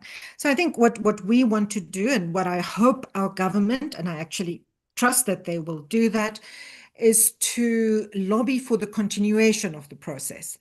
I think those voices that want to say that there's no longer a need for looking at inequality in access to digital resources and technologies and decision making, and there are voices who are going to say that, just as the US, for example, has. I've been in negotiations recently, and the US is asking for every reference to the SDGs, to the Sustainable Development Goals, to be deleted from documents. So in fact, I think that's not going to happen. And I think there's an opportunity here, and an opportunity for South Africa as well to play a leadership, because to some extent within the United Nations, that general block of common voices between the North Americans and the Europeans is broken. And there's now opportunity for much more alliance and collaboration between global South countries and countries in Europe, for example, because by the US isolating itself from the rest of the world, it is in fact creating opportunities for new and quite dynamic partnerships. So we want our government to go to New York, which is where the decision will be made in December, and say, we want WSIS to continue. And I think, I would really think it's important that they continue to put digital inequality on the map, because it's a reality. There are billions of people, and in South Africa, millions of people that are not connected, or even if they are connected, that cannot afford the data. So that's what we can do for the world. We also want the IGF to be renewed. That's the other decision that will be made. I think that's important, because having a global IGF creates demand for national and regional IGFs. And it keeps that message about multi-stakeholder collaboration being important on the agenda. And even if it's imperfect, we are still trying. But then I think there's also what we need to do at home with WSIS. And I think here we want government to be more inclusive. We want more government departments to be involved in this process. We need DCDT, but we need other government departments as well. We want, in my view, the ZAIGF to collaborate with the private sector more effectively, with the Internet Service Providers Association event, with the Internet Societies events, so that we don't have these kind of separate events like the ZAIGF, which seems to have government stamps of approval, and that's important. We want government to be in the room, but we want everyone else to be in the room as well. And then I think, fundamentally, what we need to do is keep our eyes on the ball of the WSIS vision, which is people-centered, inclusive development, and a development-oriented information society that respects human rights. And I think those sort of checklists, that provides a set of checklists, along with our constitution for all our digital policy. And just prioritization as well. I mean, I think like FPB litigation, for example, did we really need that? Or could that dispute between the Film and Publication Board and internet service providers perhaps have been resolved through more dialogue? So more dialogue, more cooperation, more prioritization at home. Apologies for the long answer. And Baratang, if anyone there wants to know more about how to participate in WSIS, you can put them in touch with me. And I guess my final voice here is I think South African civil society is not organized enough as well. I think we can't just blame government. I think we don't have a South African civil society working in the digital space that is bringing one another together. There used to be. Sangonet used to have an annual conference. It's something I think we need to look at, coming together and filling that gap, because as Palesa said, government needs to be organized internally, but I think the same applies to business and to the technical community, academic community, and to civil society. The more organized we are internally as stakeholder groups, the more effective we will be in a multi-stakeholder space. Okay, DCDT, in 1 minute, conclusion. But if you can touch on the scorecard, what do you think should be?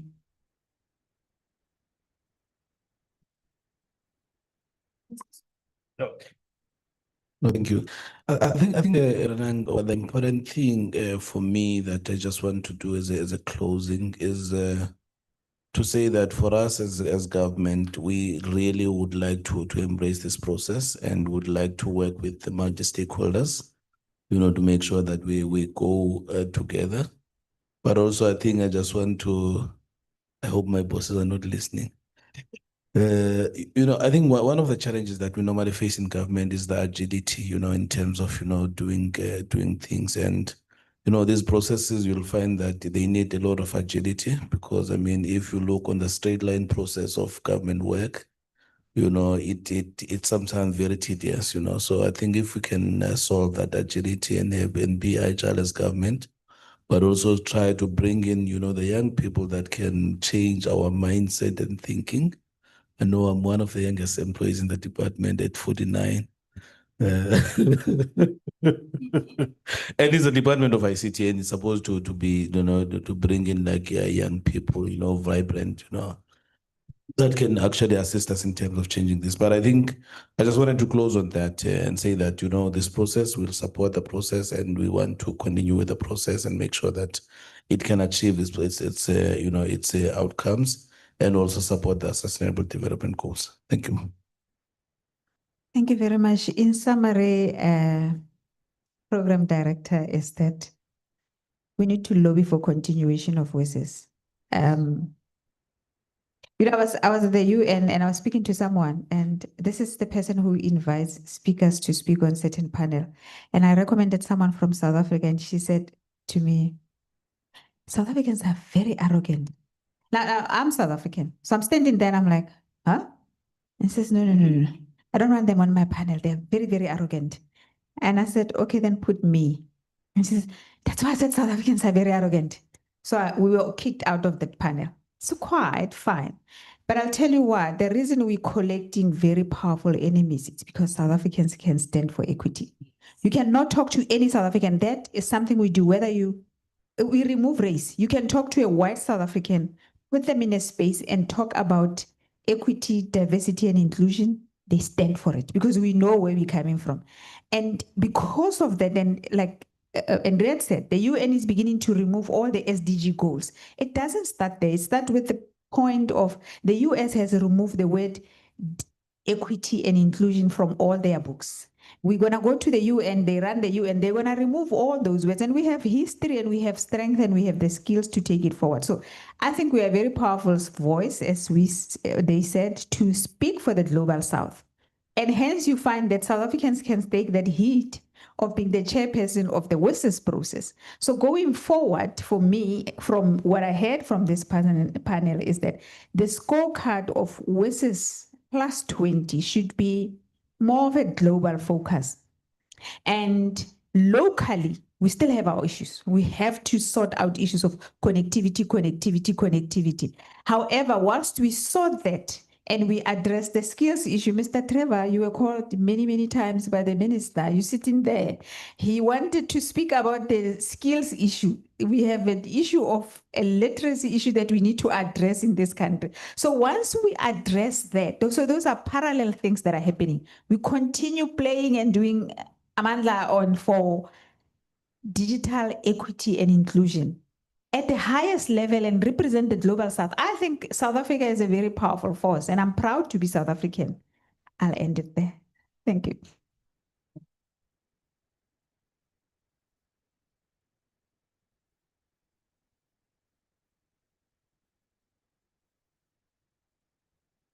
Thank you very much, Mebaratang. Now, let me first start by apologizing. I know we are extremely behind schedule. We have one of two options. We can continue with the panels and then eat lunch at the end, or we can break, have lunch, and come back.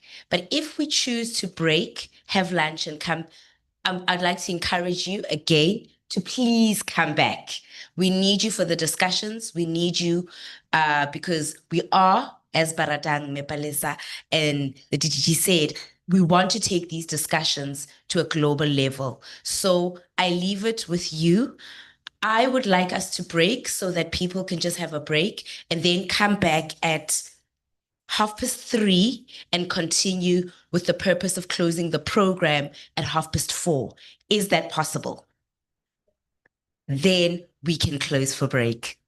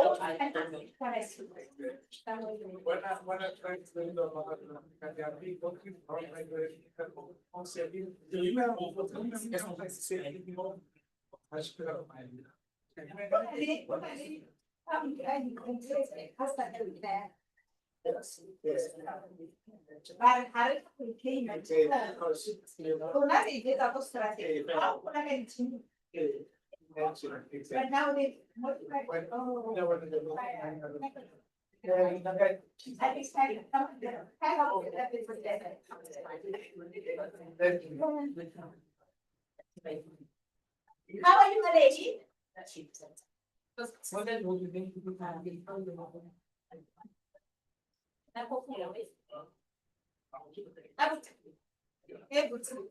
Are you gonna sit there for it? I want to put my left feet stay.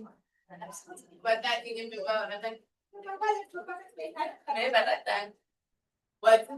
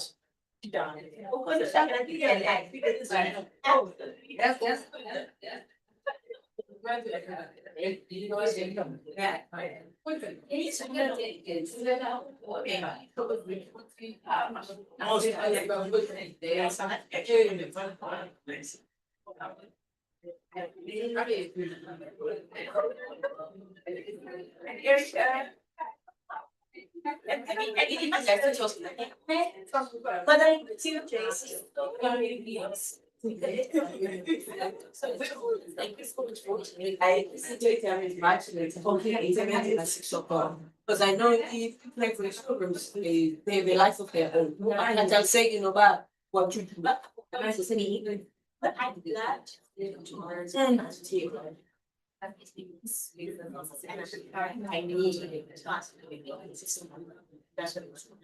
Even I'm a program, and she was like, bending the wall, and I was English, I needed them to switch. If it's a need, it's a good thing, because I'm never saying, What is the conversation? What is the and it's the service of advice. Hey, I want to love of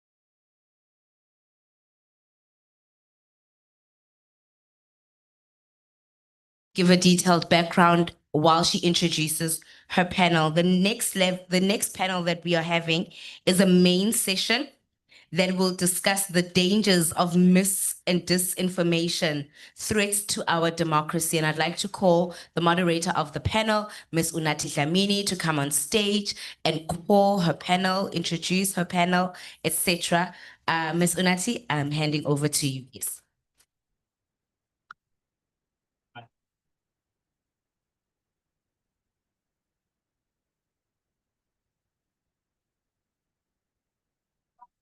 Everyone. Okay, good afternoon, everyone. I'm going to start with the introduction to Ms. Nomshado Ngosinkulu. She is a communications strategist, program manager at Code for Africa. She'll be joining us online. The next panelist is Dr. Theodora Dame Ajin Tete. She is a senior lecturer at DUT.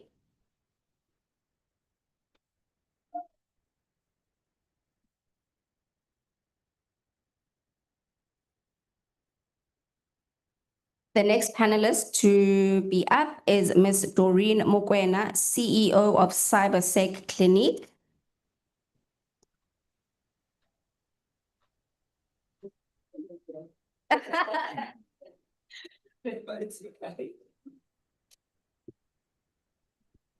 Okay, the next panelist is Professor Brett van Niekerk. He is a lecturer at DUT.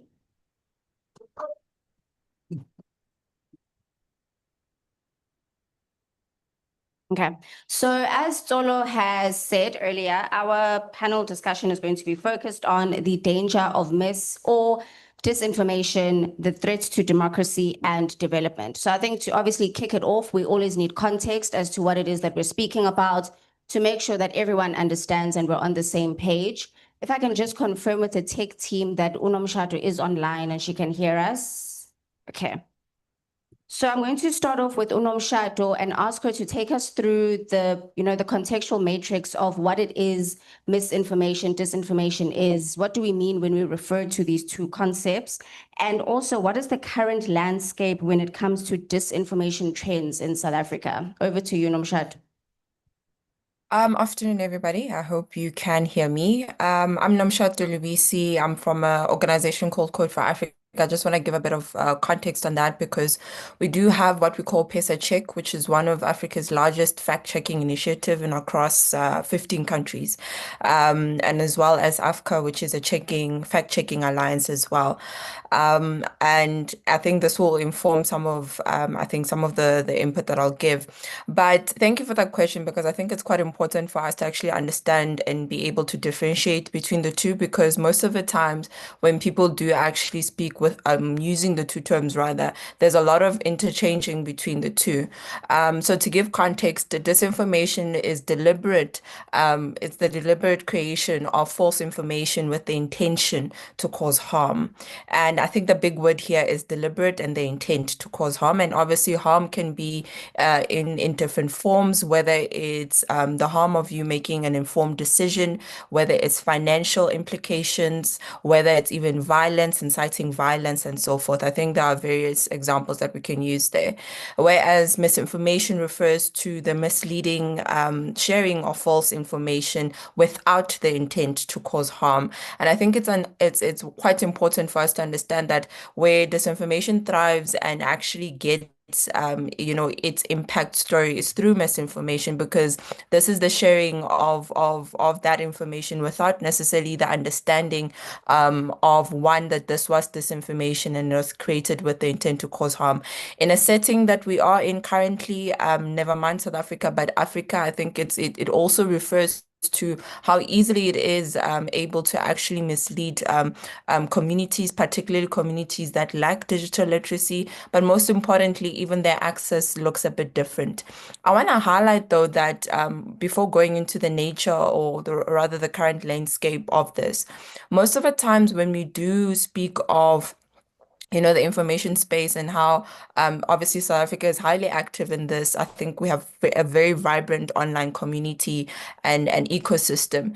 One of the things that I think even our previous elections showed us was that there's this offline trend where we assume that disinformation only thrives on online context, or online spaces rather. And there's actually an offline influence that also comes into that. And I think that's where it even makes it more of a complex and difficult, harm to look into.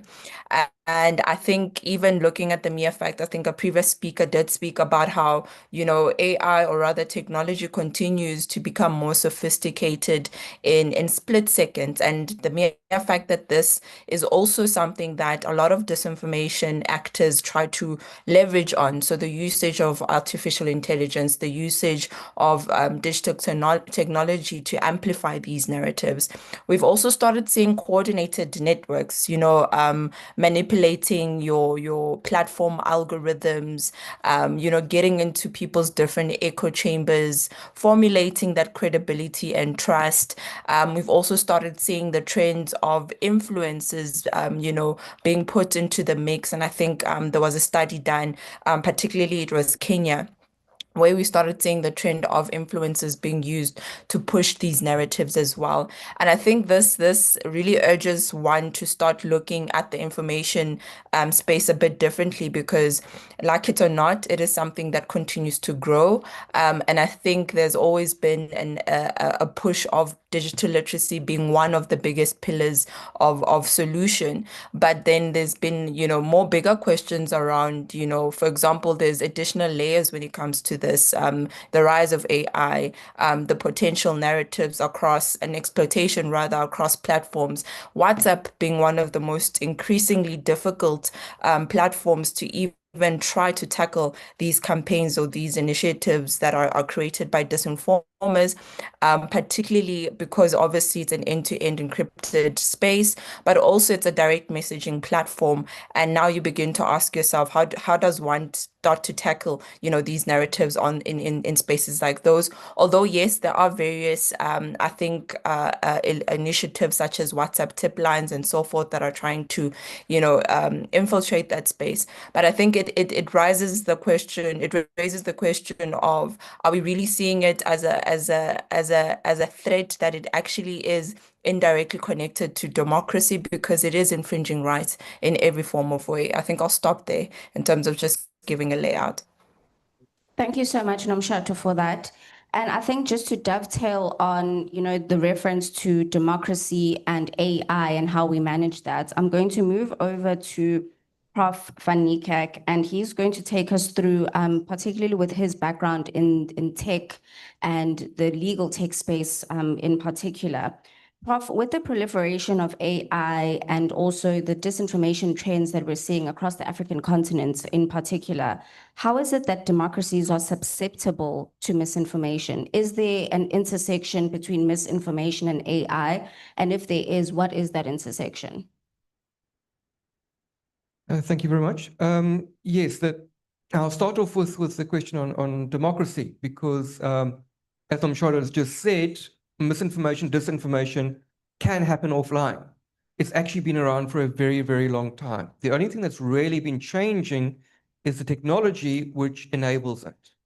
And one of the authors from the United States have actually demonstrated that democracy by its very nature is susceptible to misinformation and disinformation, because we have enshrined in our democracies right to freedom of speech, as well as media ethics. So if you have a conspiracy theorist, in order to debunk them, media ethics dictates that they must also be given an opportunity to voice their opinions. So immediately you're giving them legitimacy, you're giving them airtime. So that message still gets across.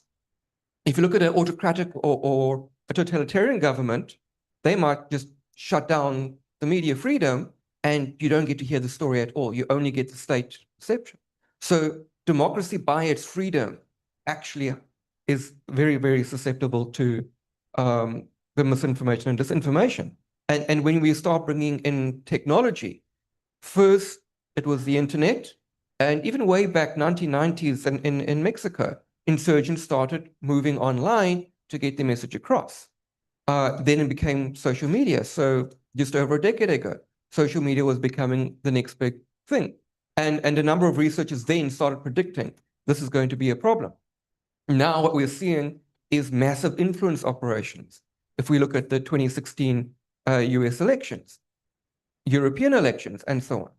In addition to that, we've got companies like there was the Cambridge Analytica scandal, where they're using data science, pulling off information from the social media to profile audiences and using that to help, in a way, direct or manipulate them by providing specific content. And now we've got AI. Again, it's been around for a while, but what's really happened is one, computing power, and people have now gone and trained these large language models, made them publicly available. And that's now given artificial intelligence to the masses. So, and I was thinking about this the other night, that there's an obvious answer, but there's actually probably three perspectives to this. There's the AI, which will enable the misinformation and disinformation in that it'll help the perpetrators automate. So compromise social media accounts, et cetera, et cetera, et cetera. It will help them generate content. So generative AI, generate the messages, in addition to deepfakes, making that far more believable that you now have a video of someone or audio of someone that you can propagate of saying something that never really said. So there's that enablement factor that is now coming through. The flip side is for the service providers, the big tech firms who are now trying to fight it, again, automation is key. If you think the number of social media posts that go through every single day, a human cannot deal with that. You need it automated. That's artificial intelligence. That's trying to detect and block hate speech, disinformation, misinformation. But then I came across, there's actually a third one. And one of the key things that we've seen in South Africa as well, generative AI hallucinates. In other words, it comes up with nonsensical stuff. And we've had a few cases in South Africa now where there have been lawyers who have gone to court and presented their documents, and the cases that they're referencing do not exist because generative AI generated something which was non-existent. Now that causes a problem for misinformation and disinformation, primarily in this case, misinformation. People will go trust the AI because, hey, they're Googling something, there's an AI overview or whichever one that you choose to use. It does something wrong. Okay, AI said this, we trust it, and we repeat it and we distribute that information. Not intentionally, but we don't fact check, we don't verify what there is, and that therefore will have an impact. Now, if we take that in a democracy context, in voting, for instance, how much damage is that going to do if you start giving the community the wrong information? If you're a leader in the community and you haven't fact checked and you think, oh no, but you know what, voting is cancelled for today because of the weather, people believe you, and that impacts on democracy and people's rights to vote, just as a basic example. Thank you. Thank you, Prof. I think, you've touched on very important issues and obviously dovetailing from Nomshato's introduction and context that she provided about misinformation and disinformation. And the example that you gave about lawyers in court hits home because it's a case that trended across the legal space. And it also shows the importance of having a regulatory body because obviously the LPC has become involved in such matters. And, looking at that regulatory body framework, the instances within which we never thought AI would play a part, for example, the legal sector, because no one ever thought that someone would be brave enough to do that, but here we are. And it also goes to show the importance of having judges who are able to pick up that, something here is not quite right.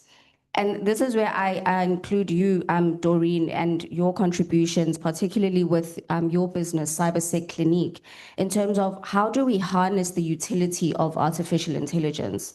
Because I think, it's common cause that AI is here, it's here to stay. The question is now, how is it going to stay? Is it going to stay for the good? Is it going to stay for the bad? How do we harness that? Do we need to wait for a policy level? Do we need to wait for government to say, this is how we are prescribing you to use it? Or are there measures within which, individuals on a home level can adopt measures in their everyday life to ensure that they're not perpetuating misinformation, they're not perpetuating problematic behavior?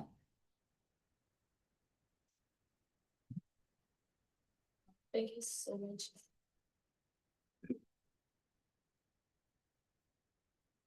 Thank you so much, Chair, and good afternoon, everyone.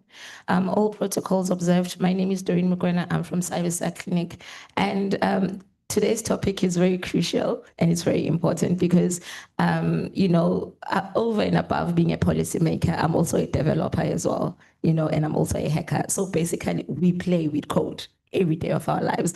And the most crucial standards that we have, as a software engineer, we all know, I'm sure my colleagues can actually, agree with me that in software development, we are guided by one principle. You design and you build with security in mind. Now, when it comes to AI, you design and build with trust and ethics in mind. So with that said, no, ethical utility of AI doesn't have to stop because of the absence of policy. The absence of policy doesn't stop innovation. The absence of policy doesn't stop digital consumption. Africa is known as a region that consumes a lot of internet, but we are known as innovators. Now, if you're going to take into consideration regulatory framework when it comes to AI utility, that will stop AI development and innovation. But bearing in mind that the absence of that doesn't mean that we need to be reckless as to how we build our models and how we train AI. And I'm saying that because, for you spoke about, political interference and elections when it comes to AI. And I'm here to talk about AI biases, because the data sets that we use to train these AI actually come from a developer. So there's this thing going around that, people are actually using AI or AI will replace jobs. I guess all of us are not aware that AI was actually trained by a human. So the data sets, the algorithm, how it thinks, how it processes data, especially generative AI, depends on human to feed the data. Now, it's equally up to us to make sure that we drive ethical usage. We have seen AI biases, and we have also seen developers who poison AI defenses as well. So now this is a very big issue when it comes to cybersecurity, because we use AI for threat modeling and collecting vulnerabilities. Now, when the very same AI is poisoned, those defenses are poisoned, we need to think thrice and faster and quicker than AI. Now, talking about policy regulatory framework, I believe that, the absence of regulatory framework for now gives Africans an opportunity to actually position ourselves as global regulatory bodies when it comes to AI regulations. Because what we're going to do right now, and I'm so sorry for sounding controversial, my chairperson is also here from ISPA. She probably will shout at me, but I'm going to say this. So the thing with consuming a lot of technology will actually impact our regulatory when it comes to AI. Now, how are we going to regulate this? Because we're taking time. We're going to integrate westernized templates into African regulatory models. Africans need to have their own regulations. We need to train our own data sets. We need to train the languages. We need to train everything. Have you guys noticed how AI reacts to dark skin? Do you guys also recognize how AI reacts to light skin? Now the question is, who has trained those models? Who has fed them that data as developers? Now, how do we change the trajectory of AI regulation in South Africa and in Africa, as I said?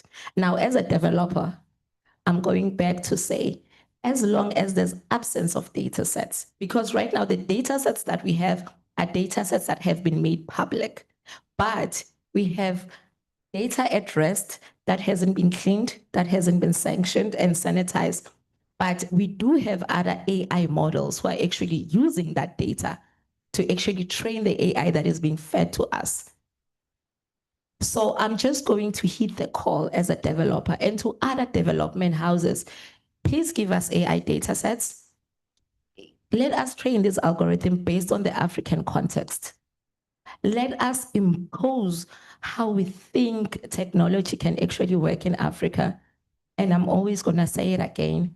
We do not need Western biases in tech. We need to create our own technological models. Thank you.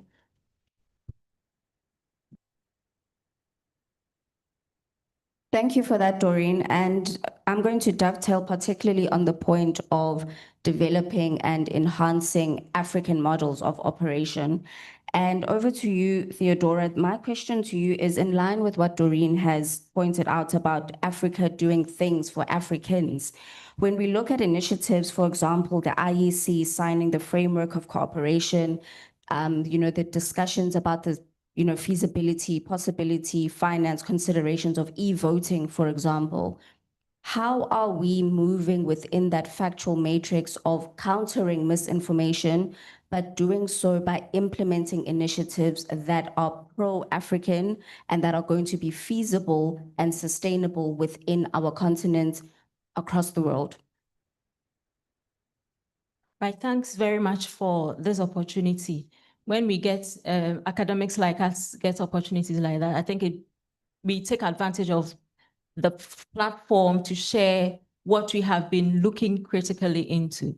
And just before I move on to the IEC and the framework, I just want to say that, AI systems or the disinformation that you're talking about here, they thrive on our biases. So it's very, very, and I like the point that my colleague here mentioned, and I just wanted to take advantage to say that they thrive on our biases. So we have our own biases. The systems know it's based on how we look for information online or what kinds of content we consume over time. And then they take advantage of us and then feed us more of such. And, as we do that, we also tend to share.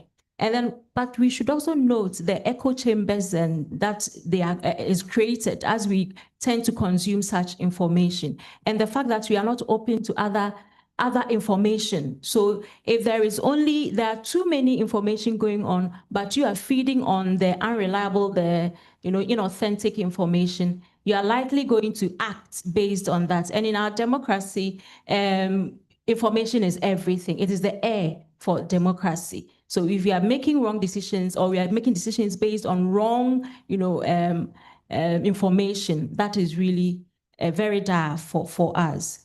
Just to give a bit of context to the framework that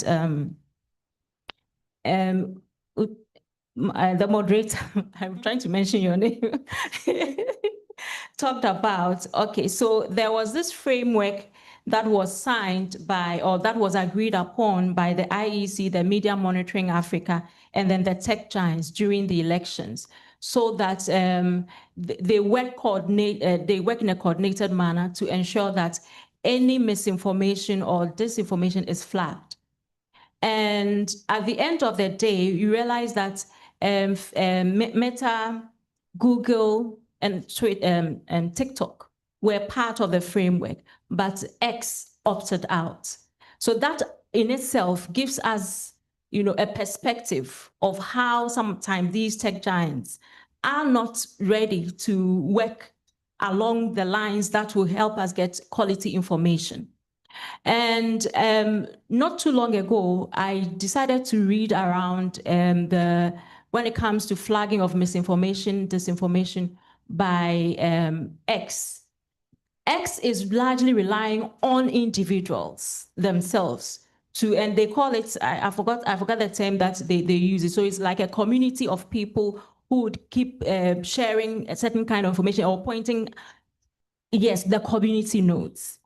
So if you are relying on individuals and with our biases and our tendencies to, perpetrate all kinds of things, how are we going to ensure that the information ecosystem is sane or there is sanity in the information ecosystem?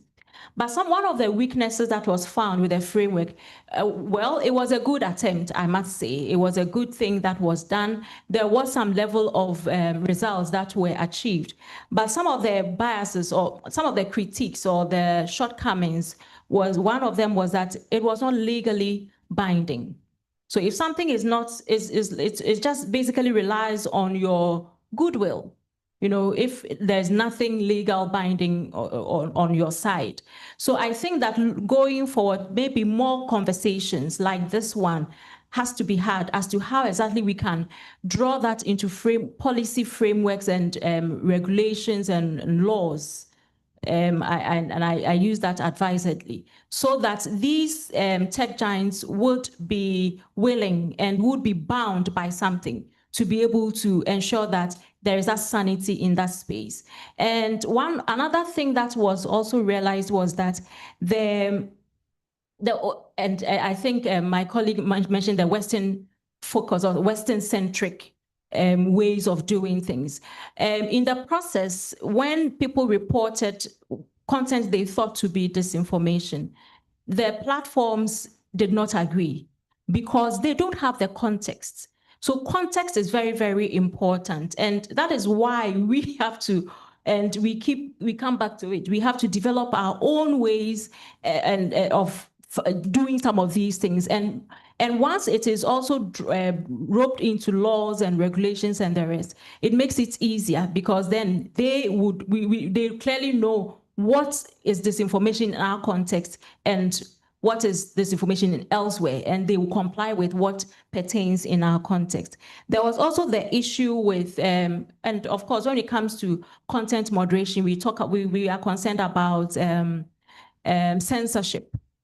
And in a democracy, you don't want to censor the information that people want to put out there. So there's this tension between free speech and censorship. And I think that it also comes down to all of us agreeing on some transparent mechanism or agreeing on something that this is how we want to work, you know, this is how we want to share information and so on. So transparency around even the contents that are flagged as disinformation. Why do you say it is disinformation? Why is it not? And so on. So those transparencies would help us curtail, you know, the censorship or the tendency for various actors to curtail the free speech of individuals. And I think I think you mentioned the bit about e-voting. I think that it also comes down to how can people who do not have access to technology adequately be engaged in that regard. So it's very, very important that as we talk about these things, we also think about access. This morning, there's been a lot of conversations around participation. But of course, that also has its other implications when we are just saying everyone has to participate, and there's a phenomenon of mis and disinformation. So I think that it's very crucial that people are well armed with media information literacy. And in this conversation, we've heard talk about digital skills or digital literacy. But when we often talk about digital literacy, we look at it from the perspective of accessing information and participation. But there is another level where individuals can determine whether information is factual or disinformation. And that is where we need to also be drumming home to. We need to be giving more attention to how do we give people the skills, the intellectual capability to decipher that this information is not authentic. And these days, even audio, AI generated audio is even more difficult to determine compared to videos and the rest. So we need to upscale, you know, skills in digital literacy in that regard. Thank you. Thank you, Doc. Prof, I'm going to ask you to wrap it up for us. And the question that I'm going to pose to you is, how do we foster a sense of responsibility amongst all digital media users? And the reason why I use the word all is because, as we know and we've heard throughout the day, children are engaging with social media, digital media, with or without their parents' knowledge. the electorate, be it that they are literate, illiterate, in some way or form, they are engaging with digital media. And as you said, it could be disinformation, it could be correct. But in one way or the other, we can say that each person has some sort of participation level in digital media. So how do we foster a sense of responsibility across the collective to ensure that, disinformation isn't perpetuated? We're upholding the principles of democracy, especially given the history of our country and our continent, and the importance of maintaining the democratic dispensation. Thank you. Disinformation, misinformation is going to probably affect everyone at some point. I saw yesterday on ENCA that it might now be possible to charge people for releasing or distributing fake weather alerts.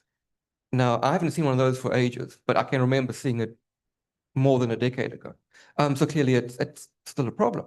And people can unwittingly, in a moment of panic, oops, there's a cyclone coming, pass it on all to their friends. You possibly, potentially committed an offense. And during COVID, it was explicit not to disseminate disinformation or misinformation regarding COVID. And there was a lot of concerns when that happened, because they thought, oh, well, Africa's now clamping down on this. Is it now a route to oppression, moving against freedom of expression? But then in terms of, if we take, and I need to mention there was another colleague who's unfortunately had to leave, but she gave me all her notes. So the first is World Economic Forum, risk report. One of the top risk in short term is misinformation and disinformation, and how it influences and can undermine governance. So that could be an organization, it could be in a community, it could be at a national level. And then she also notes around, from a business perspective, what do you do?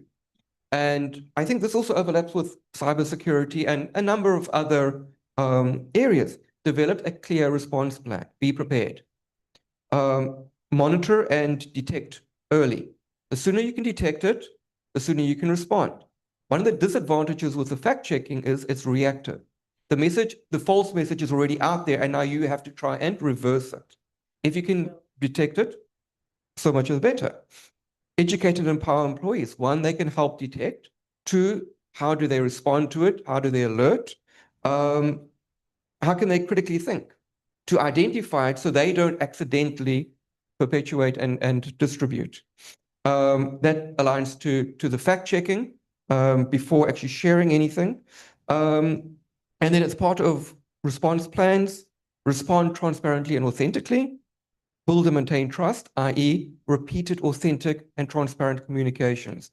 So you are known to provide the actual facts and not perpetuate any misinformation. Collaborate with external experts as well.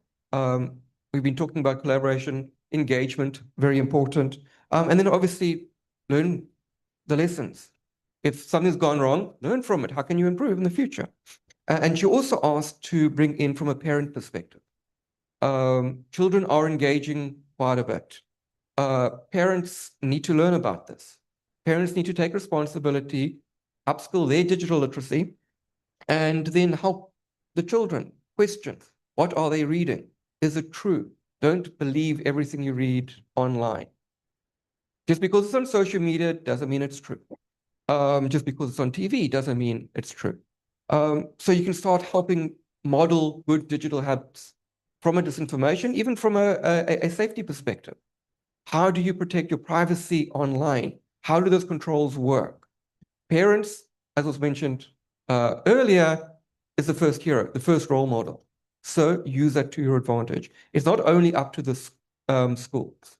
Teachers, hopefully as well, should be able to engage in this area. So things like exposing children to controlled examples, teach them how to actually identify misinformation. Promote fact-checking skills, how to critically think, okay, we're seeing something, how do we go about checking it? We mentioned empower them to take control. How do the settings work?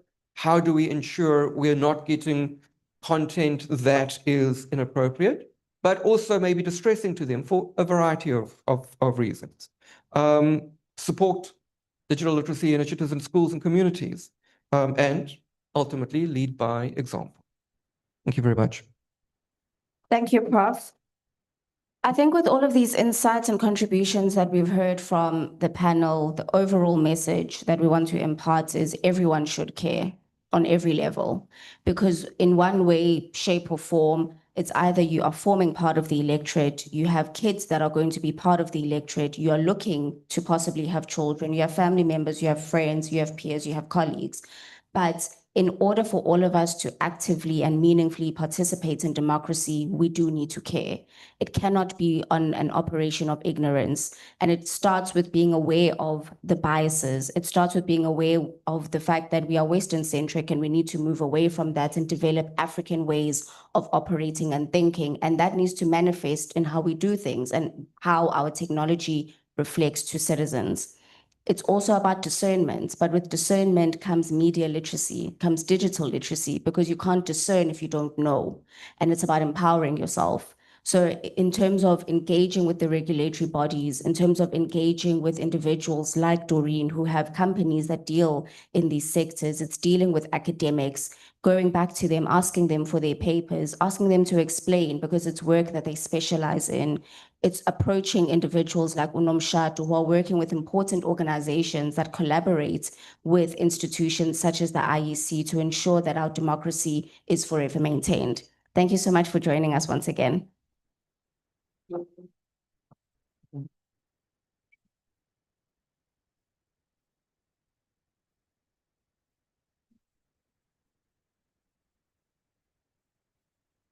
I'm very impressed by the discussions that just took place. I think they tie with the theme that was hammered in the youth in ZAIGF, which was nothing for us without us.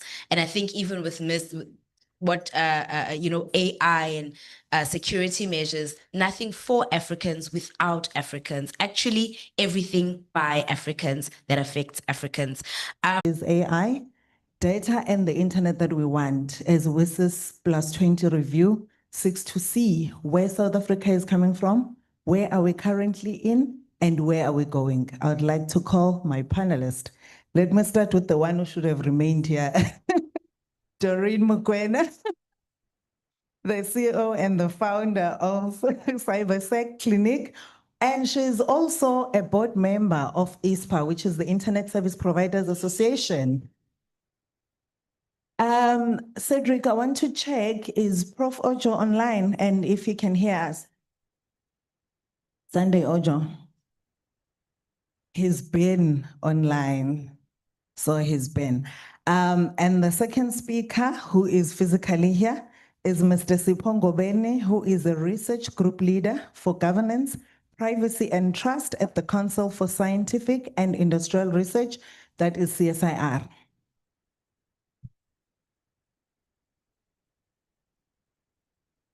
Colleagues, in the absentia of Prof, we might have a bit of a challenge. I'm joking. So the whole point, the purpose of this panel is to explore how emerging technologies like AI and data analytics are shaping the future of the internet and what governance models are needed, and align these technologies with human rights, equity, and public interest. So to help me unpack it, I will start with you, Mr. Ngobeni. Let's touch on ethics. Oh, Prof. Ojo, are you online? Can you hear me?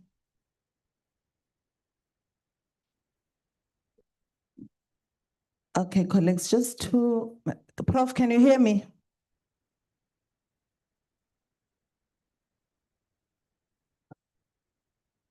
Okay, let me introduce him in the meantime. Hello, Prof. Ojo, I'm who here. happened to be? Oh, thank you, Prof. They gave Who me a wrong happened to- link. Yeah. Sorry, Prof. Sorry, Prof. Prof. Yeah, Ojo that's all right. is a I was in a professor of different- computer science, holding a BSc honors and PhD degrees in computer science from the universities of Ibadan and Glasgow, respectively. And I know that he also comes to Durban University of Technology as he does some work. And if I can just break a bit, he was my master's supervisor. Prof, I would like to start with you. Now that you are here, let's frame the future.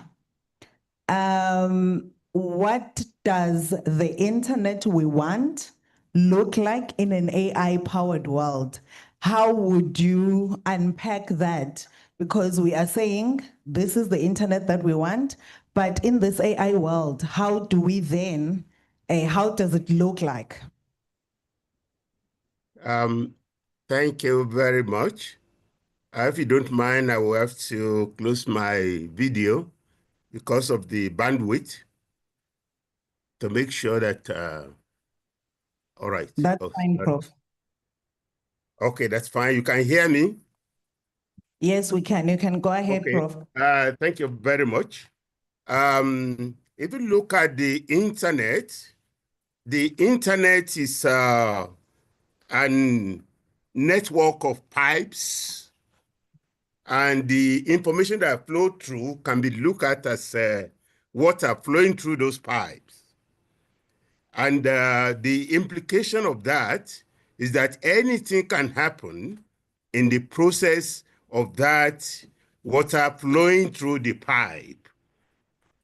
Now, we can look at the advances in the internet that has implication for what kind of what advances in the AI that's shaping the future of the internet, that has various implications to what kind of future internet we have. For example, multimodal AI, where we deal with the various kind of voice, images, text, videos, and the likes, and then their interaction between humans and the computer that, result from this. We have smaller and more efficient AI models, the one that will be able to be accommodated on resource-constrained devices such as our mobile phones, again, so that we can have many people having access to it. We have agentic AI that's able to operate autonomously with the implication that it can go haywire. It's saying, there's a saying that where we have artificial intelligence, we can have artificial stupidity. Things that human will use common sense to say, no, I shouldn't do this. Whichever way the system is programmed, trained to behave, it will just continue there. It's important that there are notable impact on industries, which include computer vision, AI enhancing image and video analysis, which is crucial for technologies like the autonomous vehicles that we have to be able to see obstacles, natural language processing, which improving human-computer interaction or machine interaction, as well as predictive analytics that we have. Now, there are feature developments also, which are still in the pipeline, or at least which is not yet in the African realm. Quantum AI, leveraging qubits, which is potentially transforming scientific research and AI innovation. Synthetic data, I could mention that some of our PhD students, we have tried it, where we don't have enough data, we generate synthetic data, having studied the pattern of those data to be able to make some, so to say, accurate prediction, as the case may be. So we have synthetic data, and the direction of generative AI now is that we'll use 80% of data that generative AI will depend on will be synthetic data with various applications. Don't forget, it's synthetic. It's not original data. We just used to fill the gap. And of course, this has implications for some internet governance models and frameworks. We should take cognizance of these advances there, resulting in job displacement, particularly people cannot be reskilled or they refuse to be reskilled. There's the era of deep fakes and misinformation, which I don't want to belabor given the session that just ended. There is the necessity for regulatory also, regulations and ethical frameworks to guide our thinking in apportioning responsibility for various AI actions. The internet we want is an AI-powered world, as he said. It's the accessibility and inclusivity should be cardinal to it, be a cornerstone, transparency, explainability, so that the trustworthy. Our earlier colleague mentioned that it's about with security in software when we are developing, but trust in the other. So it's very, very crucial, accountability and responsibility, privacy and data protection. These are key elements that should drive the thinking in the design of AI-powered internet. Of course, human-centered design should also be very central to this. Let me put that for now. Thank you very much. Thank you so much, Prof. You've highlighted the issue of ethics and accessibility. We want an internet that's safe, and we also want an internet that has data privacy. Mr. Ngobeni, I'll come to you with the next question. How can AI systems uphold rights like privacy, freedom of expression, and non-discrimination? Thank you very much, Chair, and good afternoon to my fellow panelists, as well as the people that are online, Prof. Ojo. Maybe let me first say, Chair, take the members here back to say, where is this concept of upholding privacy comes from, right? So if you check the Constitution, I think it's chapter 2, they will correct me, those who are doing law, the Bill of Rights. So, so I think it's section 14. It talks about the rights to privacy, essentially meaning that everyone and every citizen of this country has a right to privacy. So that's where the concept of upholding the privacy, first of all, comes from, right? I think once we then understand that, that's where legislations like the Popeye Act, for instance, was birthed. As you continue to read the rights that are stipulated there in the Constitution, there's rights to children and so forth. And as you read the Popeye Act, you will see some of those prescripts. They are now coming out to say we need to protect, the rights of children and so forth, right? But coming back to AI, how do we uphold the rights to privacy? And I think my colleague here on the left, I feel I can give the mic. She has already said this. So we've got what we call privacy by design, right? So that's where you need to tackle it. So the people that are in the software development world, that are in the tech space, that are developing all these AI technologies, the training models and so forth, you need to make sure from a requirements analysis stage, you come and sit with us and say, how do we incorporate all these privacy principles? Even when we're still discussing of what you want to develop, people are developing a lot of softwares, whether at work, whether for financial purposes, for agriculture, and many other use cases. You need to tackle it at that stage where you understand that as you build these tools, you need to incorporate what you call privacy by design, right? I think on a slightly different note, Chair, and now I'm going to talk at a global or at a South African context on, or even regionally, on how we can tackle this. So let's go back and study the United Nations, the work done by the United Nations General Assembly, right? You'll remember that when they started developing, I think, the 11 norms of responsible behavior in the cyberspace, there were a lot of disagreements there, I think in 1999, if I'm not mistaken. But you will see as you know, you check the work that they've done, bringing now together the group of government experts, the open-ended working group, you will see that in 2015 or so, if I'm not mistaken, they started to have some agreements regional within EU. And that's where they start to say, all right, I think let's look at norm 5, where it says respect human rights and privacy.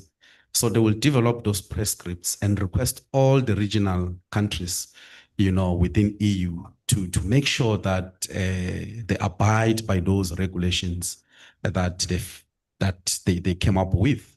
So if and I'm not sure, I'm just a cybersecurity professional, I'm not saying these things are not happening, right? But at a regional level, we can take, for instance, SADC.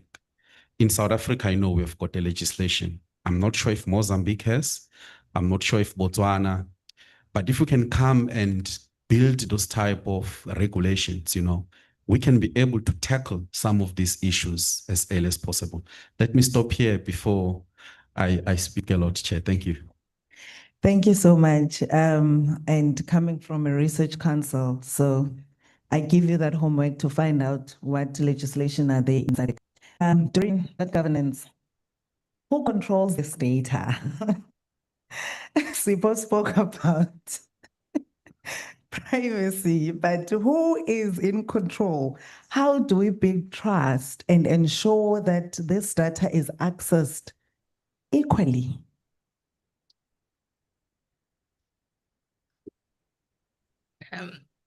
Good afternoon once again, colleagues and Chairperson, my moderator, thank you very much.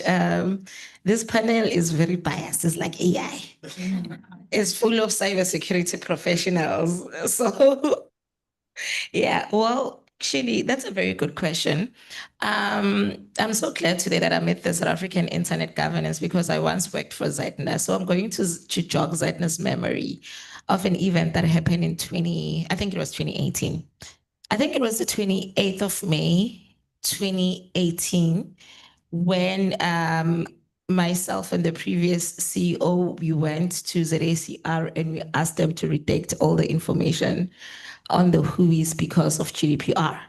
Now that was done because of GDPR mainly said that information needs to be redacted, you know, for data privacy and everything. And the noise that came from all the registries, you know, the resellers, was how are we going to know who owns the domain name if this is now redated?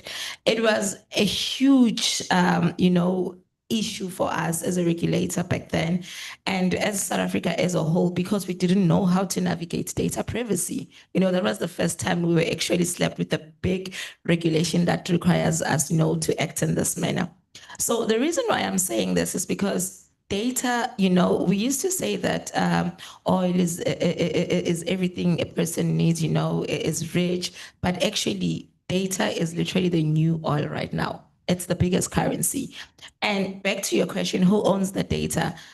It's very controversial that you know, the data is owned by big tech giants. You know, all these giants from Silicon Valley, San Francisco actually have a big handle on this data.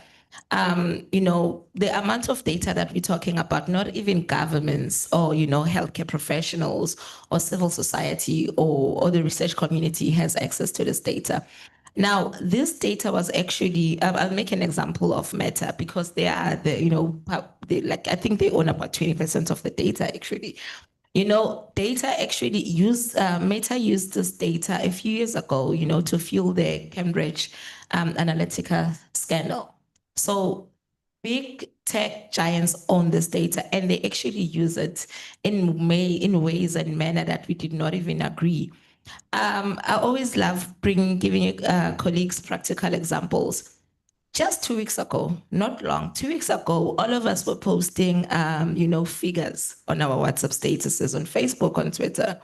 So you can just upload your picture, and I think it's ChatGPT-4 will give you an action figure of how it looks like. I've then seen that, other AI powerhouses are actually, integrating the very same thing. Now, I'm going to pose one question. Who has read the terms and conditions? When you were making your figure or when you were turning yourself into a cartoon, who read the terms and conditions?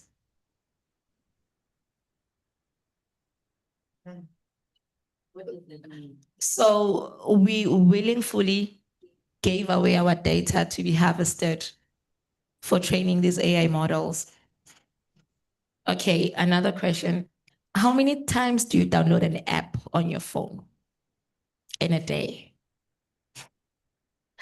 We have free VPNs and we have systems or rather applications like a Flash app. It will ask for your location. You ask yourself, what is a flashing app doing with my location? That is actually data harvesting. Now, this data is being harvested without consent. I'm not even going to touch on Papaya and GDPR because now that talks about consent, but this now talks about, giving your data away. I always refer to it as, as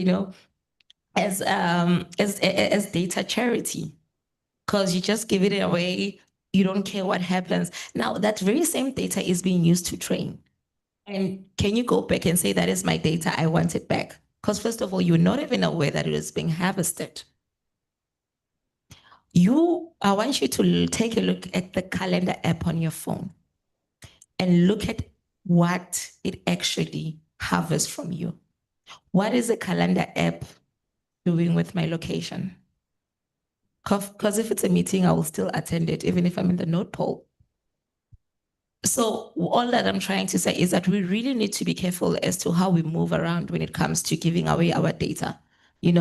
We need to maintain what is called digital literacy, and that can only be maintained when you are aware of your surroundings, when you're aware of this AI that is being fed to us. I've also noticed that another thing that leads to, data sovereignty and data ownership and stewardness is the fact that most data users do not know how to prompt AI. Prompt engineering is a very big issue in Africa, especially when it comes to academics and the research community. But I guess that's a topic for another day. Yeah. Thank you so much, Doreen. I think, colleagues, what's coming is the fact that we have given our data away for free. And I don't care what legislations are there in the country. We have POPIA, but we are giving our data for free. I remember when Meta took over WhatsApp and Facebook. WhatsApp sent out a communication to say, I'm now going to use your data on Facebook and I can use your data anywhere else that I want to. And everyone was up in arms. People were moving. We're like, no, we are now leaving. We're going to Telegram. I'm like, but guys, the terms and conditions, you agreed. As Doreen is saying, you agree for a location. You don't know why the app needs a location. You agree for them to access the contacts. You don't know what are they going to do with those contacts. You are just giving them free data. Prof, let me come to you on the equity and capacity. What are the risks of digital exclusion in AI development? I always have an issue with the digital infrastructure in South Africa that I think we are moving. And I'm saying this in a spirit of Amandla comrades, because I'm in that department that is supposed to be connecting South Africa. But I feel our pace is not moving fast enough as technology, especially now with AI. But what are those risks, Prof, that we can have when we digitally exclude in AI development? Thank you very much, Tupo. Let me put things in context by situating what equity means. Equity is about giving everyone what they need to succeed. It is not about giving everyone the same thing. And equality and equity are not the same. Equity considers historical and other factors in determining what is fair. That's in defining the fairness in that particular context. Having said that, with regards to digital inclusion, in AI development, it can have significant risks, which including some the following: bias in AI models. You know, a lot of this have been said with regards to the AI model that has to be trained, depending on the context of the data for training, now will reflect biasness. And we are at a big disadvantage in this particular regard in the African context. We use LLM, large language model, to do this generative AI nowadays. Unfortunately, over 83% of what's on the internet today, they are written in non-African languages. There are 10 of them, you know, of the over 7,000 languages of the world. So if you are crying about bias in AI model, the fact that we do not supply the word, we do not avail the model trainers, our own contextual data that are going to reflect our contextual reality. This is a risk. Then limited access to benefits become a risk when you are digitally excluded. The benefits such as healthcare, education, and economic opportunities could exacerbate the existing social and economic inequalities that we have. Lack of representation, of course, digital inclusion, and the AI development were not equitably represented. Again, due to the problem of data sparsity problem. This leads to AI system that do not reflect our needs, our values, and of the vast population that we have, and our contextual realities. Increased inequality. Digital exclusion can widen the gap between those who have access to the AI-powered technologies and those who do not, further entrenching existing inequalities, and so on and so forth like that. There are consequences to these risks, which are perpetuation of existing inequalities, lack of trust. Unfortunately, AI models are developed based on trust because they are black boxes, missed opportunities, and so on and so forth. But we should not stop at just talking of risk and consequences. Usually when you do risk analysis, say, what are the mitigating mechanism by which you address what you have identified? Inclusive design. When we design system, it must reflect the contextual reality of the target users. We need to go bottom up, everybody contributing into the pot of the data set, and what is universal, we adopt, but there are a lot more particular than universal, which we need to make sure that whatever design AI system we develop is context aware or diversity aware. Of course, we have diverse data sets. Those are things that we need to make sure we use as a mitigation to ensure reflect diversity of humans in the data set that we are using. And previous speakers have mentioned about the need for the contextualization of our AI solutions. Community engagement, of course. So the community that will be alienated, people have mentioned about digital literacy, AI literacy, that has to be part of it as means to mitigate all this. I want to run this up by looking at the aspect of the capacity building, which again is a means by which can restore what is currently bringing inequity, as we can call it. Investing in education and training a lot at different levels. And the issue of AI should not be made exclusive. AI training should not be made exclusive to those who are in the realm of the computing. No, they were in the world of AI for all now. And therefore, everybody must provide education and training investment at different levels. Establishing AI research centers, that's very important. Remember the deputy minister raising the issue, what challenging our DVC, what is the after 20 years of branding? What are we saying? What are we doing? This is where we come in. Fostering collaboration, of course, we can have complementary capacity to enhance our limited capacity to do this. Developing infrastructure, we have a lot of infrastructure deficits. We've engaged recently international virtual meetings. You just see our colleagues from different parts of Africa, they just get cut off.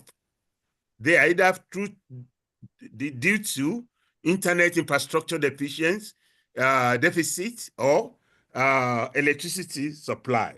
So we need to build capacity in particular regard. Then, in contributing meaningfully, we need to develop context-specific AI solutions, preserving our cultural heritage. Our language is the repository of our heritage, and there's a saying: when a language got missing on the internet, lack visibility, just matter of time, the cultural nuances attached to that language will go also into abyss. Addressing local challenges, participating in global and AI governance, so that they will not be taking decisions that's going to affect us without involving us. Thank you.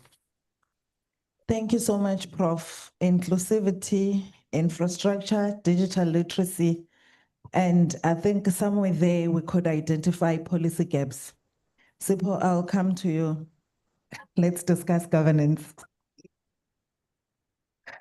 What global or regional frameworks are emerging, and how can I will link it?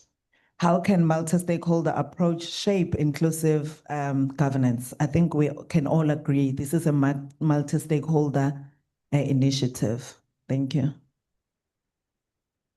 Yes, so what we are seeing is that most countries, they are taking the issue of AI governance and developing governance instruments, policies, and so forth very seriously so. Right. Even here at home in South Africa, I think the previous speakers have cited this quite a number of times, where they spoke about the South African AI policy framework.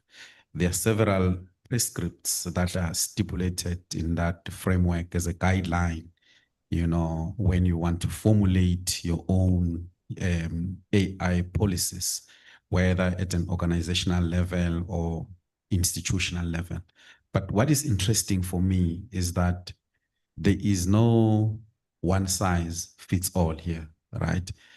And the reason why I'm saying this is because you need to firstly do what we call the risk assessment to understand what are the risks that are associated to your organization, because they will be different. An example, if you look at where we're sitting, it's a university, right? So probably the biggest risk we are sitting with in terms of AI usage, it's a reputational risk, right? As compared to probably the bank, even if something were to happen, everyone will still need a bank account, you will go there and but there are risks as well in terms of legal penalties and fines due to the heavy, regulations that the banking industry operates on, right? So that's the first thing for me. It's, we see, a lot of, even in India, for instance, as I was sitting there, I just saw one article, I think it's cited 154 times. They talk about the AI policy in India, how effective it is, right? So people already, scholars, they are taking some of that and they're making research out of it. So we can see the World Bank as well. I think it's one of them that came up recently with a very, very a good piece of governance instrument with a lot of people are learning from it, right? But as I said, there's no one size fits all. You need to understand what are the risks associated to your business. And then after that, you can put correct controls, right? Let me give an example. So where I work, we recently, the organization that published, an AI policy as to what are the do's and don'ts. And immediately, a couple of months later, they then said, these are the AI technologies when you work for this business that you can use. And that is a result of the analysis or the risk assessment which they've done to understand the risk associated with an R&D institution like the CSIR. Let me stop here. Maybe my colleagues can sort of help me to unpack this more. Thank you. Doreen, do you want to add on that? Okay. The last one, Doreen, before we summarize. AI for deployment and public good. Yeah. How can we ensure that AI support development goals? Like, for an example, in health, we know most countries are already DPI. G20 is discussing digital public infrastructure, and that talks to e-health, e-farming, and all of that. And how can we ensure that it serves as a public good rather than reinforcing existing inequalities? You know our history in South Africa. So, yeah. I think the first one is actually, sticking to good principles. The first principle for me has always been, data colonialism. Data has to reside to and from where it has been extracted. For instance, if we're extracting data from South Africa, we need to make sure that it resides within our shores. But with consent, obviously, it can be, extended to other regions, but it has to be used for good. And I think that is one of the processing, one of the data processing units under the POPI is that, when you process data, you need to let the data subject to what the data is going to be used for, and how is it going to be stored. And with that, taking that into consideration, so for us to make sure that the data sets that we have actually aid in health, we have had the privilege of working with one of the medical aids in SA. And I can tell you for free that, the medical sector is one of the biggest data enablers and data houses, globally. I mean, the data sets that they have there, they are very big. And for us to make sure that they do not get corrupted, they are not used for things that we did not consent for. We have principles, for instance, how they are stored. Are there any encryption levels in it? Are there any hashings as well? But more than anything, we have seen how AI is actually, used to spread misinformation when it comes to health.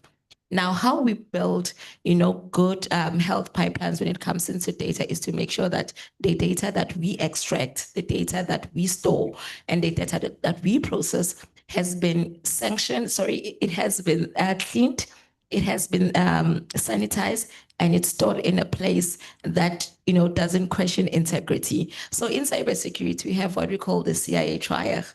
And the CIA triage, I see you smiling because it's something, and I'm sure that Prof, online can agree with me. It's something that troubled us for a very long time. So if we impose or if we integrate the very same principle when it comes to, data, we might be in a very good standing position. Another thing that I have noticed is that most companies or big tech, they do not want to invest in STEM, in STEM initiatives. And it is apparent when you look at places like Uganda, you know, and you look at places like Rwanda, most data houses, they are powered by, you know, female-owned companies, because now, I'm not being controversial, but all that I can say is that we have picked up that data that has been sanitized and that has been cleaned by companies in Africa is actually registered for data for good, because now this data is being taken from you and I. And what I'm trying to say is that this data has been cleaned. This data has been actually, you know, there is consent that it can be used. And this data comes from underrepresented communities, because what we have noticed is that all these AI companies right now, the results that is being given to us when you prompt is results coming from, you know, underrepresentative or an overrepresentative communities. So it becomes difficult, you know, to verify or to fact check. So when it comes into health, obviously, you know, we need to integrate regulations like HIPAA. You know, we need to integrate, you know, controls from the ISOs. We need to integrate, you know, regulatory frameworks that we have. I see that UNESCO as well has an AI recommendation that came out, I think, a few weeks back. They do have a paper, UNESCO, that deals with AI. So basically, what we need to do as well as developers and as consumers of tech, we need to make sure that the data is actually residing where it's supposed to reside, just like what Amazon did, just like what Terraco is doing. So we need to make sure that we do protect our shores and we do protect the data sets that we give out. Wow, thank you. Talking from a cybersecurity perspective, we have to take control of our data. And indeed, Prof, in a minute, can you please summarize for us in closing? Oh, thank you very much. The reality is that the emerging technology powered by the AI has two sides to it, which we can use for our advancement, or it can become a source of injury to our development. And we need to mitigate that aspect, not the case that has to come that way. We need to take seriously our point of view that every problem is context defined, and so must be the solution provisioning. Our idea of borrowing solution that develop a context, and we want to extrapolate it, apply in our context without proper adaptation, you know, we are not going to get anywhere. Most of the moral philosophy underpinning most of the things that guide maybe our ethical framework, our rules and laws of the internet, they are external to us.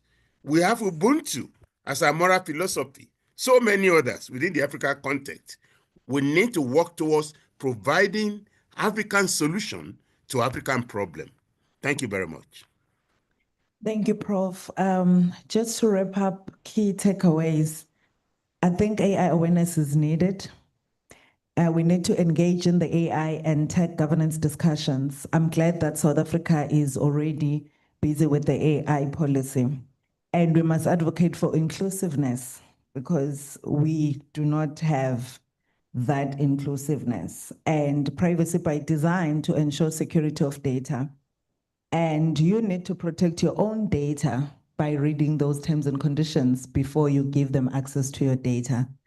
And with that, I'd like to thank you, my panel. Thank you, Prof. It felt good to be the one asking you questions. Yeah. And thank you so much. The batting has changed. Yes. Great. Thank you. Thank you, Prof. Bye-bye. Yeah. Yeah. Thank you. Thank you, Prof. Thank you so much. I'm not going to do the summary today. I'm going to do the summary tomorrow when we wrap up, and it will be the summary of day 1 and day 2 of the ZAIGF. I will be sharing the report as soon as it is edited and completed with the panelists. But I'd like to take this opportunity to really, really, really thank you. I think you are the fighters I'll take anyway with me. You stay behind until the bitter end. But thank you so much, colleagues. I believe there is tea, so please do have some tea just before you leave. Thank you. Today's session is officially closed. Send me electronic tea. Yeah. Thank you, Lord. I do well.